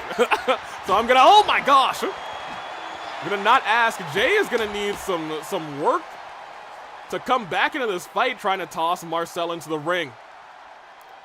But instead, wait a minute, reversal by Marcel again. Hello, why are we talking about Pop-Tarts? Well, Kuzu, we are talking about Pop-Tarts because Pop-Tarts are delicious. I asked the chat, you get 2 Pop-Tarts, what are your favorite 2 Pop-Tarts? And again, that kick lands this time, and that might have been enough to bring Jay back into this fight. Because Pop-Tarts are the hit. I mean, peak, cherry, the fruit, and the fudge ones. I really could never get behind the cherry Pop-Tart. The cherry Pop-Tart is, and I think it's really because I don't love, like Pop-Tart, I'm sorry, artificial cherry flavor. I enjoy a good cherry, an actual cherry, but like cherry, you know, cherry flavoring and cherry Pop-Tart, it just doesn't mesh well with me. Reversal. As Jay sending Marcel's head into the casket, and now Marcel stunned. What is Jay gonna do here? Again, bouncing the head of Marcel against the casket. I'm gonna be honest, I don't like Pop-Tarts like at all, which is fair. That's valid too. Pop-Tarts are not for everyone. Opinions on chocolate chip cookie dough. So, I've had chocolate chip cookie dough in the past. They were never a favorite of mine. I think I had them growing up. I was like, okay, these are okay. But I don't know, just not a fan. Not a huge fan. Y'all want a clean Pop-Tart flavor, thin mint. I don't think I've had the thin mint Pop-Tart. I feel like thin mint is always so controversial. Some people are like, chocolate and mint should never, wait a minute, stop. I gotta stop talking about Pop-Tarts. Every time I start talking about Pop-Tarts, Jay gets their butt handed to them. Jay gets their butt handed to them by Marcel. So for Jay's sake, I'm gonna talk about something else. Y'all had a toaster strudel? I haven't had a toaster strudel in generations. I haven't had a toaster strudel in generations. I'm gonna keep it a buck with you. Oh my gosh! Man, oh man!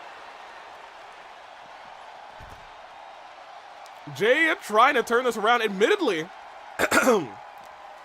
these two aren't that far away from being even in terms of vitality. Now they're getting further and further from even in vitality. Oh,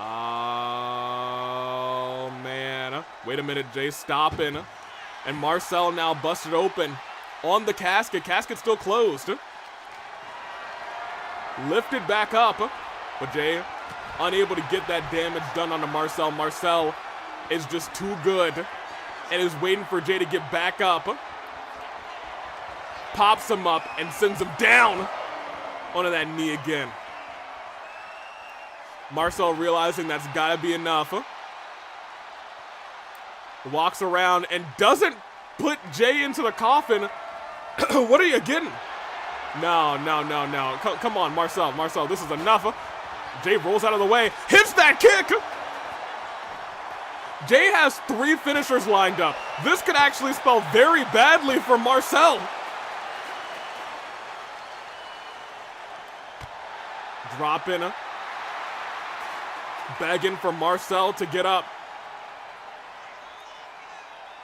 Steps back, runs, and hits that actually. Thank goodness they're not in the ring because it would have been a different move. More than likely, actually again from behind. No, hold on a minute. 2 actuallys in a row. If Jay hits a 3rd one, it could be all she wrote. Let me see. Ken did not win. Oh, yes, Ken did not win, but had a great match against Galene. A great ladder match, to be honest.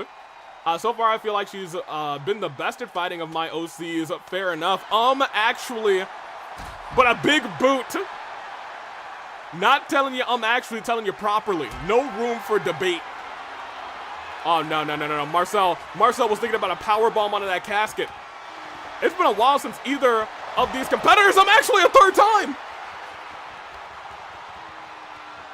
Marcel, who's been decimating Jay for the later half of this match, has just caught 3 actuallys in a row. And powder to the eyes! What kind of scientific formula?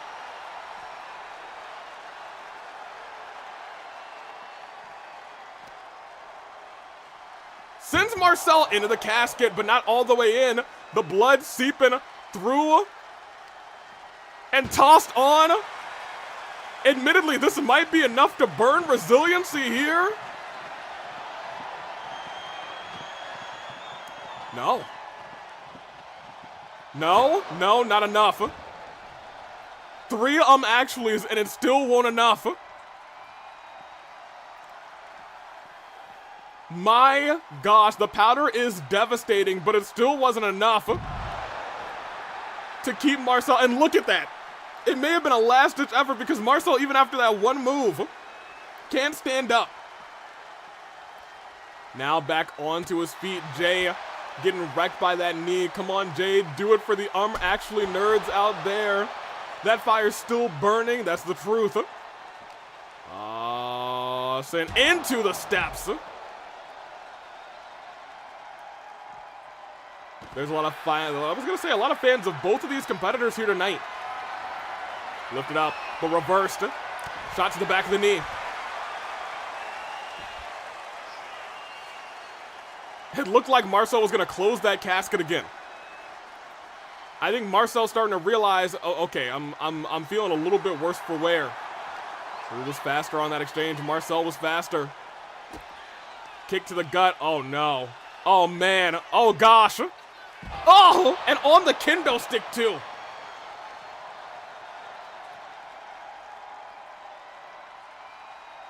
Goodness gracious.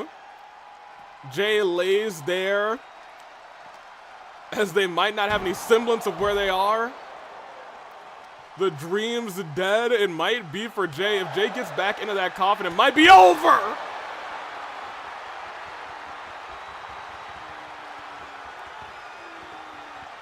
Oh my gosh.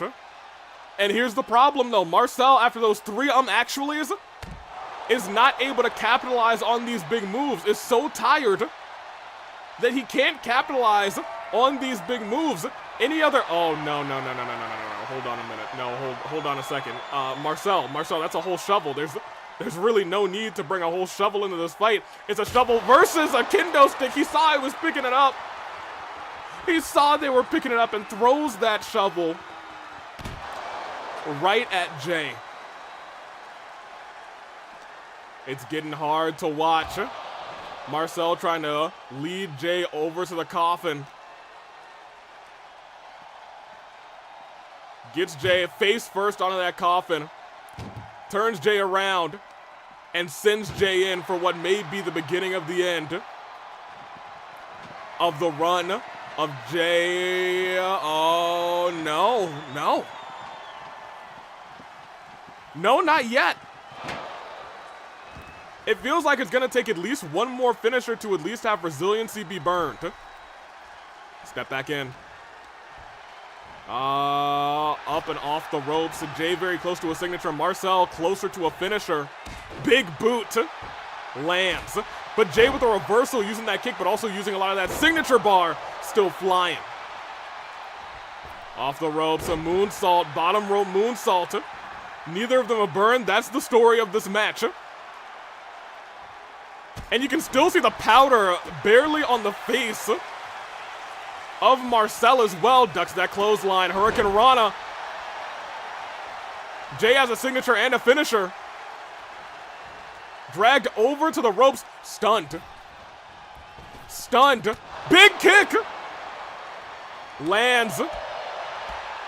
But just barely. That was a sig. But a reversal from Marcel. Oh, no. Marcel also has a finisher, and that thing lands. Jay's out cold, pushes the face over. It's over. And I want to point out, Jay's got no resiliency right now. Marcel can put them right in the coffin. Topped over. Well, hold on. I take it back now. Hold on. Jay does have resiliency. Will Jay have to burn it, though? You're telling me no? You're telling me, hey, you gotta squat, Marcel. You gotta squat. Especially since you have no more finishers. Jay has 2. Jay has 2.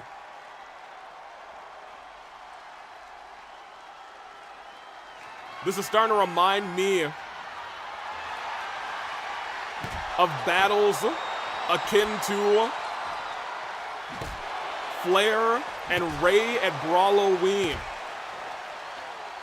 Lifted back up. Neither one wants to give their spot up. They know the medics are working hard. Tonight, they might have to work overtime for these two. Stood back up. And actually lands again.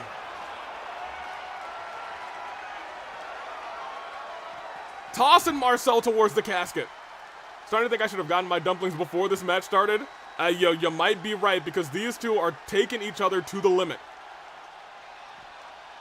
Walked over towards the casket, but not going all the way there yet. Stood right in front of it. Tossed back into the ring. I don't know what Jay is thinking here. Oh, I thought Jay was thinking top rope. Jay instead thinking middle rope.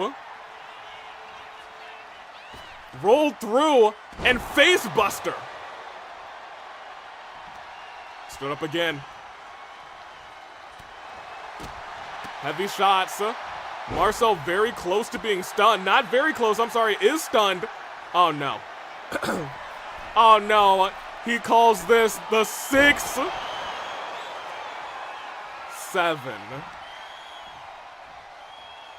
I was hoping that they wouldn't hit this move.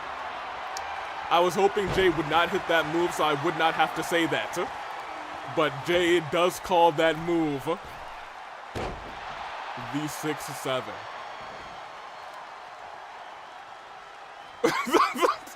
Absolutely not.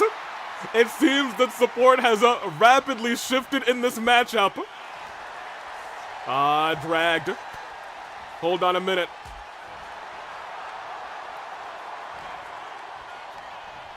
Turn back around. Dropped with reckless abandon. Oh, lifted back up again. I need you two to keep fighting out. Yeah, you know what, Marcel? I'm gonna say you gotta get them. After what happened, we can't have Jay potentially win this thing with the 6-7. Good. Look. Pick Jay up and throw them into the coffin. Big kick by Jay. Oh, Marcel, we need you to get up. We need you to get up. Yeah. Reversal. Good. Great. Close that thing. Close it right now, Marcel. Close it right now. We can't have 6-7 set again. Close it. Put your other hand on it. Squat. If you don't put your legs into it, Marcel, he got Jay to burn resiliency. He got Jay to burn resiliency. We have, look, we're good. We're great. They burned, what percent is Marcel's voting at? Wait, no, don't tell me. I would like to not see. If I click over here and I see that.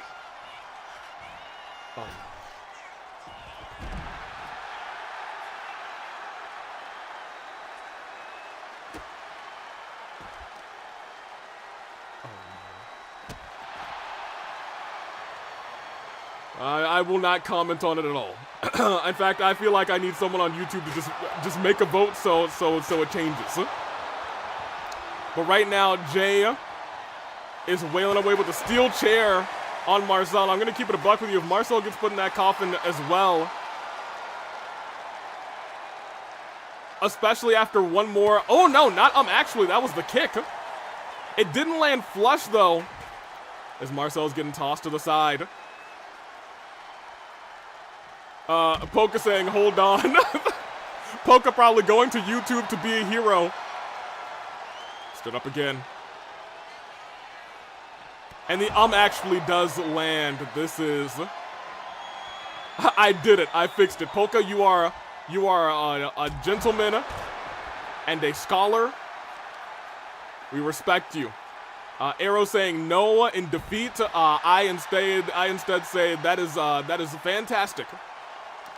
Now it's 69. It's even better. Oh, it's 69. Oh, that's the actual funny number. I will say, though, that Jay has been flying off of these ropes a lot more than in the past.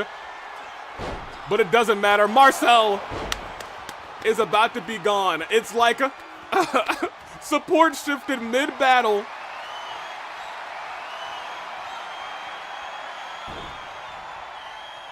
As you can say goodbye to the terminally online Jay Wong, as after a bloody bout, Marcel is going on.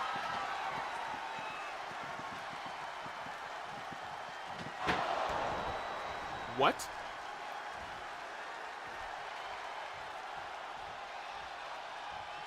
Huh?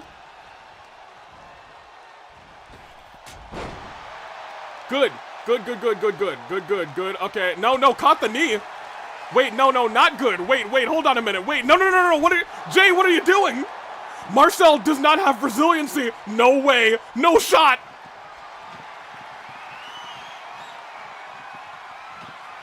No.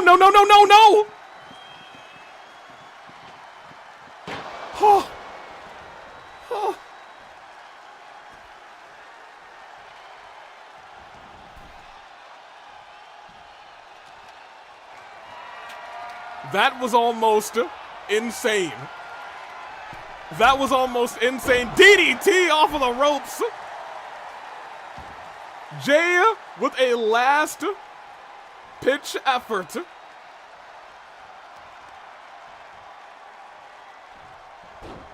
Tossed over. That would have actually been funny. It would have been admittedly, no, not this again. You can't make me call this again. Jay with the 6-7. Don't tell me that Jay is going to win with the 6-7. Jay Wong.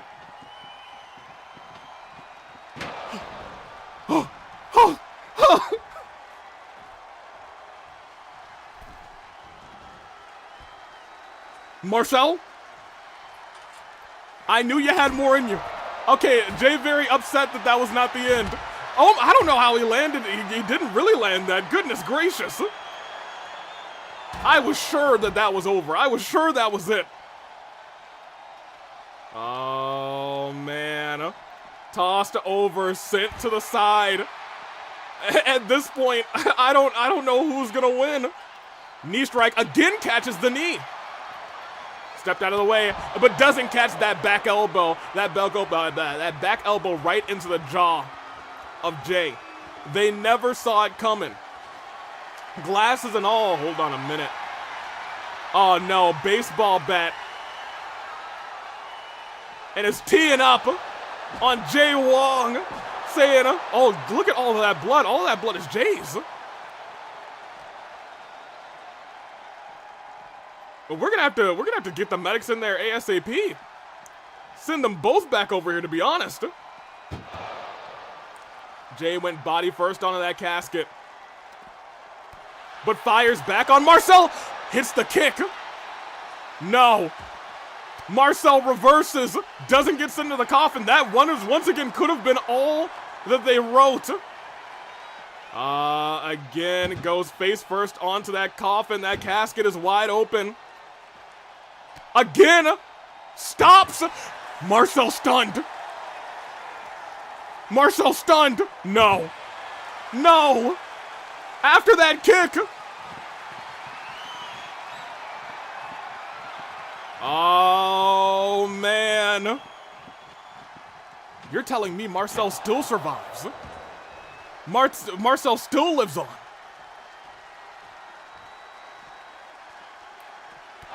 But the actually lands too. Okay. This is becoming hard to watch. I didn't know that these two were maybe. How much does Marcel hate 6-7? I feel like he's refusing to give up to the 6-7. Which I can respect. Climbs up to the top rope. No. Oh, he doesn't have Jay, they don't have the finisher. Oh, no. Oh, gosh! Dirk, he likes 6-7. Oh. Oh, no. Oh. Jay reverses the finisher. Jay reverses the finisher. Marcel's still on his feet, but Jay reversing that finisher. It feels like it is at a point where next finisher may be enough to win this thing. Oh, that's why he's fighting so much. He's not hating it. He's having fun. I'm screaming. Marcel is prolonging this so that we can continue to say those two accursed numbers. Dropped. Jay won. Since when did Jay become 6-7? Probably since it became popular. Oh, Marcel. Oh, man. Sorry, what numbers are they again? 6-7. Back elbow lands this time. But again, too tired to do anything about it. Okay, who in the chat made Marcel's prediction back to 6-7? No. We worked so hard to make sure it wasn't that anymore. We worked so hard. They're having a 5-star match. No, they're having a death match. At least for Jay, all that blood I think is still Jay's. I don't know if Marcel is bleeding like that yet. Poke saying, give me a second. Poke about to bring out an ult. And the actually lands again. Looking over at the body of Marcel. And walks all around. Oh no, walks all around and climbs all the way up to the top rope. Jay, last time you did this, you got caught in a power bomb. This time actually does hit the Hurricane Rana. He was busted open. Yeah, I know he was busted open, but I don't know if he was hit enough times to be having his blood drip like that, like Jay was. Like, Jay keeps walking back to the casket like, I think I need something over here with the casket. And the answer is Marcel. There, I fixed it again. Excellent. You're a gentleman and a scholar. Okay, oh, we're bringing in the ults? Oh, no. Oh, man. Oh, me, oh, my. Oh, that kick. Hold on. Guys, I came back. I don't know who these guys are, but I'm voting for Jay. Be careful about voting for Jay. Goodness gracious.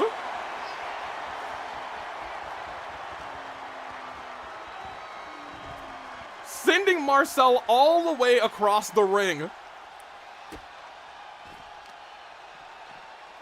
I almost feel like we're getting trolled at this point as well, but I digress. Sent back into the ring. I don't like it when they're in the ring, admittedly. That's when Jay can hit that move.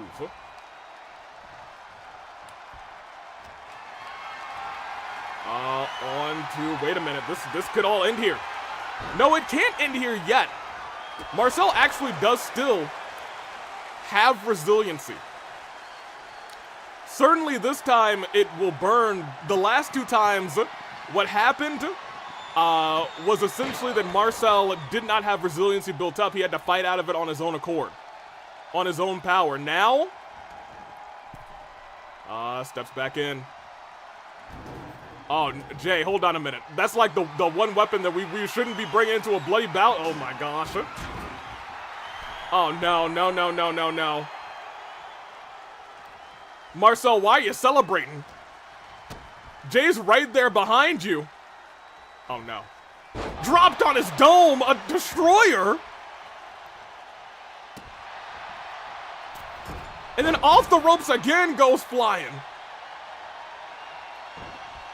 Marcel with a reversal saves himself from being stunned at this point. And I think Jay might have just saved themselves from being put into the casket. But Marcel again a hair away from being stunned. Lift it up. And Jay It may be the end of the road for you. 1 foot in, one hand on. Come on, Marcel, put that other hand on, push it all the way down. Come on, a little bit more. Just a smidgen more, and you've got this thing.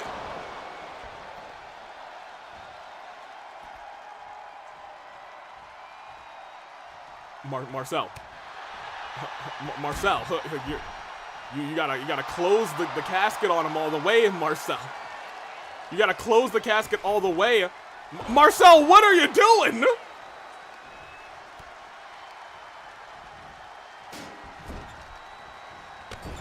Who were you trying to hit? Was Cherry in the ring or something? Invisible? Ghostly? Goodness gracious. Shovel back in hands.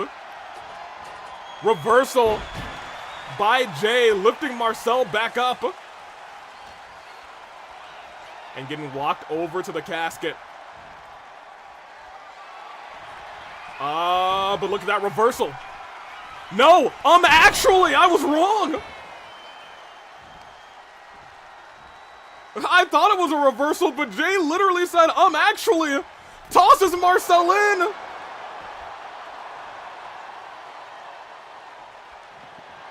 Puts it down.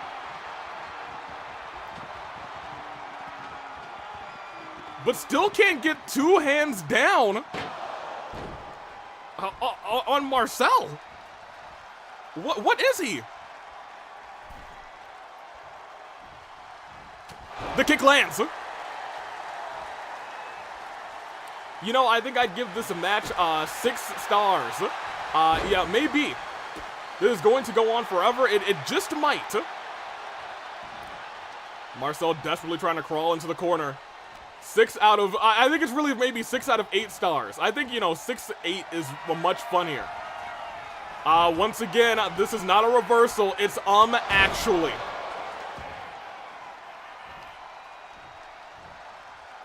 Marcel, I can see right now has just a glimmer of that silver bar left.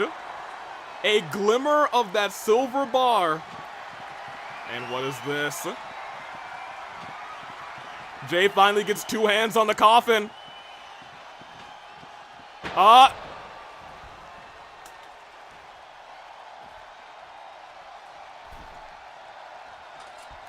prefer 4 out of 20 stars. I don't know what it's gonna take. I don't know what it's gonna take.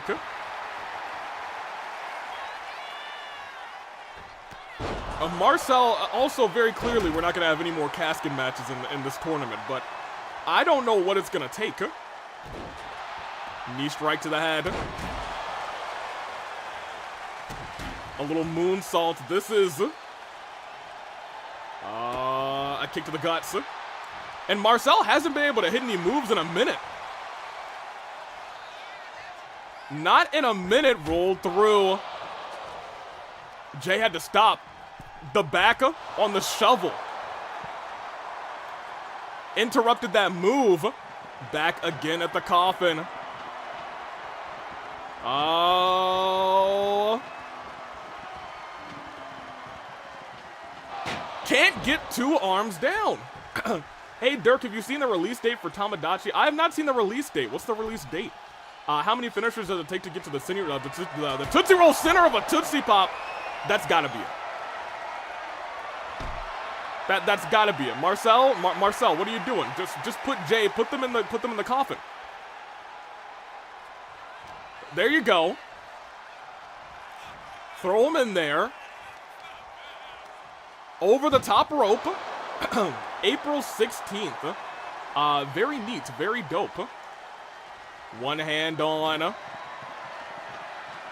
The second hand is... No.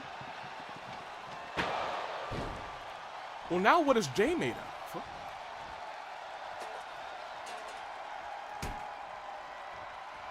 I don't understand. I don't get it. I don't get it. So we're just not giving up now. It seems like it. Back in December, John Cena even gave up, but these two won't. Looking like potentially a buckle bomb. It is.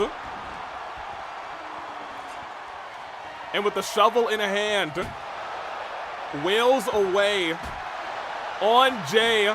And that honestly, oh my gosh, through the shovel hit. Through the shovel hit.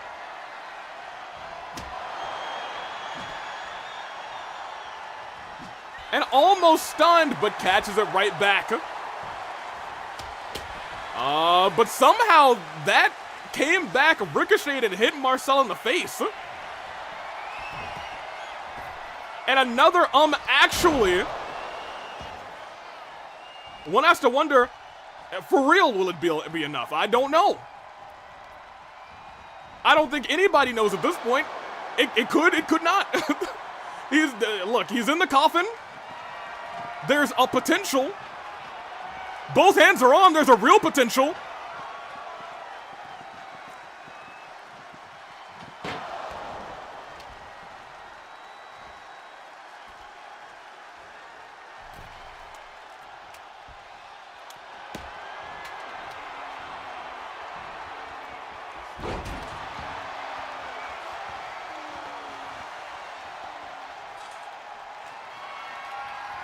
I don't know what to tell you. I sincerely don't. So, yeah, let's go and make some, make some casual conversation while these two literally kill each other.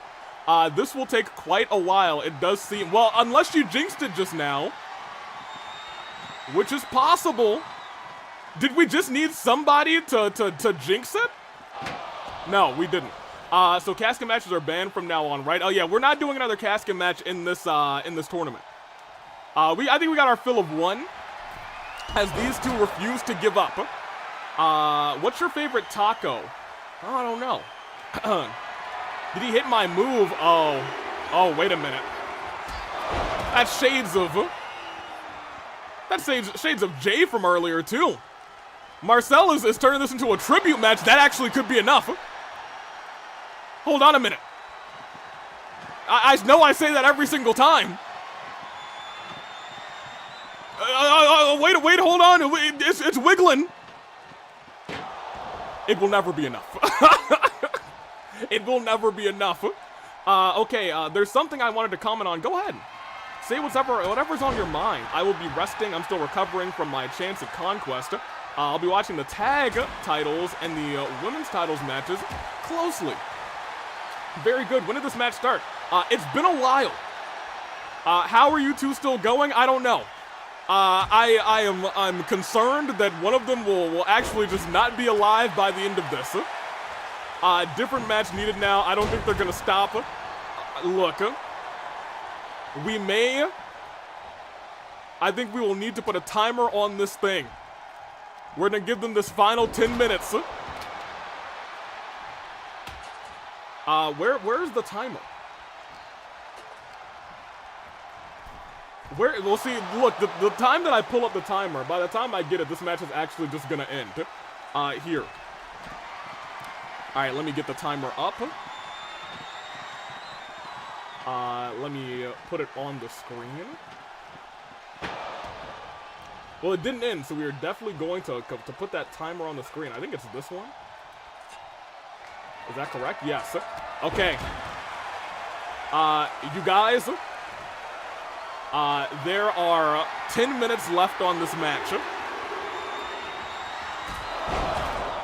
If it goes for another 10 minutes, we're just gonna simulate, and whoever wins wins, which means they better do their best to try and end this thing, because you might leave it up to RNG if you don't. I think Marcel might have heard that. But Jay did too. So, what do you guys want to talk about for the next 10 minutes or so? Do you like jazz? Steel step to the head of Marcel. I think went for that actually, and also went for the kick, but the steel steps in the way. The steel steps actually stopped both of those moves, but didn't stop the actually that time. Dirk, do you like strawberries? I do like strawberries. Let me see. I don't want to spoil the Rumble, but the Women's Rumble was good. That's delightful. I'll be checking that out later. Let me see. What's your match of the night so far? I think, I don't know. There were a couple of these tournament matches that were very good. But I also thoroughly enjoyed the closeness of the Chance at Conquest match. I think so. I think I'm really regretting not getting dumplings. Hey, don't worry. At worst, you'll get them in about 8 minutes and 30 seconds. Strawberries as a fruit or an ice cream. I actually very much enjoy strawberry ice cream. And as a fruit. I'm not too keen, once again, on like artificial strawberry like flavoring. Oof. So when I get like a strawberry ice cream, it's got to be that strawberry ice cream that has like the real strawberries in it. I'm that kind of guy. Let me see, Dirk. I don't know you too much. I know you don't know too much about football, rather. But who do you have winning the Super Bowl? What are my options? Give me options and I'll tell you who wins the Super Bowl. What are my options here? Yes, actually, twice. Me get into a really long match. Oh yeah, this is arrow levels of long. I'm actually again on the outside. Let me see, Hawks and Patriots. I have to go for the Seahawks. Admittedly. To be fair, is Taylor Swift in the Super Bowl? I have no idea. I don't know who's performing at the Super Bowl, to be honest. By then it'll be too late in the day for me to eat them because it'll be too close to dinner. I see. Just eat one of the dumplings. Oh no, my gosh!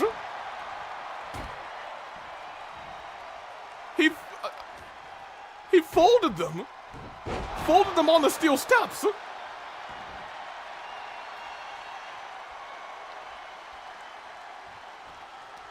Bad Bunny is halftime show, I think. Oh, that's cool. Green Day also performing Buckle Bomb. And the shovel back. Look at all of this blood. Now I'm pretty sure this is the blood of both of them. This match has been going on for so long. Without end. Dropped. Stood right back up. But can't get him into the casket. I have another important question. We will see. Wait a minute. Wobbly. Oh, that was interesting. I don't think I've ever actually seen anyone go into the casket like that before. That was fantastic because kidnappers don't deserve to win. JFJ did indeed lose earlier. Marcel, are you going to get a second hand on that casket? No? No? Okay. We'll keep talking then. I'm going to have another child when this match ends, man. You're going to what? I'm sorry? Ooh, hold on a minute. Stood back up. Taylor did time that matchup. It'll be the Mindbenders versus Remember This versus the Tag Team Champions. Through the ropes again. Oh, and sent down. Can Jay get a second hand? Probably not. They'll never finish. I think it's safe to say this next 5 minutes they're gonna just keep teasing the audience. And you know what? Part of me believes that these two trolls, when this timer up here hits like 9 minutes and 50 seconds, they're actually gonna end the match. And I think we're all gonna be kind of both furious, but also like, oh yes, of course. That's what I feel like is gonna happen. That's yeah, let's see. GTA 6 will come out before this match ends. That is completely not true. That's hyperbole too far. Oh, hold on. One hand. Maybe he'll get two hands. Wait, maybe he did get two hands. Maybe he'll close the casket. Oh, and of course not. Anywho. I digress. Step back in. Shot there off of that and DDT. DDT. Stood back up. Ugh! Dropped.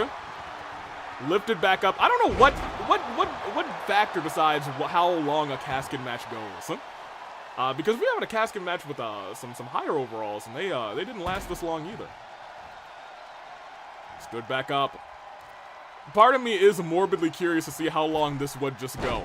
But admittedly, that morbid curiosity also has me believe that 2K would just crash before the match ends. I think that honestly might be the funniest ending if this match were to end by 2K crash. I think that would be so funny. On the list of how hilarious this match could end, I think that might be number one.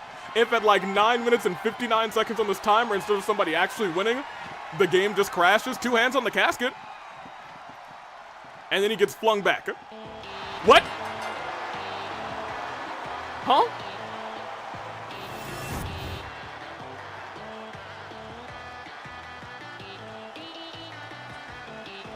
Well, I'm shocked. Well, I'm shocked. Everyone were free. Let me get this timer off of the screen real quick. What a match these two had. A unashamed, unadulterated, almost 50-minute banger. Someone in chat will give me the actual times for this one, but it sure went. It sure went. We will keep going. In fact, we don't need to see these instant replays. We saw everything that happened in this matchup. Unless this is the end. We'll show that one again. Great. Awesome. Good job, Jay. I feel like we were held captive. I think we were a captive audience here tonight. But we will continue. I'm gonna say that we're gonna say that casket matches and ambulance matches are both illegal for the rest of this tournament. So now we have 4 banned match types. So we'll see what Jay and David get up to. Here, let me get you guys predictions first. In what was certainly a true captive audience experience. It ended at 6:54. That's close to no. No.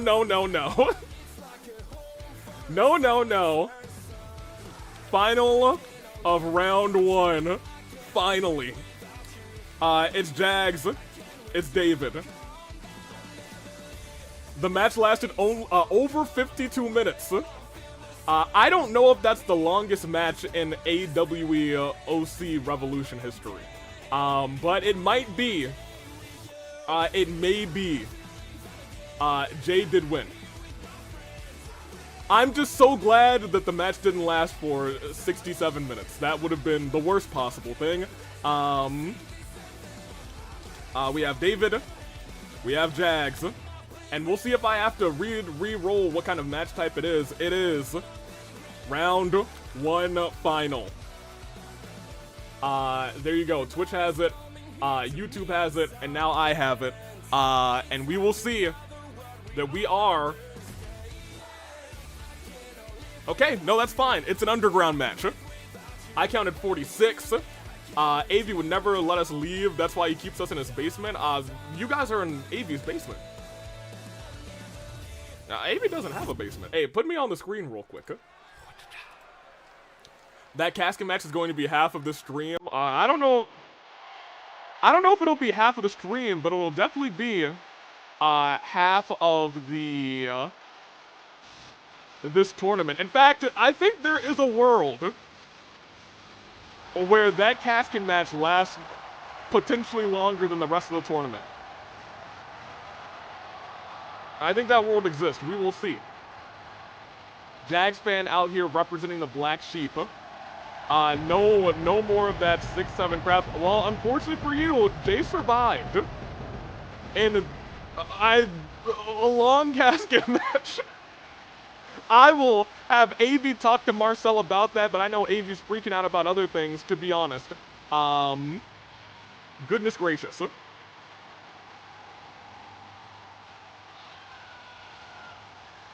Best of luck to Jagspan. Jagspan has been very close to gold on multiple occasions. Most recently cashed in that chance at Conquest, but unfortunately, not enough. I need Jay Wong to get squashed in his second round. Oh, goodness gracious, that's fair. I feel like Jay has now a whole lot of heat.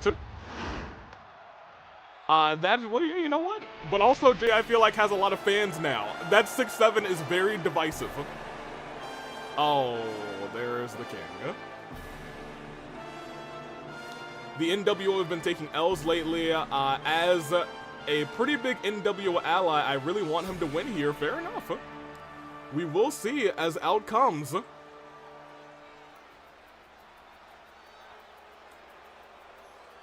for potentially the last time, the king.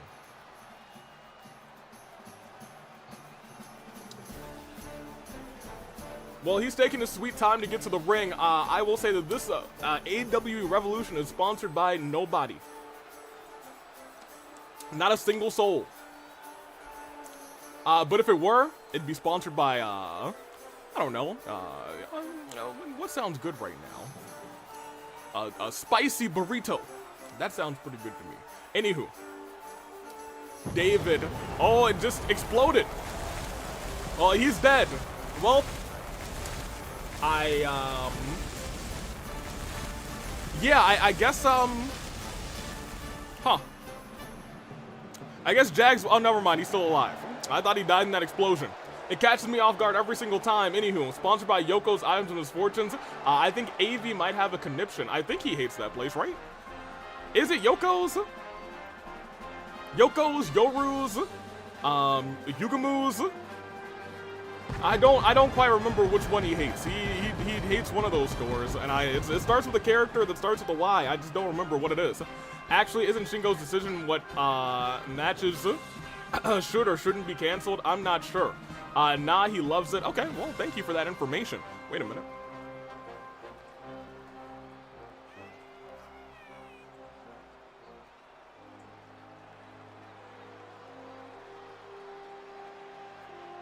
Well, that's still a future me problem. Let me see. He loves Yoko's. He hates Yugu's. Oh, Yugu's. I see. That sounds close. That sounds close enough. I think that's right. Anywho, we're going underground in the last round of this tournament quarterfinals. The King versus Jags fan. Last time in the ladies tournament, Alice lost in round 1. The following contest is an NXT Underground match. The only ways to win are by knockout or submission. Introducing first, from parts unknown. I wonder who you guys have in this one. 280 pounds. Because you would think that the I guess that the royalty person would be the winner. The winner of this will have to go up against Mr. 6'7" Jay Wong.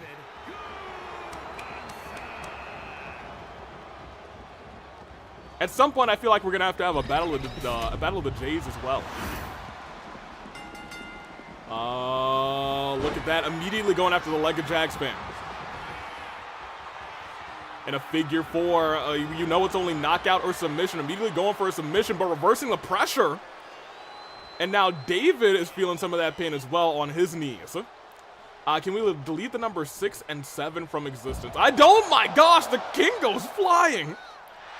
I don't think we can delete the numbers from existence. Oh, Boston Crab. Sammy checking on. If that were over, every time I see the person in the ring, I just, like, I'll have to double check, like, is that Sammy? Because Sammy's no longer allowed to wear that blue shirt and bow tie, which is so saddening. Again, face first into that LED post. Dropping the knee. And a big chopper. A couple more big hits. Yanking that arm.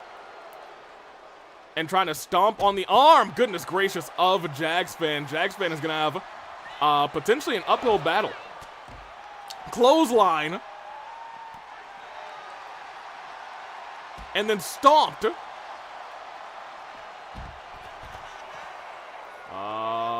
Lifted right back up. And again goes into that post. The King using the ring around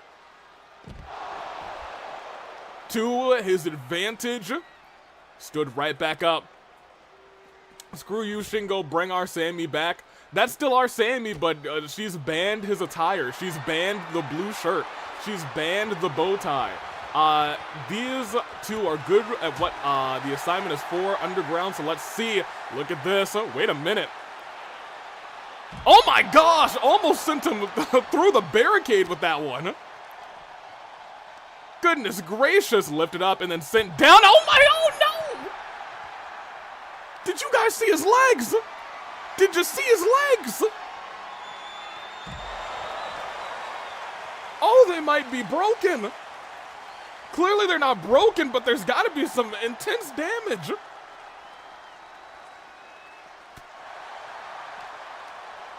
Goodness gracious. One kick, two kicks, and a clothesline. Jags fan, with that move, may have really started to work himself back up into this brawl. Doing this not just for himself, doing it in honor of all the black sheep. Reversal right back, German, no. Tossed him right on his chest. David able to roll out of the way. That is the King for a reason, but I do need to point out, Jags fan very close to that signature now. David not letting go. Jags fan able to get out of it, but David's still the one standing. Stomping on the face. King walking around, stomping again on the back. I think going for a submission, but Jags fan a step faster there. And a clothesline right to the nose. This matchup, which started all David, has now evened itself out. And in fact, in terms of vitality, Jags fan currently has the strict advantage. Lifted up on the shoulders. Center of the ring. No, not center of the ring. Oh my gosh. Oh! Tossed him over the members of our ring crew. And back onto the ground. We're responding, returning fire, but then getting caught by Jags fan and tossed right back down. It is a muscle game versus a resiliency game, but a spear doesn't connect. Reversed into a DDT. Signature reversed. That's bad news for Jags fan as again, no, didn't go head first. I think may have taken a step to the right to avoid that. A third time, may have sent head into the red area, may have been bound for potential concussion protocol. Is now the face is getting rubbed on the carpet, might have carpet burn on the face, the nose, the cheeks. Stood back up again. And look at this, sweeping the leg and dropped onto the head, and Jags fan is in danger. Is this gonna be enough? Oh, wait, reversal! Reversal of the finisher at the last second, sent through the barricade! Jags fan just put the King through the barricade and stomped him into the ground! What on earth? Lifts him right back up and sends him down again. Oh my gosh. And into a submission hold. Sweeping the legs. David somehow still standing. Big chop. Heavy combinations. Jags fan at the last second, putting David in danger. Turned around. Ripcord knee strike knocked out the King.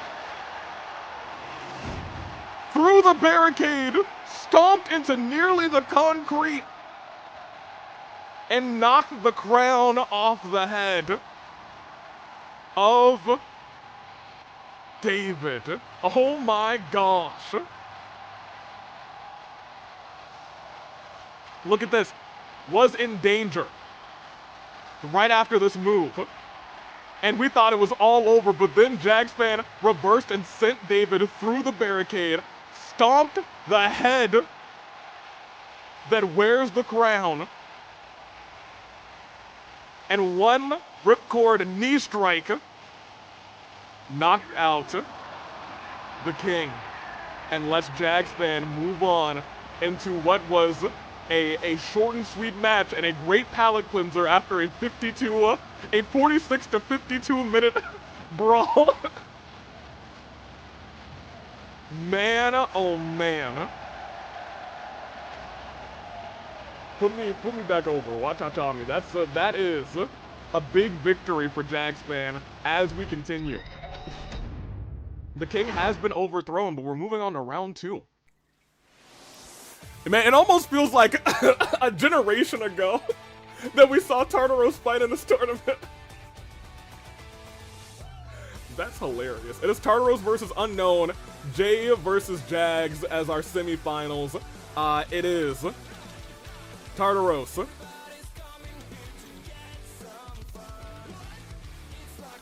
Unknown semis.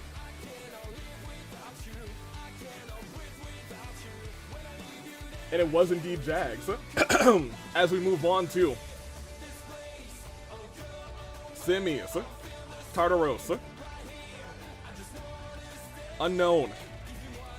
I'll give you guys 2 minutes, because now there's no entrances. Shall we? I believe we must. First, let me see what match they're gonna give them.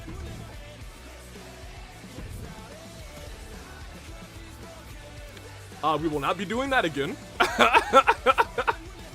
So let me re-roll that, actually. Quit that. Little re-roll. I gotta go now, but good luck in the next round, Jags. See ya. So long to Yakuza. And a re-roll. To see you. And that one is fair. They're going at it in a steel cage match. Cut it on over. Wait a minute, what? Why are they so hurt? What? What is medical doing?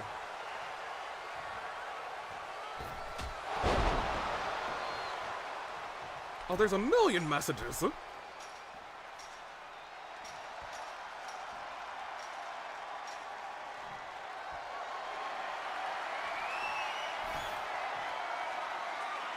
What?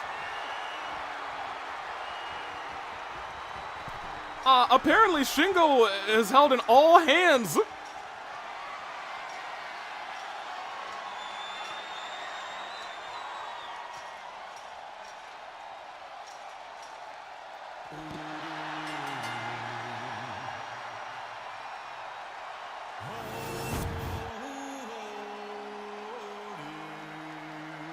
Shingo is held in all hands. And apparently an all hands for the medical team. Nobody's getting healed backstage right now. Do we restart that match? I feel like it.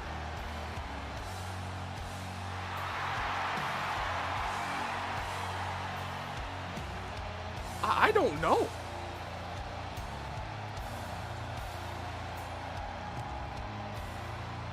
She can't do that. Apparently she can.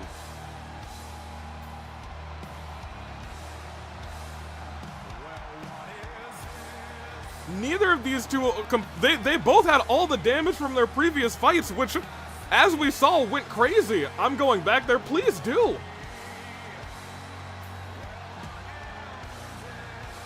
What the heck?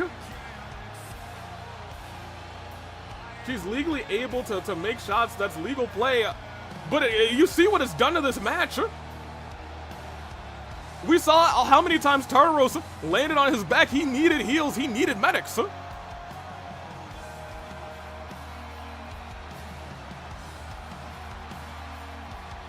You're telling me that I went through an underground match, have blood on my face, and I'm going to get no treatment? You might be able to patch up some of the blood, but no, apparently not. No, that's discrimination, illegal. Go get her.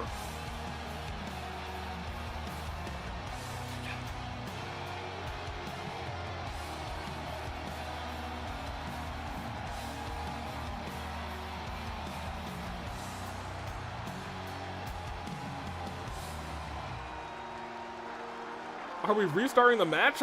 At the very least, I feel like we at least shouldn't have them in this steel cage. Here, let's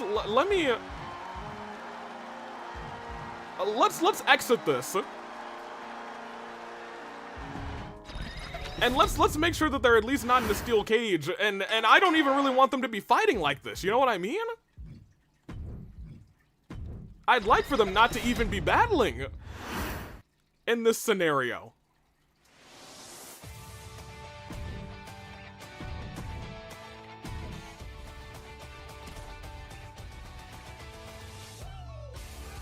We'll settle for an Extreme Rules match, I suppose.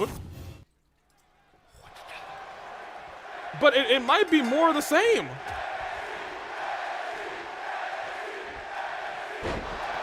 Shingo's literally, it's been not even 24 hours and she's causing all sorts of stress and heartache. Even here in OC Revolution.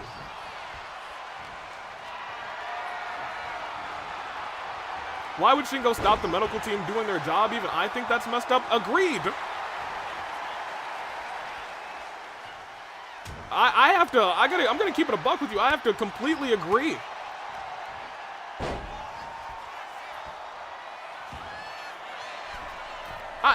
And look, I can understand maybe calling maybe one or two of them out, but like calling all of them? Forcing all of them to stop doing their jobs in the middle of a show?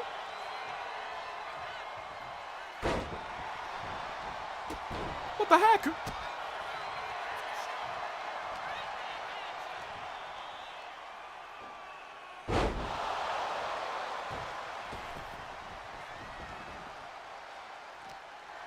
We could set up a makeshift office if needed. Look, please do. If you have an additional doctor there, at least have them I guess, patch up any open cuts and bruises, any healing that you can do. I'm sure it won't be able to do the same as 4 medics. And a couple of magical healers, you know what I mean? But it's something. I don't even know how long they've been in that meeting. Shingo, I'm surprised that they kicked out. Shingo, us, or some of us don't like you, says Sky, all because what the heck was that girl? I swear Shingo is, you see what the difference is in this. We were having a good tournament where everyone could fight at their fighting best, and now we're having a tournament where people's livelihoods and careers could be on the line because they're not getting the medical attention they need. Hold on, Suku must have some herbal remedies or something, Suko rather. I have a tiny bit of medical knowledge. Look, anything helps at this juncture. Isn't that against her old status quo? She wants the AEW to be a place that is safe, yet stops the, yeah, agreed. I'm disappointed in you, Shingo. I thought we were on good terms, but now I can't let that slide. Look, I don't know what her deal is. Spear by Tartaros to unknown. 1, 2, and that's resiliency.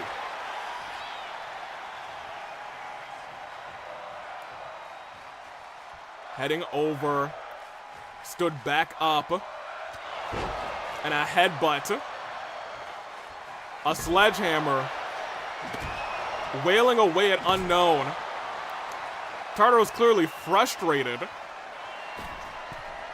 Especially frustrated because, admittedly, Tartaros did lose. Did lose just a second ago. Oh, but look at this. We saw this in the past from behind. Scoop slam-esque and dropped onto the ropes. Goes into a pinfall once again so late into this tournament. 1, 2. Anything could be a decisive blow. Anything could be a decisive victory at this point. A kick to the head. And another spear. That's got to be all she wrote. Crawls into the pinfall. That's 1. That's 2. Well, I'll be. Calls are being made. Going to get a setup made. Thank goodness. Thank you so much. I know a healing spell with my Keyblade, so I will help for sure. Look, everyone do what you can. I didn't expect this to be an all hands for all of us. You know what I mean? If I'm getting fired, I'm gonna make these low blows effing worth it. Hey, you know what? Go for it. Unknown getting tackled through again. That's one. That's two. Unknown refusing to give up. Has a signature built up. No healing, no problem. Just kick out a 2.5. Hey, that's not easy. That's not easy for everybody. Has him up, slams him down immediately.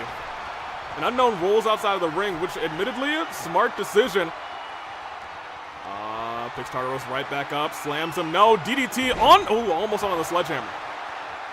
That was almost dire. Another roll up by Unknown though. 1, 2.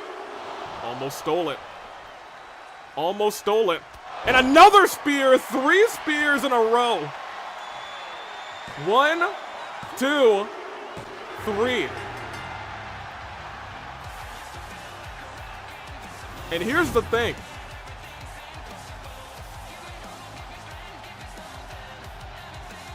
Unknown won the previous match.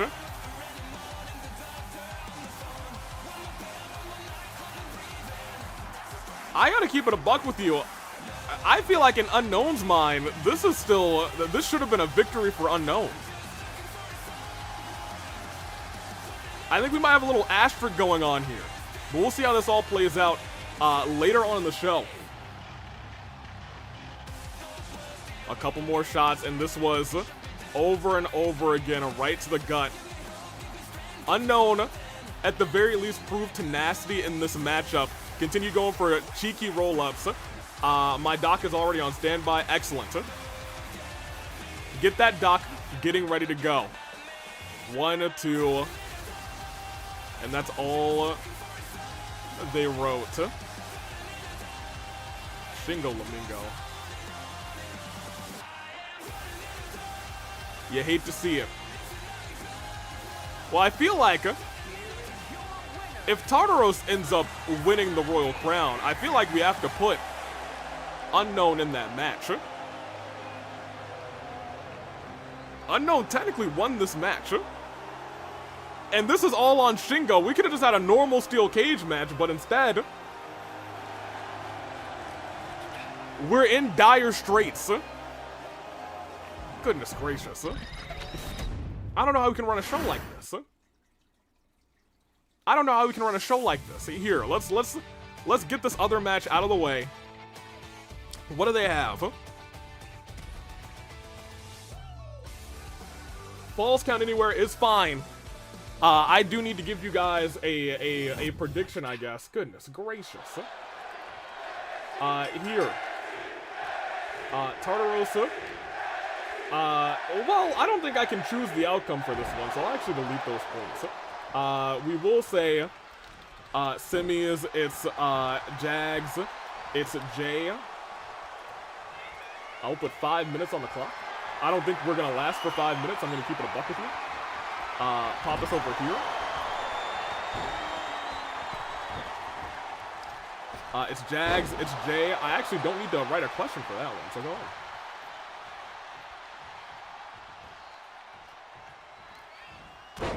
I'm still getting all sorts of messages. And these two still hurt. Look at how damaged Jags is. And somehow, some way out, I don't know what to tell you. Jay is even worse. Jay fought for 52 minutes and couldn't get a heal. You're sending Wong to get murdered? I understand. Not fast enough. It's goodness gracious. The thing is, we're not gonna have like a good like chunk of time in between things. You might be able to get them healed up before any championship matches, but I don't know if the healing's gonna to really kick in or really be effective. Goodness gracious. Directly into the pinfall, which is a smart decision. 1. I'm sorry, 1.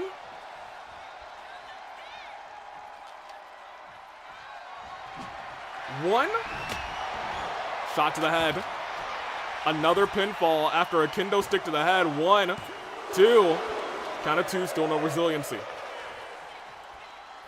Off the ropes, missed wildly. Into the ropes again, spear. And Jay's gonna have to. No? Resiliency? Suku is not fought yet, but I'll tell you what's about to happen now. A big old stomp to Jay. Get that pinfall. It's got to be resiliency. 1, 2. And there it is. Now, I know we said we are sending Jay to get murdered. That is actually kind of what it feels like. Reversal there.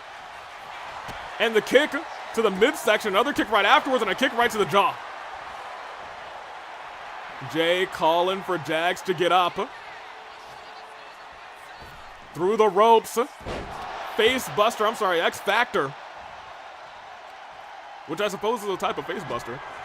Stood back up, and again a shot to the head. And now, well, admittedly, Jade being very smart. Oh no. 1, 2. Jags didn't burn. Jags still didn't burn. Oh, no, not into the corner. What is he doing here? No, wait, he just tossed him out of the ring. Actually, clothesline. Wait. 1, 2. That's resiliency. Hold on a minute. Hold on a second. Drop kick to the back. Jags rolls into the corner. It's false count anywhere in this matchup. Another kendo stick. Jags is on wobbly legs. Dire Straits kick to the head. Lifted right back up and needs to stay in control. Oh my gosh!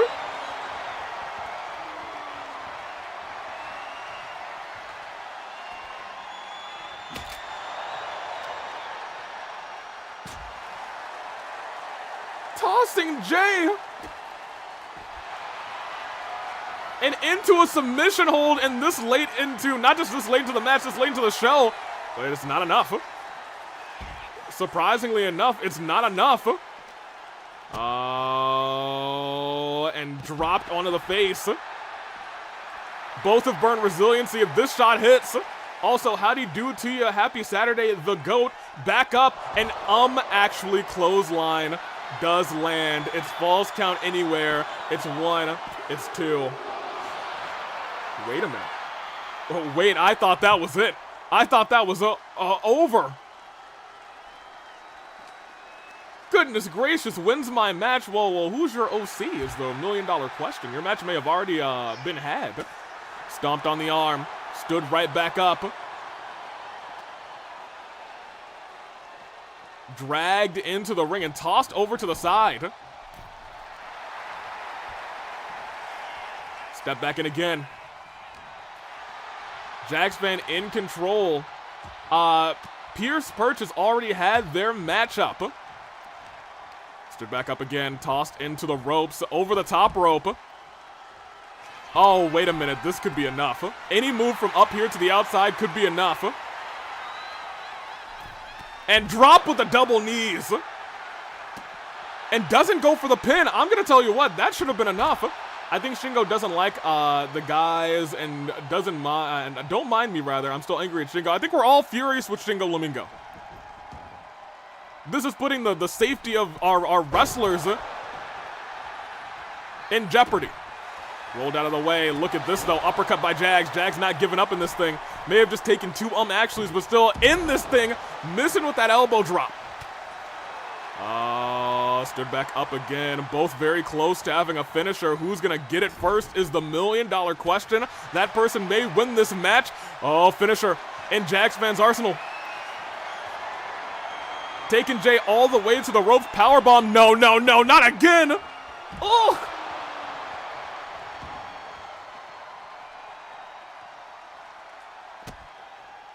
Jags is determined, and there goes that stomp into a cutter. Into a cutter. Sammy taking a sweet time trying to get out of the ring. 1. Sammy took too long. You got to imagine he got caught on the ropes. If he would have done that, it might have been the end of the match. Reversal right back into the barricade. Jags already put one person through a barricade here tonight. Dragged over. Pushed in, punished. Jags still bloodied. All those cuts reopened from that previous match. Clothesline, but got caught in the back of the head with that kick. Got caught in the head, in the back of the head with a kick.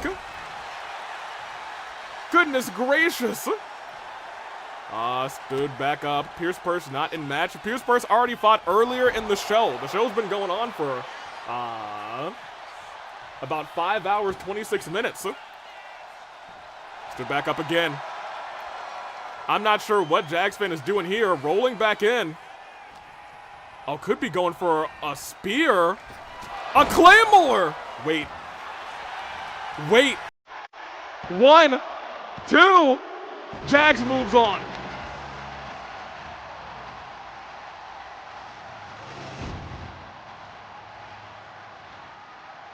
I don't know, admittedly, how Jags fan got that one kick out. Man, you were in a showcase against Iroh again. That did indeed happen. That was earlier in the show. Rolled through and clothesline. You have to go back in the broadcast to watch. And that is 1, 2, and we thought Jags fan apparently still got some sauce. Goodness gracious. Stood back up again. Clothesline one more time. That actually we thought especially that it was over here. But somehow, some way, at 2.9 got the shoulder up. And then again, Pop J, using that extra height to his advantage, steps back in, but got kicked in the back of the head. But at the end, after getting turned around and knee striked, tossed into the ropes, and big booted. That's all she wrote. 1, 2, 3. I'm getting so many messages from that chat. I would like for you to know that the GMs and AV are furious on on all of our behalf. Jags fans still fighting on though as we head to our final. It will be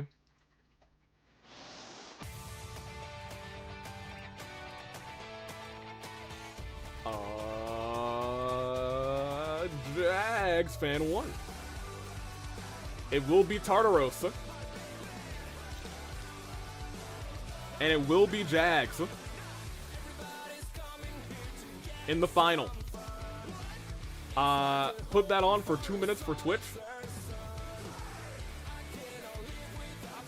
Please patch up Jags fan from that blood as soon as possible.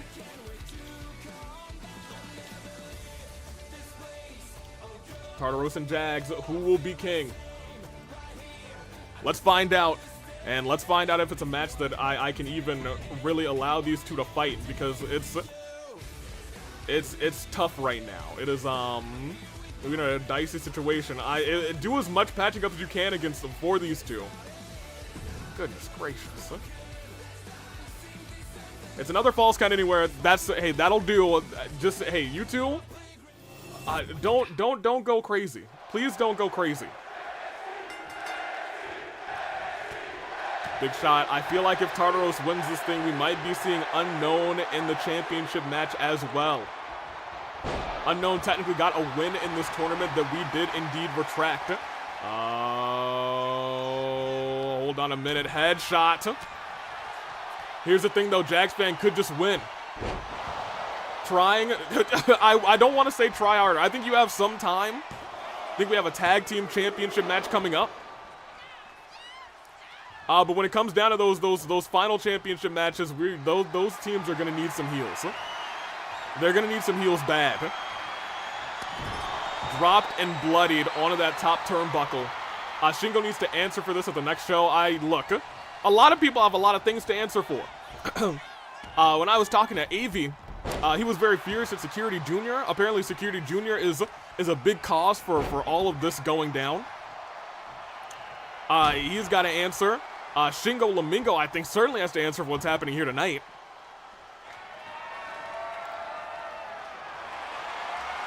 Disgusting, despicable behavior. Goodness gracious. Couple of chair shots. Anything goes in this Falls Count Anywhere match. Double axe to the back. Jags fan. Big splash. Stood back up. Turned around. And that knee lands. Tartaros is stunned. Tartaros does have resiliency, but Tartaros is stunned. 1-2. Did not burn. Did not burn. Now hold on, it wasn't Junior's fault for what he did. He was justified after all. Well, I need more information. I'm of the opinion that Security Junior, oh my gosh! Pinfall, 1, 2. That is resiliency. And Tartaros immediately goes. And adrenaline's up into the pinfall right afterwards. Jackspan does not have resiliency. 1, 2. 1, 2. Another kick out. Dust saying I want to confront Shingo for this. I have had multiple reasons to be angry at her and be held off, but this crosses the line. Look. Oh my gosh, dropped onto the chair. I'm not sure if that's the best idea. You can try. But this Shingo is I don't want to say is not one to be toyed with. But you got to be ready. Oh my gosh, another one on the outside. Wait a minute. Tartaros still has a little bit of that bar left. Sammy's in position. 1, 2.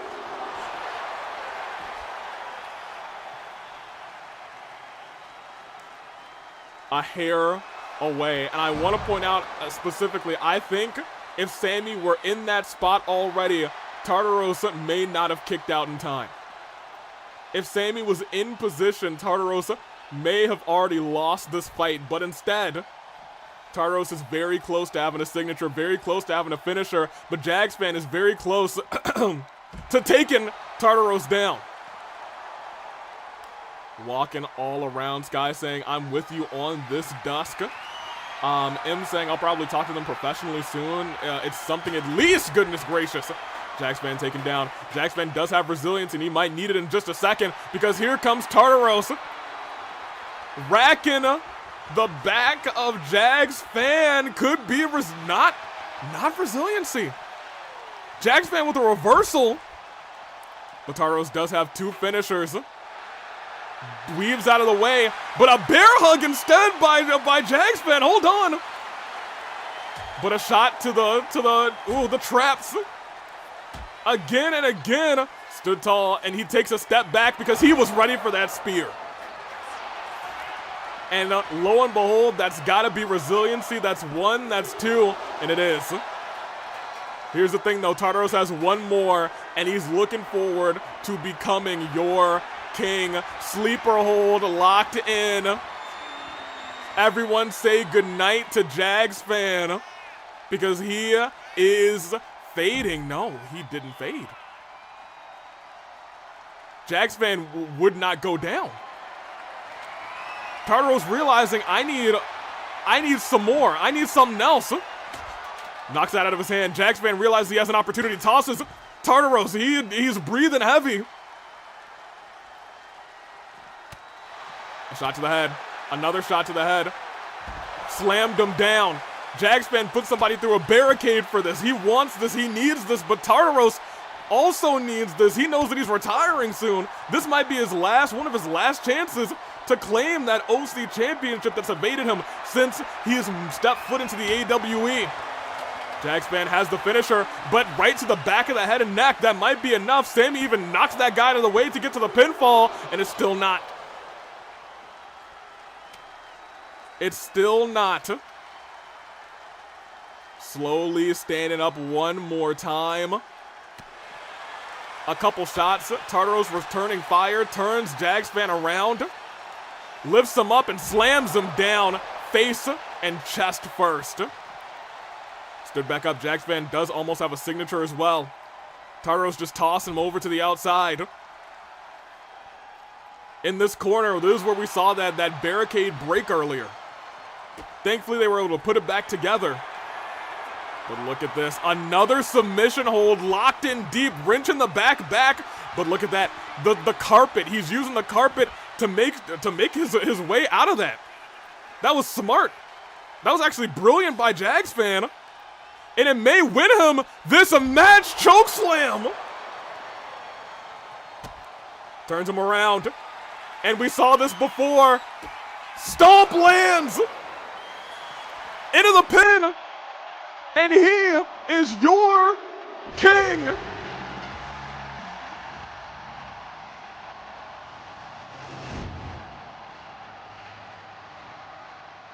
How is that thing going? Look, I need you guys to at least by the World Championship matches, they got to get some heels. That would be an incredibly fresh DJ versus Jags fan, and I don't think anyone wants to see that. That would be this close. It would be a maybe 35-second match. But at the end of the day, Jags fan takes the job. He gets the job done. With no help from Shingo Lamingo. Literally no actual help from Shingo Lamingo because of the medical team. Goodness gracious. It is good to see Jags fan finally on top, but will Jags fan be able to win the title tonight? So far, there is a 100% chance, or I guess a 100% win rate on the Royal Crown winners. We'll see if that holds up tonight against Magdalena and Jags fan as they go one-on-one with Hazel and DJ. Albeit, if you have not figured out the medical situation, I can bring over them over to medical if that helps. Please do. Look, whatever we can get going, please get going. Get your healing spells, get everything set. Because from my understanding, it looks like it's blocked out on the calendar for another 2 hours, and this show is not going to go for another 2 hours. Goodness gracious. We will also, just one more time, very, very quickly say, congratulations, Jags fan. Beat the King, beat the 6-7, and beat 3 very notable participants in this tournament. This was a tough tournament for Jags fan, but got the job done. And that's your King of the OCs. Congratulations once again. Let's go back to the universe here. Now I can actually set up the last of these matches. Because let's edit real quick. We have a triple threat tag team match.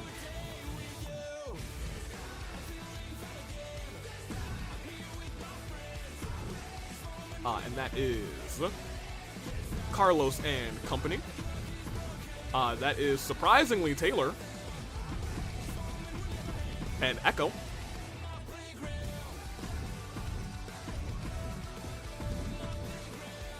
Very good. And then we also have to select over here our two victors. This is now Hazel,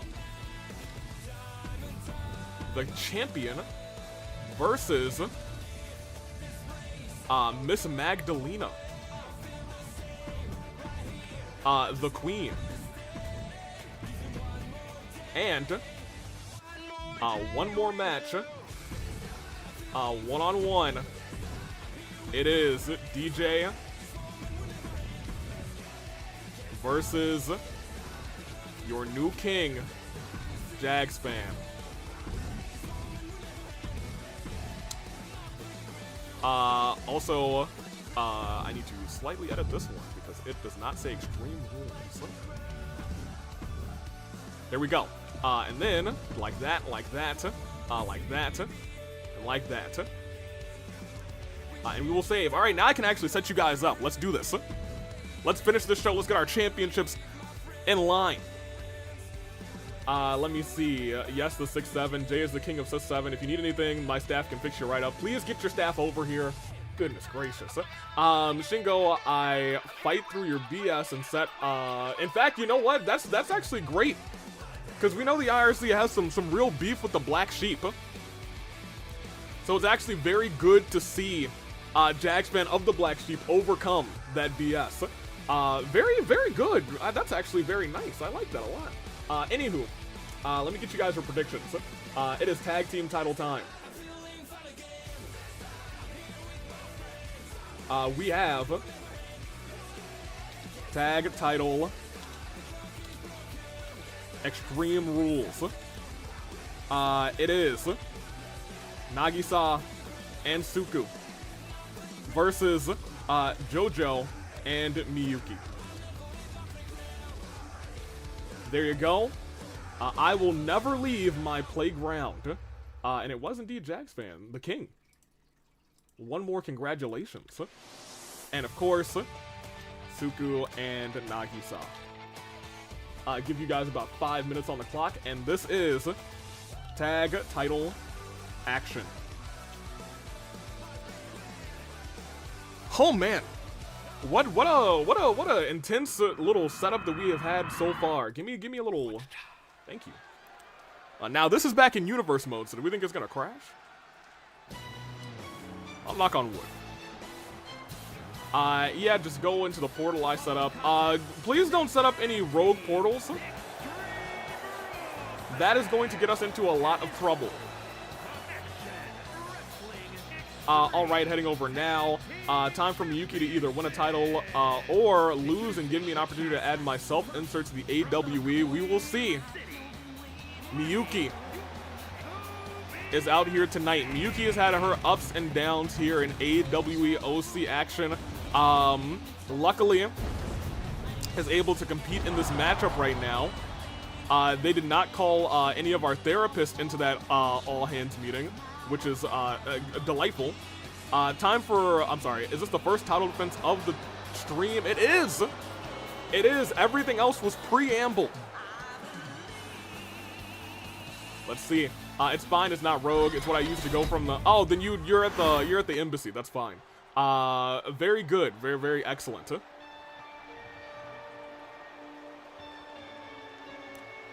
And with Miyuki in this break room or rec room, I don't remember what they decided on, is JoJo. Not a bizarre adventure. It is JoJo who is here to beat you up. Let's see how this thing plays out. Very, very fun little design here. These two feel like, I wouldn't say polar opposites, but you know, maybe opposites attract here in the AWE when it comes to competing together. Because when you look at both Suku and Nagisa, they are a little bit, they do feel a little opposites attract as well. Rolling through. Let's see how this all plays out. I'm late, and maybe I saw my OC there, and maybe wasn't. Well, you don't worry. If you check on YouTube, you can see the entire match card, or we can tell you when they popped up.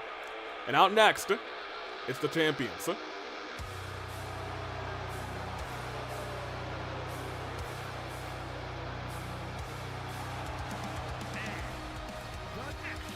Pink and Pain. Okay, not Pink and Punk. It looks like they're going Pink and Pain now. Goodness gracious. Well, all right then. I guess Nagisa's bringing the pink and Suku's bringing the pain. Now, they specifically requested for Extreme Rules. They wanted this matchup to be Extreme Rules because they said, hey, as long as we're champions, we're not having no standard tag team matches. We're going to make sure we bring the pain as best as we can. Stood back up, and that is in a testament to how they won the tag team championships as well in a very brutal match. We'll see how it all plays out. I don't know what that M stands for that Suku was holding up there. Maybe it stands for mulberries or maple syrup. Maybe it stands for Mudokata. Who knows? But it is time to see these titles defended. It's Extreme Rules. But the real question is, can Miyuki hit her finisher for once? That's the $1 million question. Tonight we get our answer. For the tag team titles. Very nice, very pretty. I want to join a Blake Shepard team. Please, Sky. It would make sense if it was Munakata. It might stand, maybe it stands for a Munakata. Yupin, the AWE champion. That did happen. Alex did win. I'm sorry, Alex did pin the AWE champion, which is a major alert, admittedly, for the OC division to pin the AWE champion. Not too many OCs have pinned world champions while they're world champions before. Look at this low DDT planted. And a kick to the back of the head, elbow to the back as well. Rolled outside of the ring and a coffin drop does not land, you know? I've seen a lot of people try and hit that coffin drop. I feel like it doesn't happen all that often. Suku outpowered JoJo there. But Miyuki out here saying, okay, that's fine. That's okay, I still got some in me. I got a little something for you. As we're seeing chops all over the place, but look at this. JoJo going crazy on Nagisa as Miyuki goes outside of the ring. Calls for Suku to get up. But Suku goes under the ring instead. Ladder in hands. Oh, this is dangerous territory. Fighting right on top of that ladder. Oh, man. Taken down. And a stomp to the leg. And then whip back. And now I'm in a triple threat for the AWE Championship. That is not true. That is not true at all. But there is a world where you might be in the chance for Conquest next time. Walking all the way around. JoJo all alone in the middle of the ring. And a shot right to the knee. And oh my gosh, went for a shot there as well, but a clothesline by Miyuki. JoJo gets that. Oh, wait a minute. Hold on. A triangle choke? Signature choke by Miyuki, but goes into a pinfall. No, goes into a power bomb. Lucky. Ooh. Don't like that. Let's go ahead over here real quick. And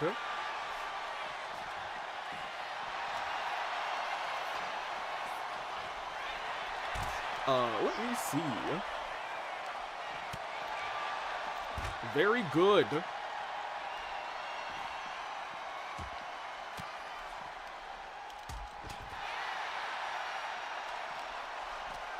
All right.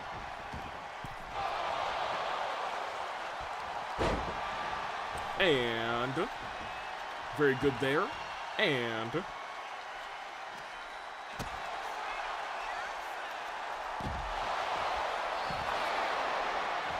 we'll do that.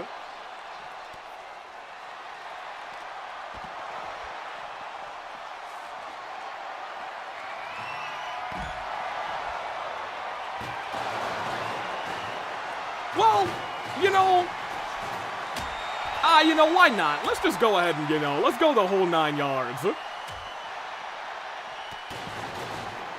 I'm feeling froggy today.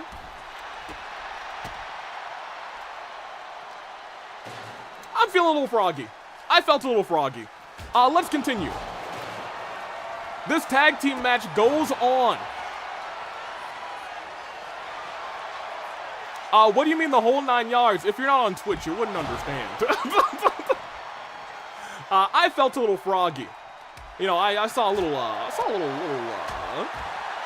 disrespect. So, I thought, let's make something little happen real quick.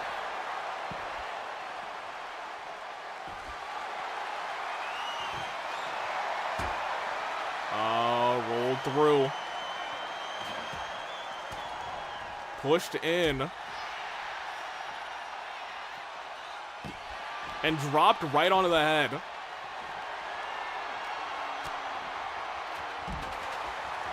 Hold on a minute. Goodness gracious, I want to say, admittedly, they're destroying the tag team champions. Popped up in the neck breaker. Well, never mind. Hold on a second. Right back. And Nagi-san just took down JoJo. All they need is one target, to be honest. But none of this matters outside of the ring. None of it matters outside of the ring. Taken down with authority. Tossed back into the ring. And tossed again. Goodness gracious. Went for a chop. Went for a kick. And what was that from Miyuki? Just laid out Nagi-san. Right now, Nagi-san and Suku are struggling to keep up. If this continues at this rate, I'm going to keep it a buck with you. It might be all over. Clothesline. Oh, dragged. A couple more shots and a shot to the gut as well. That finisher from Miyuki was sick. It was. That was not at all what I was expecting. But it was hit, and it was hit nasty. But oh my gosh, Nagi-san might have taken herself out as well with that move. And then took down. Good. Okay, Miyuki might be carrying this matchup. Look at the stamina bar, the vitality bar. She's got everything she needs. She got all the keys. Putting Nagi-san back into the ring, trying to make sure Suku was down for a second. Steps back down to make sure Suku's down. And now it looks like JoJo coming to potentially be the one to finish the job.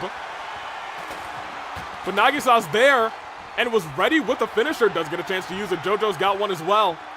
Off the ropes and two. Oh my gosh, a cutter. A cutter goes crazy.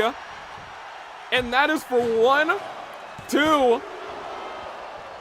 Kick out. Once again, no resiliency. And that's surprising because right now Nagi-san is feeling worse for wear. Suku trying to wear down JoJo. I think JoJo might be their biggest chance to win this thing. Suku realizing that, going right after JoJo, and a shot right to the head, but she needs to turn around. Needs to look because Nagi-san just got kicked right in the throat. And taken down again with that nasty move.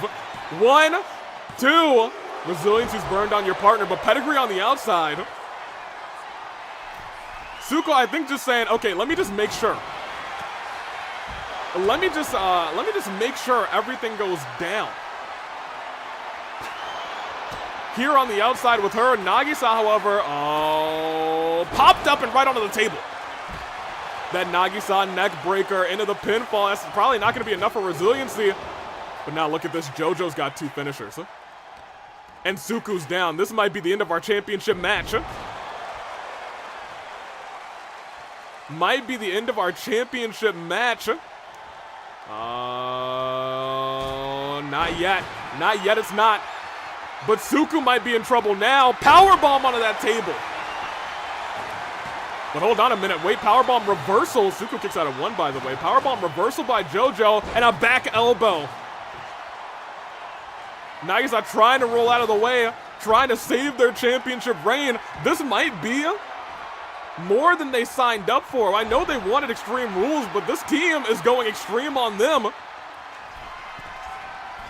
Maybe not, because Suku turning all the way around, staring. Wait, no, the table's on fire. Oh my gosh. Oh my gosh, she goes face first into the fire, into the flames.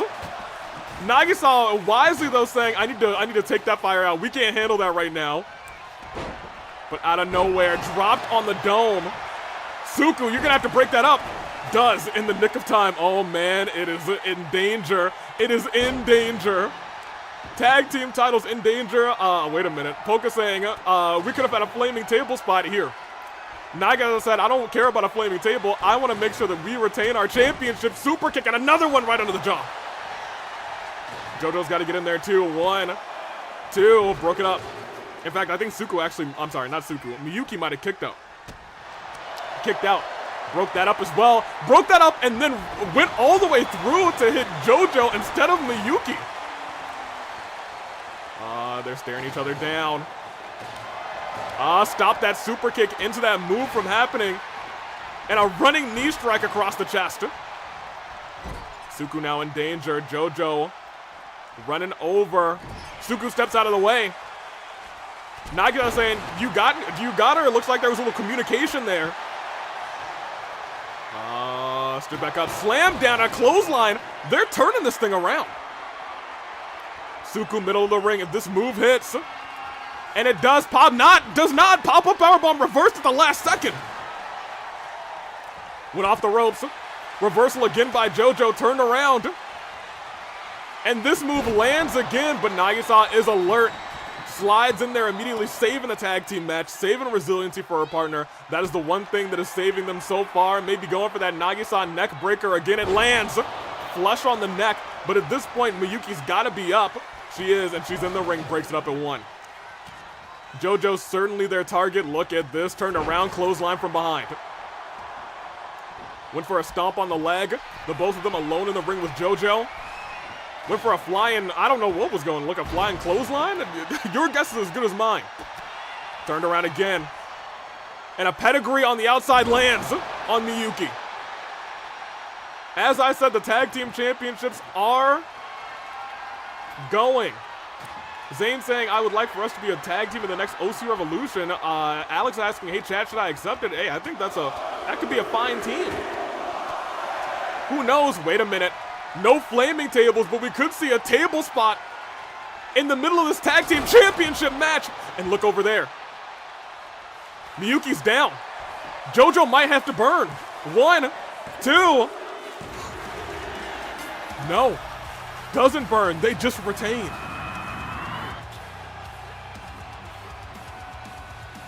Let me tell you. Pink and Pain. they were out of this.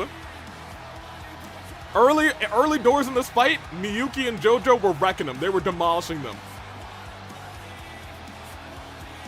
But once they got their footing, once everything started to go back into their favor, made it happen. Got the job done. You love to see it. Incredible job. Off the ropes.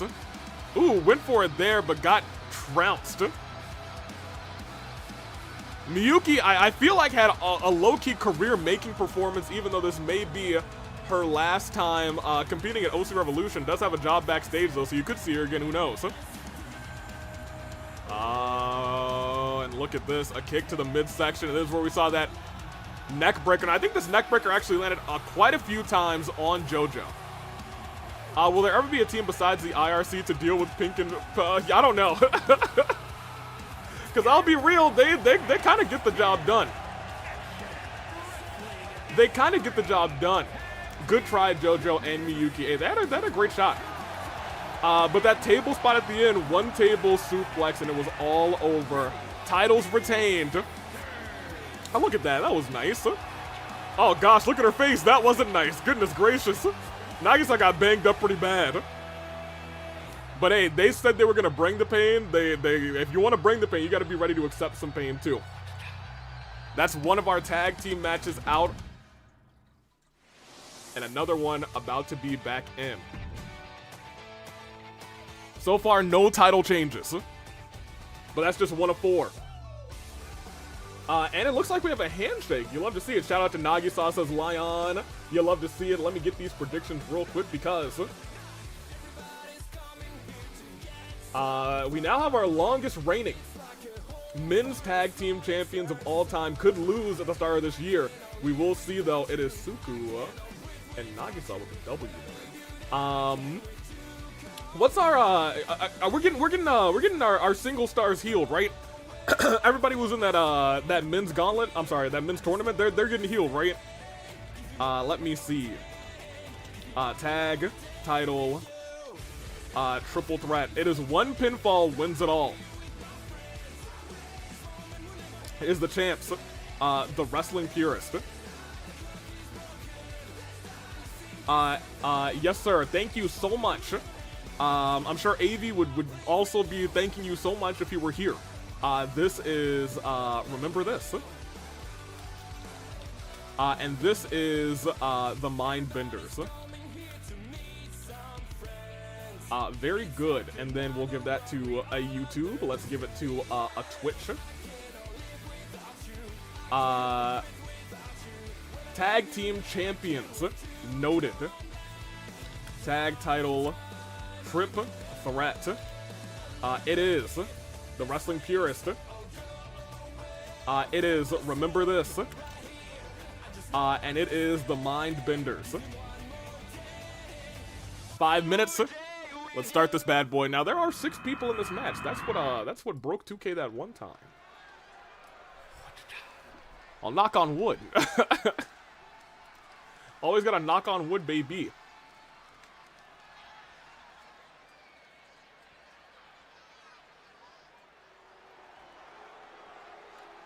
Good luck out there, guys, but me and Takuto are getting these titles back. We'll see. Because here come the Tag Team Champions entering first. Walking out immediately saying, okay, yeah, no. We're coming out first. It's our world. It's our division. And admittedly, they've been running it for quite some time. It's hard to argue.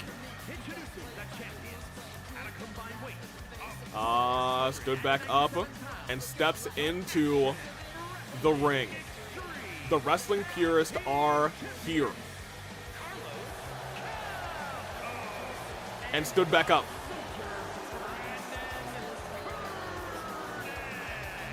I don't actually know how we're feeling about who's winning this one.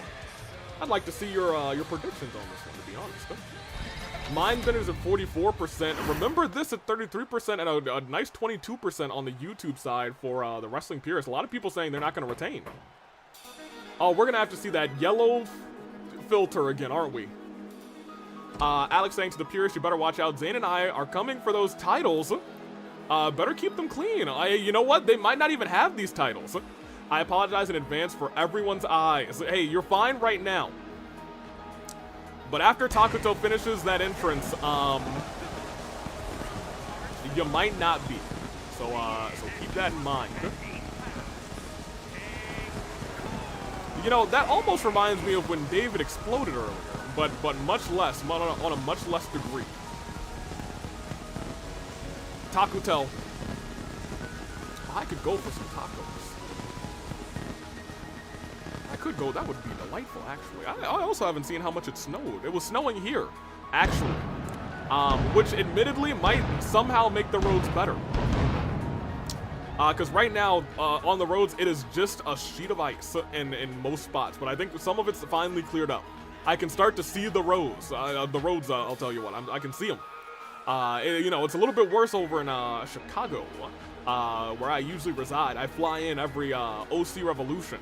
And in case of emergency, you know, I even flew in for a couple rebellions this past autumn. Whenever my twin cousin needs me, I'll be fair. I'll be here for him. You know what I mean? You know what I'm saying? Anywho, let's do this. Everyone, if you have some sort of eye sensitivity, I suggest you close them for about 1 minute and 12 seconds.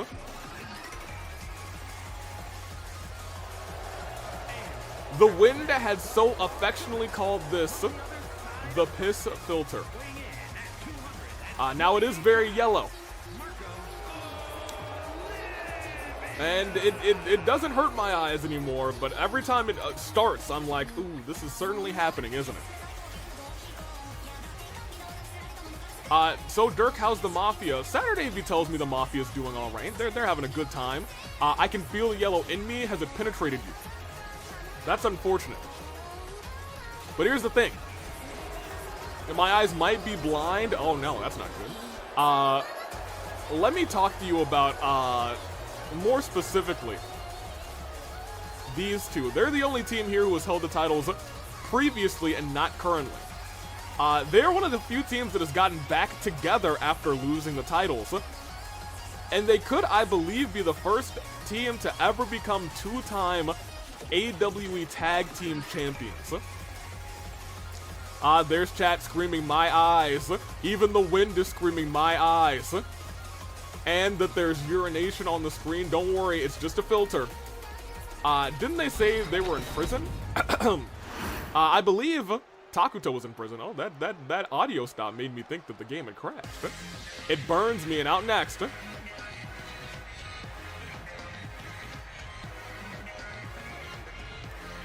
It is Ecko.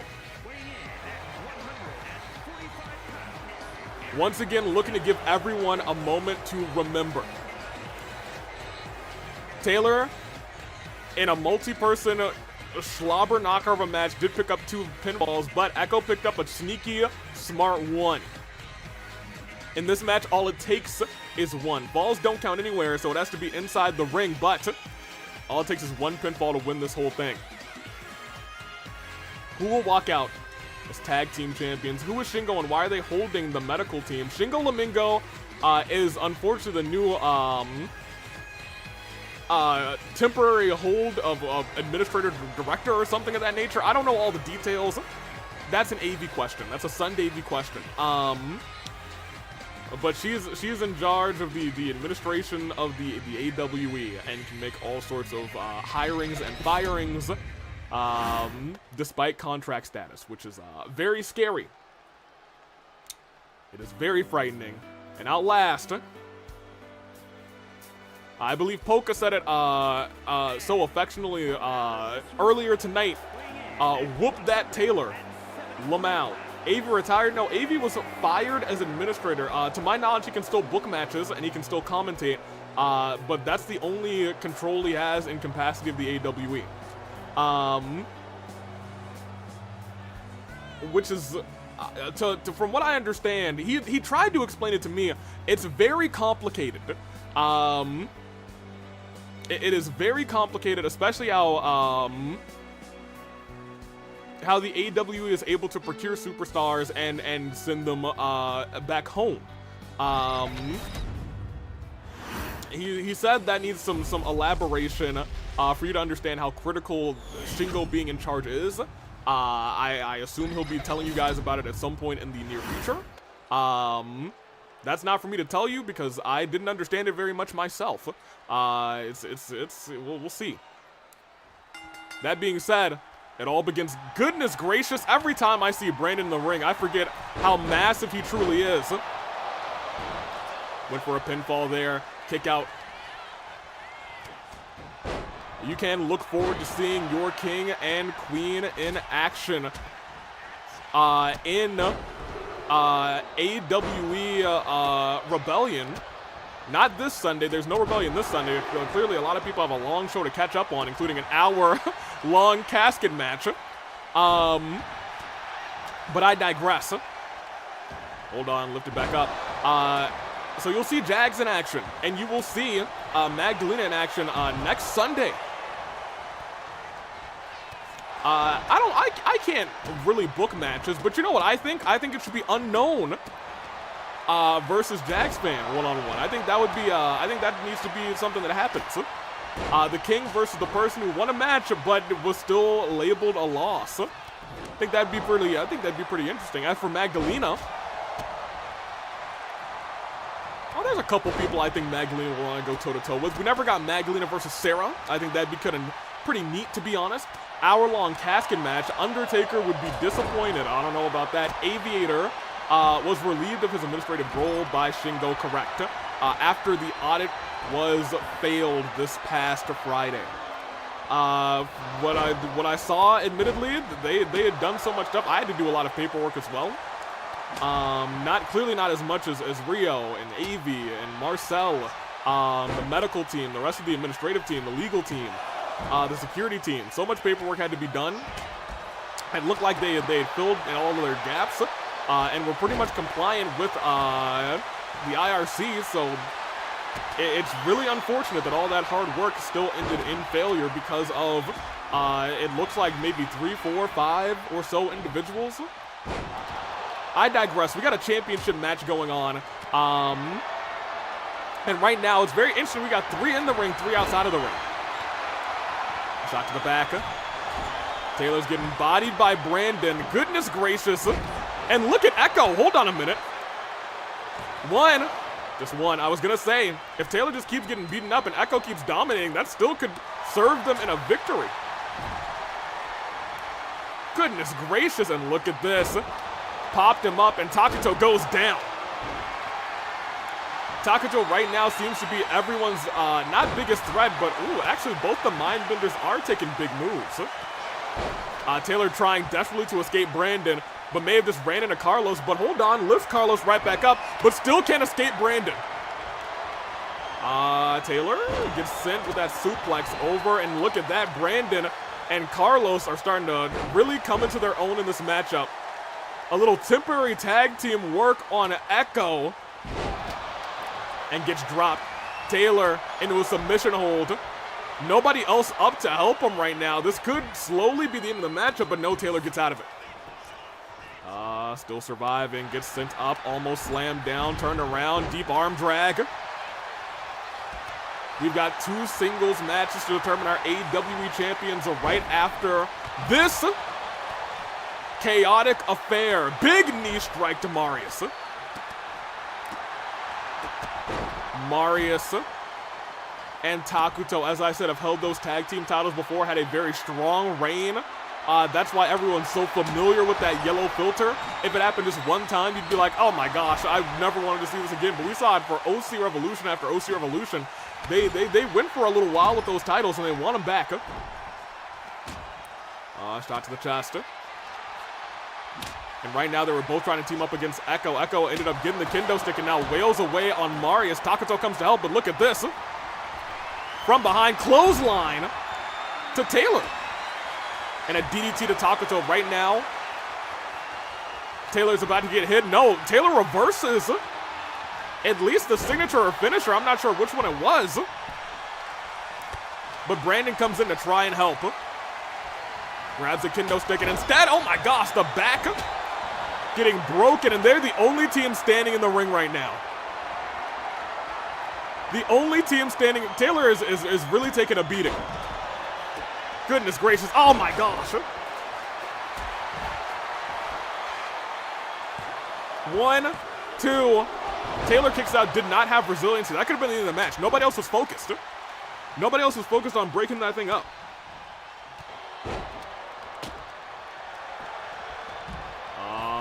Wait a minute, popped up. Sent over and neck breaker lands. Went for a stomp there. Rolled through. And oh my gosh, hold on, was that poison mist? I don't think my brain registered there for a second. Taylor trying to suplex the big man, actually got him up, which is crazy.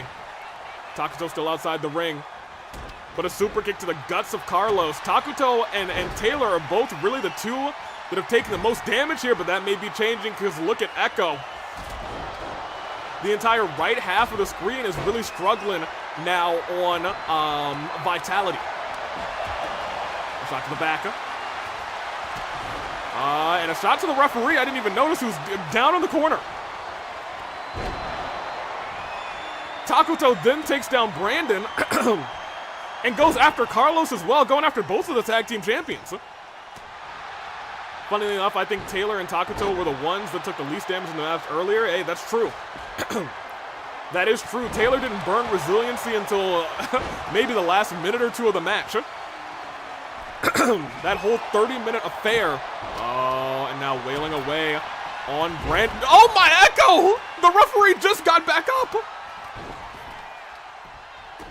That was a whole crossbody to the referee.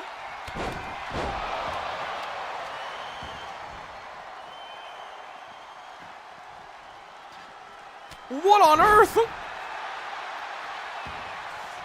Brandon slides back in. Gets the baseball bat. Taylor at least lasted with resiliency until there was a minute and a half left. Okay, yeah, I was going to say, like, about a minute or two.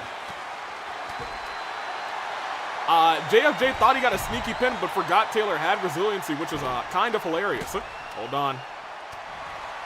As you can see, JFJ not in this matchup, came out with a trophy of his own, but has to walk out with that trophy that he brought himself and nothing else. Once again, 3 competitors in the ring, 3 competitors outside the ring, and now, I was going to say, it was almost just a one-on-one affair between Marius and Carlos. But instead, Taylor's getting worn down again with the kendo stick. Lifted back up. Taylor reversing the signature, I believe. And wait a minute. Hit the signature and the finisher right afterwards into the pinfall. That's 1. That's 2. That's not resiliency. Carlos didn't have it. That might have been the match. Low vitality, that could have been the match. And I think Takuto's realizing that, hits Taylor and sends him out of the ring, and says to himself, now if I hit this signature, you might be as good as gone. Dragged over to the corner. Went for a little scoop slam, instead brought back down. Sent into... And sent, wait a minute. Sent back down with that neck breaker. Marius sending Ecko into a back elbow. And Brandon's grounding and pound. Wait a minute, Taylor takes out both Marius and Brandon with that move off the ropes. Taylor unsure of who to hit in this situation, and I'll be real, I don't know who you would hit in that situation either. Would you hit Brandon? Would you hit Marius? Would you hit Carlos? Everyone who was down in the ring. I don't know if there were any good options. Pedigree on the Ecko. Pinfall on the Takuto. Burns resiliency. Takuto's the first one. But here's the thing. That just means that Takuto is now everybody's target. Oh, man. Takuto's got it's not an uphill battle, it's a battle to not get put down. Again, Taylor drops Carlos. Takuto up onto the ropes. Taylor is now still going after Brandon. Takes Brandon down. Walks into the corner. Seems to be setting up for something. Turns around, super kick by Taylor. And Takuto gets his revenge over there on Carlos. But then sends Taylor down with a big old boss man slam. Hold on, look at this. Ecko reversal into a dropkick. Marius doesn't roll out. But more notably, Brandon there to break it up. Takuto tossing Taylor into the corner. Carlos still stunned on the apron. Ooh, no. Ecko gets clobbered by the big man. But Marius out of nowhere with a clothesline to the champion. And now look at this. I was going to say, Carlos was all alone with the Mindbenders for a second. But that all changed, and now again the Mindbenders are the only team standing. And Taylor gets destroyed with a spear. Everyone's there to break it up, though. I do want to say, the wrestling purists seem to know exactly what their plan is in this matchup. They're rotating, and because they're rotating between people, they're staying up for as long as possible. Stomp there. All Brandon has to do is turn around, but look at that, broken up. Broken up, and I think Ecko retained resiliency because of its reversal, but ugh! Taylor gets rocked. Marius on the outside, and right now Ecko's all alone. In fact, the only person standing in the ring is Carlos, and that includes the referee. Man, oh man. Taken up, picked up, and dropped. Brandon also going after Takuto. Takuto able to get a couple of shots to the gut. Wait a minute, submission? You can still burn resiliency if the referee's not down on a submission. Spine buster to Taylor. 1. Slow count because the referee's down, and it's broken up at the last second by Ecko. And I want to point out Taylor did not have resiliency built up. Drop kick to Takuto. That could have been the end of the match, and look at this. Again, another submission. Marius does not have resiliency right now. Doesn't have resiliency right now. Fought out of it. Nobody was around to help. I don't know how Marius was able to get out of that one. Into the ropes, over the top rope. Brandon was floating. But brought back into the ring, Marius picks Brandon up, sends him down. Little back suplex, but Brandon up first, which is crazy. Up first, but Marius refusing to stay down, refusing to give up. And a drop kick to the big man. There's a world where the big man might actually burn resiliency before his partner. Little stomp on the leg. Marius was just taken down. Wait a minute. Marius, at this juncture, honestly, it could be enough for resiliency, but look at where Takuto is celebrating. Admittedly, that was almost so bad for their team. Their entire team was almost gone and done with resiliency. Headbutt, grabbed him and dragged him over to the ropes and then headbutted him. And now look at this. Brandon stops that 619 and says, no, no. It's my moves. It's my show. Clothesline over the top rope, but this is a rumble. You know, based on the, whoa, goodness gracious, taken down. Nobody there to help. Wait, Taylor just got back up.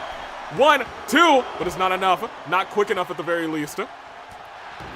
Trying to get a little bit of revenge, pops up and gets sent down. But a roll up, but it's broken up. Oh my gosh, the stairs just dropped on Takuto. Knee strike, Taylor goes down again. Marius lifted up and, ooh, power slam on the big man Brandon. Hold on a minute. Marius has been a little bit of a sleeper pick in this fight with one sledgehammer shot, stuns Brandon, and does have a finisher. But that finisher gets reversed, and he gets powered up and muscled down. And a couple more shots to the gut. Went for a flying forearm, and a super kick lands on Taylor. Pinfall, and Carlos may have just burned resiliency on Taylor as well, thanks to Carlos. And I want to point out how perfectly in sync these two have been. Popped up, sent down pedigree. Both members of their team right there to break things up. 1, 2, and stops it right there, still champions.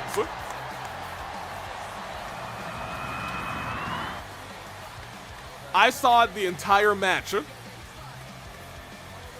These two continued cycling over and over again on each of the competitors, and still.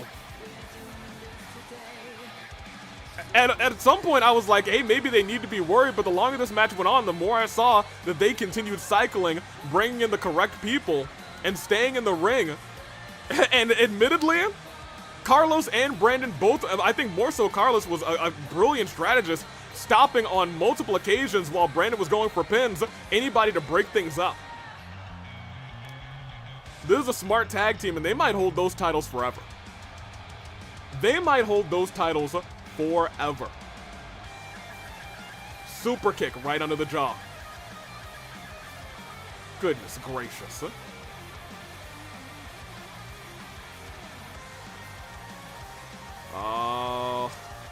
There was that pedigree. After that, I think elbow drop that was done over there, and it was the end of the match. Made sure that Marius could not break it up, and I want to point out, Marius, I think, would have had an opportunity to break that up. It would have been close, but Carlos made sure that opportunity was nil. Made sure it was all over as your still tag team champions reign supreme.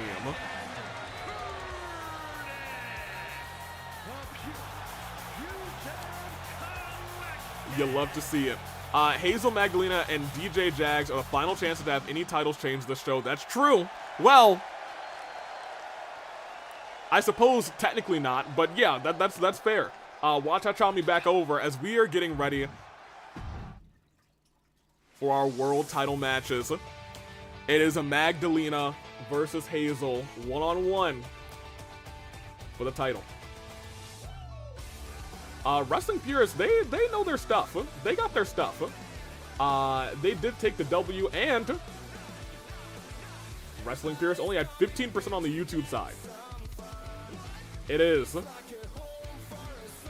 world title time. Will Hazel retain, or will we'll even put Queen Magdalena come up clutch and win tonight? We will see. There we go. That is for you. And world title match. It is Miss Hazel versus Queen Magdalena. 5 minutes for Twitch. It's time to get the show on the road.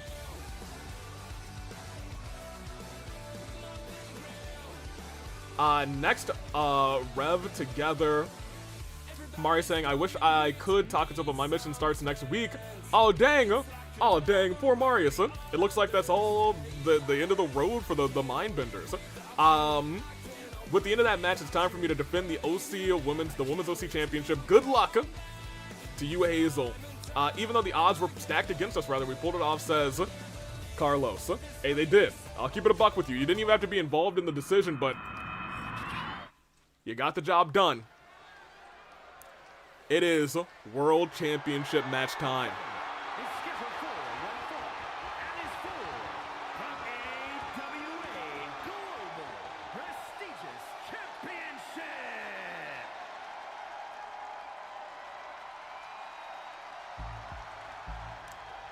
And out first, it is your new queen, Magdalena, who ran for a whole year as tag team champion, now wants to run for an entire year as queen of the OCs and potentially become the queen champion. We will see.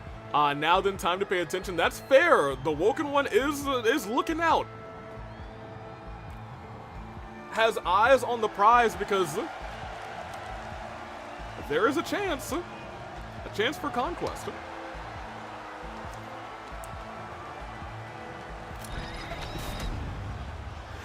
As our queen very quickly comes to the ring to make room for the one and only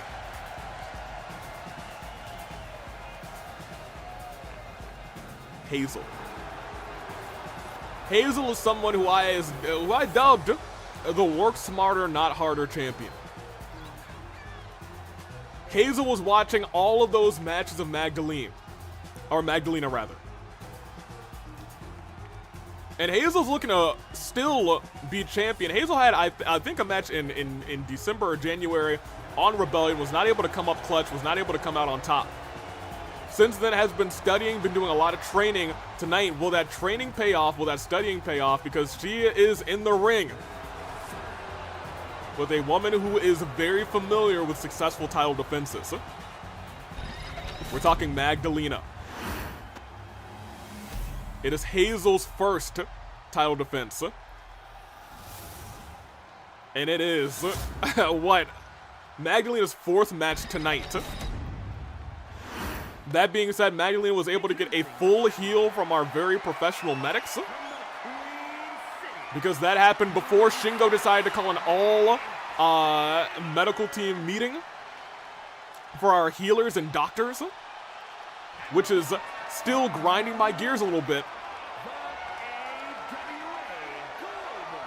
But tonight, Hazel gets a completely fresh Magdalena. We'll see how this plays out. One-on-one. Oh, you have to imagine, if Jags Fan wins that title, Shingo might not make it an easy title reign for Jags Fan.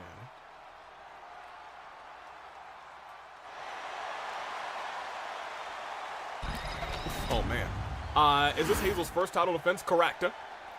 This is Hazel's first title defense. And we'll see if Work Smarter, Not Harder plays into this. Ooh, look at that. Oh, well, look at that right back into the pinfall. 1, 2. Can you imagine? Can you imagine? Popped up, whipped that arm back. Double axe right to the chest. And went for a stomp there. Oh, man, a German suplex. Suplex right onto the back. And a DDT. And here's the thing, I don't think Hazel was able to see any of this move set from Magdalena. Although we had Magdalena in tag team action for a long time, sometimes when you're in tag team action and you're in singles action, you pop off a little bit of a different repertoire. Something to better fit your tag team partner, but we got singles Magdalena here tonight, popped up and then sent down. For 1, 2, no, just 1. Just 1.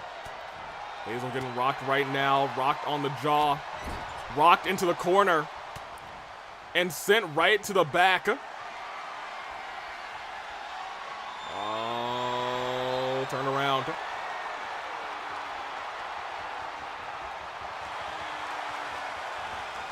And turn back around. Hold on, Hazel able to reverse that grapple. Needs to stay in control of this thing. Has it locked in even deeper in that waist lock. Hold on a minute. Roll through into a roll up for 1, just 1. Into another roll up here. Hold on a minute. 1. Turned around. Might be going for a little backslide. Right down for 1. Not even. Not even. Stopped her from going on those ropes though with another waist lock. I think Hazel may have found a little weakness on Magdalena. She was never able to get out of that waist lock, and now she has it latched in deep. It's the work smarter, not harder champion at it again, but look at that.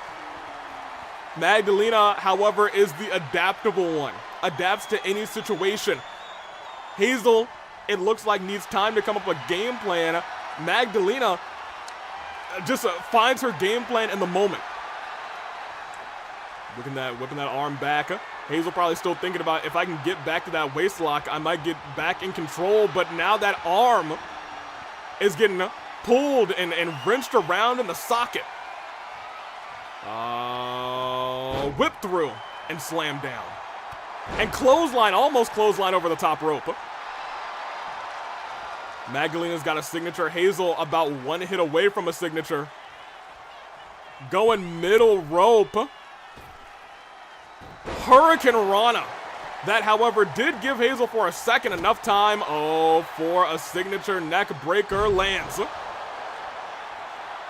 But a roll-up again by Hazel, using so much of that signature bar to try and sneak a win.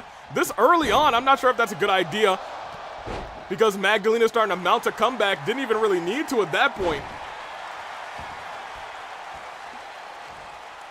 But wants to try her hardest, her darndest, to take Hazel down in this fight. Going for the pinfall. That's 1. Oh, it's still just 1. We said Hazel's been training. Right now, you might not see the training come out in the moveset, but you are seeing the training come out a lot in the... Oh my gosh, Magdalena. You are seeing the training come out a lot in the tenacity. In that never say die attitude, and she did have that. She had that spotted. She was going for that princess plunge, and Hazel immediately put the shoulder up so she could not lift her up. That's smart maneuvering. That's knowing your opponent. And with that, Hazel was able to build up a finisher. Lifted right back up again. Lifted up and slammed down center of the ring. Knows that Magdalena hasn't had too much time. Ooh, hold on a minute. Finisher reversed right back by Hazel. I'm sorry. Hazel's finisher reversed right back is what's really going on here. And again, another sleeper hold. Is that gonna be resiliency? It's still not early in this fight, but I'll tell you what, she's got some work to do if she's gonna want to come back. Is gonna need to hit that signature as soon as possible. Maybe try and stun her first, and she does. That's in-ring IQ. That's smart work, and look at that. Whipping the legs back and trying to stomp and separate that knee. Goodness gracious. Separating the knee of Magdalena trying to take out the vertical base for that princess plunge. And again, it worked out. Look, Magdalena couldn't get full lift on that princess plunge, and it gave Hazel enough time to kick the foot back and make sure she didn't get hit by it. I said it earlier, I said it again, and I'm gonna say it one more time. It's that work smarter, not harder in a match attitude. Elbow drop, but Magdalena able to roll out of the way. Magdalena now in trouble. That knee was separated. Are we about to see the first queen fail in the title? Oh my gosh. Oh goodness gracious. A hanging wyvern. A dragon sleeper from that middle rope. 1, 2. Kick out. Kick out. Whips the arm around. But this time, again, Magdalena, dragon screw onto the knee. Took Hazel down, and I think Hazel might not be able to stop the princess plunge this time. Man, oh man, 1, 2, and resiliency's burned. Resiliency is burned on the champion. 1-on-1. Hazel has exhibited, oh my gosh, what is this? DDT. Hazel has exhibited a lot of brilliance in this fight. But Magdalena is starting to, oh my gosh, be wiser to all of the tricks in Hazel's book. I can't even call them tricks. Just what she's learned, and you've got to get her out of her comfort zone. That's how you have to beat Hazel. Work smarter, not harder, but you gotta force her to work hard. Jumping off of the ropes. Flying cross body. Magdalena hoping that's enough to put Hazel down. Honestly, 1, 2. It was. And new. It was smart going by Hazel. Went after the leg early. Went after the leg. Oh my gosh. Hurricane Rana. And here's how this happened. The comeback early. Over and over again. And the biggest ticket about this is Hazel, unfortunately, was not able to hit that finisher. For the longest time, Hazel dodged that finisher. And here's where we were, oof. And this was nasty. Going right after the knee. Trying desperately to retain that championship, went right after the knee. To stop that princess plunge, and it stopped it for 2 times in a row. But after using a shot on the knee herself, 3rd time was the charm. Incredible story from these two. But a new OC Women's World Champion, Magdalena, has gone from the tag team division to the top of the women's division. 1, 2, 3. Here is your winner. It is still 100% for the ladies' side of the Royal Crown Tournament to become champion after becoming queen. It is up to Jags to keep it 100% on the gentleman's side. Can he get the job done against DJ tonight? Let's find out in our main event. Yes, very good. Let me see. Well, it's my Royal Crown counterpart won their match. Now it's up to me. Will Jags be able to do it is the $1 million question. Let's find out. Hazel was 73%. But it was the queen, Magdalena, who took the victory. And it's our main event. Will it be DJ? Will it be Jags fan? Let your voices be heard in the main event. DJ, Jags fan. 5 minutes on the clock. Let's see how this all plays out.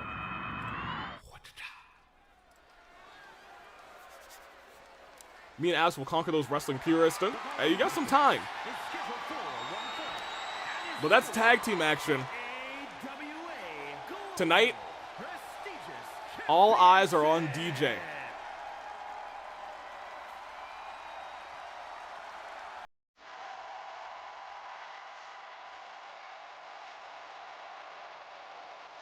Jags fan, I think you can easily say had the hardest time to get to this point.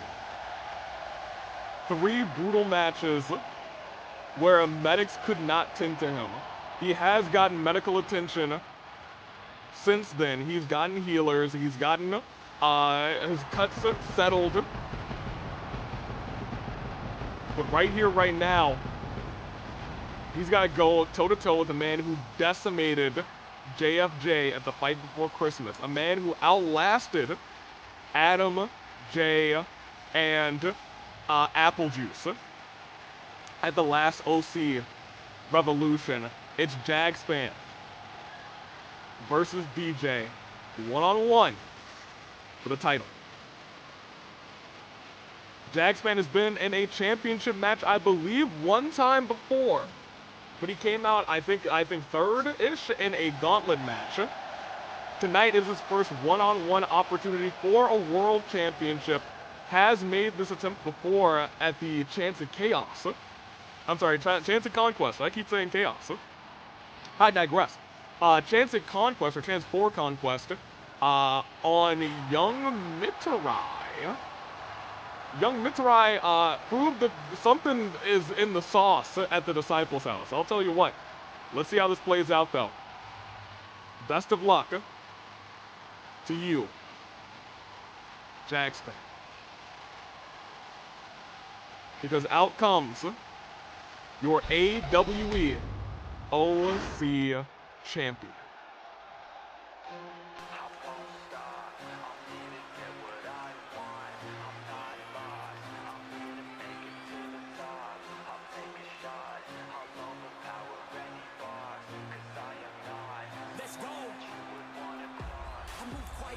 This is a man that a lot of people want to get their hands on one-on-one. A man who beat Adam for his championship, without pinning him, I believe. I believe Jay took the pinfall, and Jay, ever since then, has learned a lot here in the AWE. Also wants DJ one-on-one. We'll see how this all plays out. AWE OC champion DJ is in action tonight.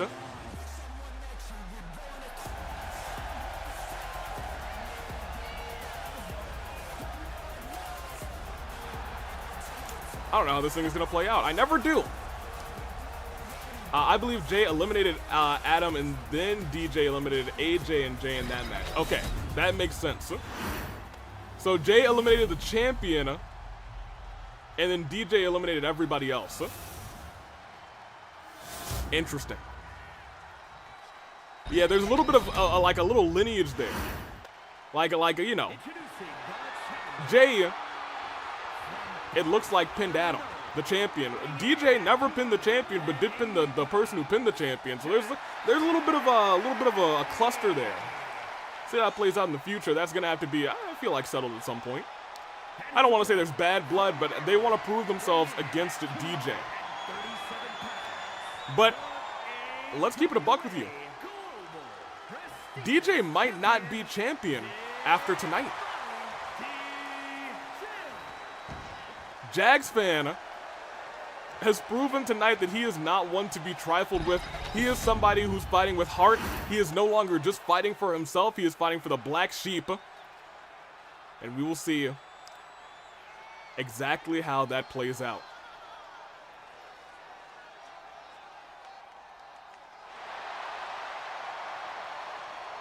They're fighting for that OC championship. focused, determined look on Jags fan. DJ jumping around, getting some stretching in, last minute stretching, and immediately goes jumping at Jags fan. You cannot let DJ control the pace of your match, because if you do, you will lose. If you let him run it at the pace that he wants to, you might not get a move off. Jags fan, I think, is unfortunately learning that the hard way. DJ going right after the knee, right after the thigh. Again and again. Lift it back up and look at this. No, not look at this. Goodness gracious, still dropping. Jags fan and knee onto that knee. Oh, he's got him through the spear, through the ropes. And you got to remember, Jags fan hasn't been able to get a proper heal from our medical team. Not from our medical team, at least. And it is showing. Trying to get stood right back up again. Elbow drop to the back of the neck. Jags fan thankfully rolling out of this one. Needs to regroup. Oh, no. No. Hold on a minute. Spikes him onto the apron. And a clothesline fires back. I think that was actually Jags' first bit of offense in this matchup, and then goes into a deep Boston Crab. Remember, this is your king. Has him up again and drops him again onto the knee. Stood back up. A kick and dropped again face first. It is dire straits for Jags fan. DJ at the very least saying, hey, get back into the ring. At least I thought saying get back into the ring. Drops him head first. Counters restarted. I guess there's no rush to get back in the ring. Jags fan gets a little bit of offense in. Much needed reversal. Tried to run from behind, but again, DJ a step too fast. It's what I was talking to you about. Do not let him control the pace of this matchup if you want a chance in this Jags fan. And I think that's exactly what Jags fan is doing, trying to slow this thing down, force DJ to come outside the ring. I'll keep it a buck with you. A lot of Jags fans' matches tonight have taken place outside of the ring. A couple more shots to the midsection. Very slowly starting to wear DJ down. You need to point out, Jags fan, I don't know if that was the best idea, but you know what? A little taunt. At least it was a quick one. Ain't gonna hurt nobody, I suppose. Again, taking advantage of the time it takes for DJ to get in and out of the ring, but a shot to the back and another one into the ropes, and oh my gosh, right into a clubbing blow to the guts. Popped up and sent down. Jags fan very close to, I was gonna say very close. 1, 2, kick out. I was gonna say very close to being stunned, but thankfully able to kick out there. And now DJ dropping the foot back. DJ is still so fresh in this competition. But look at that, Jags fan popped him over the shoulders. That is a move from Jags fan that we actually saw someone go through the barricade with earlier in an underground match. He's trying desperately. Oh no!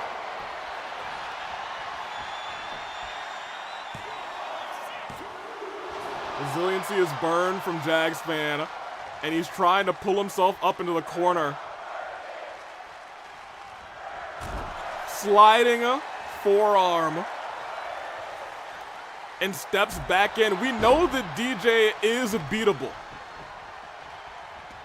We know that DJ is beatable. We've seen him beaten before at Rebellion. Tonight, it might take more. It's just gonna take more. Dropped it. But I don't know if Jags has too much more left in him tonight. Flying forearm, rocked it. Jags fan up again and lifted up. I think he was going for that downtown DDT. Jags fan with a reversal. Oh, turned around again though. And a couple more shots. Jags fan needs to hit that finisher, but I'm not sure if he's going to be able. Gets felled by that knee. DJ so close to having a signature. Climbs up to that top rope. Familiar with a double axe to the back. Goes for the pinfall. Could it be enough? 1, 2. Survives. But for how much longer? For how much longer? DJ's in the corner. Oh man, Jags fan, turn around. Ugh. Stands himself back up. Takes him down real quick. Trying to sneak a pinfall into this thing. But not even one. Not even one. Tosses him into the ropes. And the Claymore gets reversed. That was likely the final beat for Jags fan. 1, 2, and the king is down.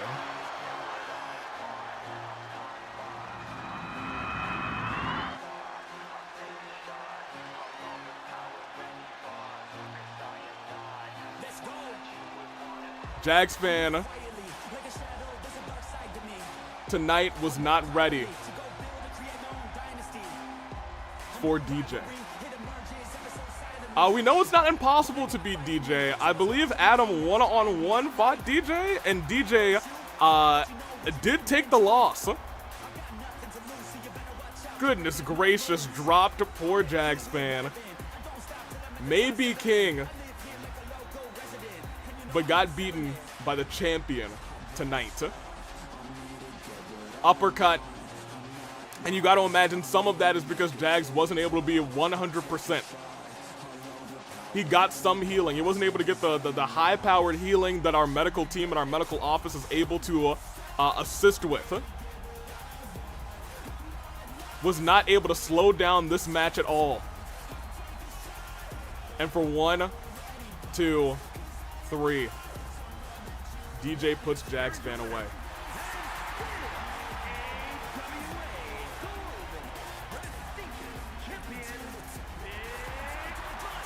DJ broke a lot of hearts tonight, but he said his championship reign is not over. At the end of the day, DJ was just better today. He was better on this night. It's something that I say all the time. On this night. But it was a night that honestly put Jags fan through so much. But congratulations once again to DJ. You're still OC champion. Only one title changed hands tonight, actually. Our new queen is champion. Both tag team champions hold on to their titles.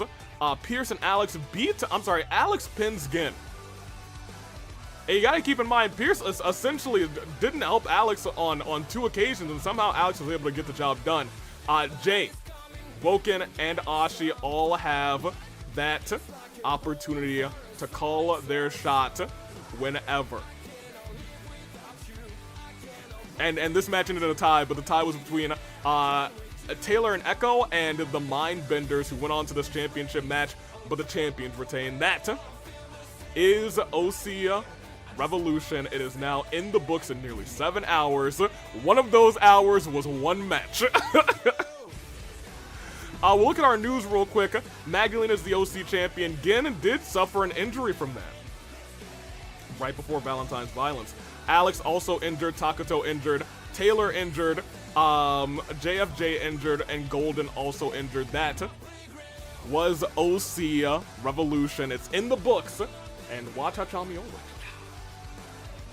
Congratulations to all of our winners tonight. Congratulations to all of our OCs who put on some spectacular matches. And I think really congratulations are in order, and thank yous are in order to everyone except for Shingo Lamingo, who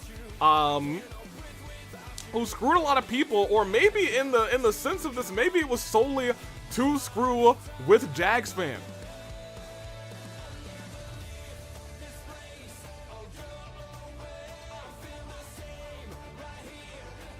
I think that world might exist. I think that world very much might exist. Anywho, Jay saying, watch out, DJ, I'm coming for that belt. I have to watch out what our chance for chaos, quest for chaos, our conquest. Look, it's been a long show. I've flubbed so many times, and now I gotta go talk to Shingo Lamingo myself. And I'm not gonna be too happy. I'm gonna talk to you guys about it. I think she ruined some of the purity of the King tournament, and I really don't like that. That hurts me, because I talk to a lot of these OCs. I like these OCs. I love these OCs. So I'm gonna have a talk to her about it as well. Anywho, hopefully Jags doesn't become evil from being a king. I don't think that's gonna be the case. A good day minus that issue. I'm going to the back. I'm gonna join you back there shortly. Please be careful, Dirk. I will. I'm not gonna say anything too out of pocket, but I'm gonna make my voice heard. I'm gonna make my voice heard. I'm gonna always make sure my voice is heard. And the voices of the voices, I guess, of the voiceless, no pun intended, from a Mr. CM Punk, I believe. I'm gonna make sure that all of that is squared away. I'm gonna make sure that she knows how we feel about this. We are the AWE. She is not the AWE. She showed up and she hurt a lot of people. But I digress. Congratulations to everyone tonight for competing despite what happened. Hopefully next time we'll be better. We'll see about that. Next time, I believe Shingo Lamingo is still in charge, isn't she? She is in charge throughout all of February and March. Until a review period or something in April.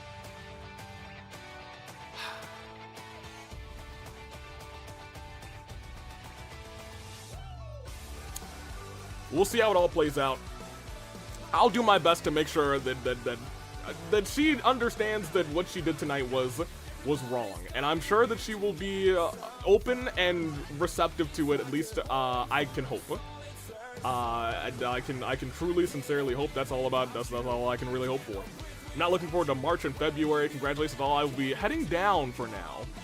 Probably a lot of thoughts going into the mind of the Woken one, but I am gonna take off. But before I do that, I need to do this.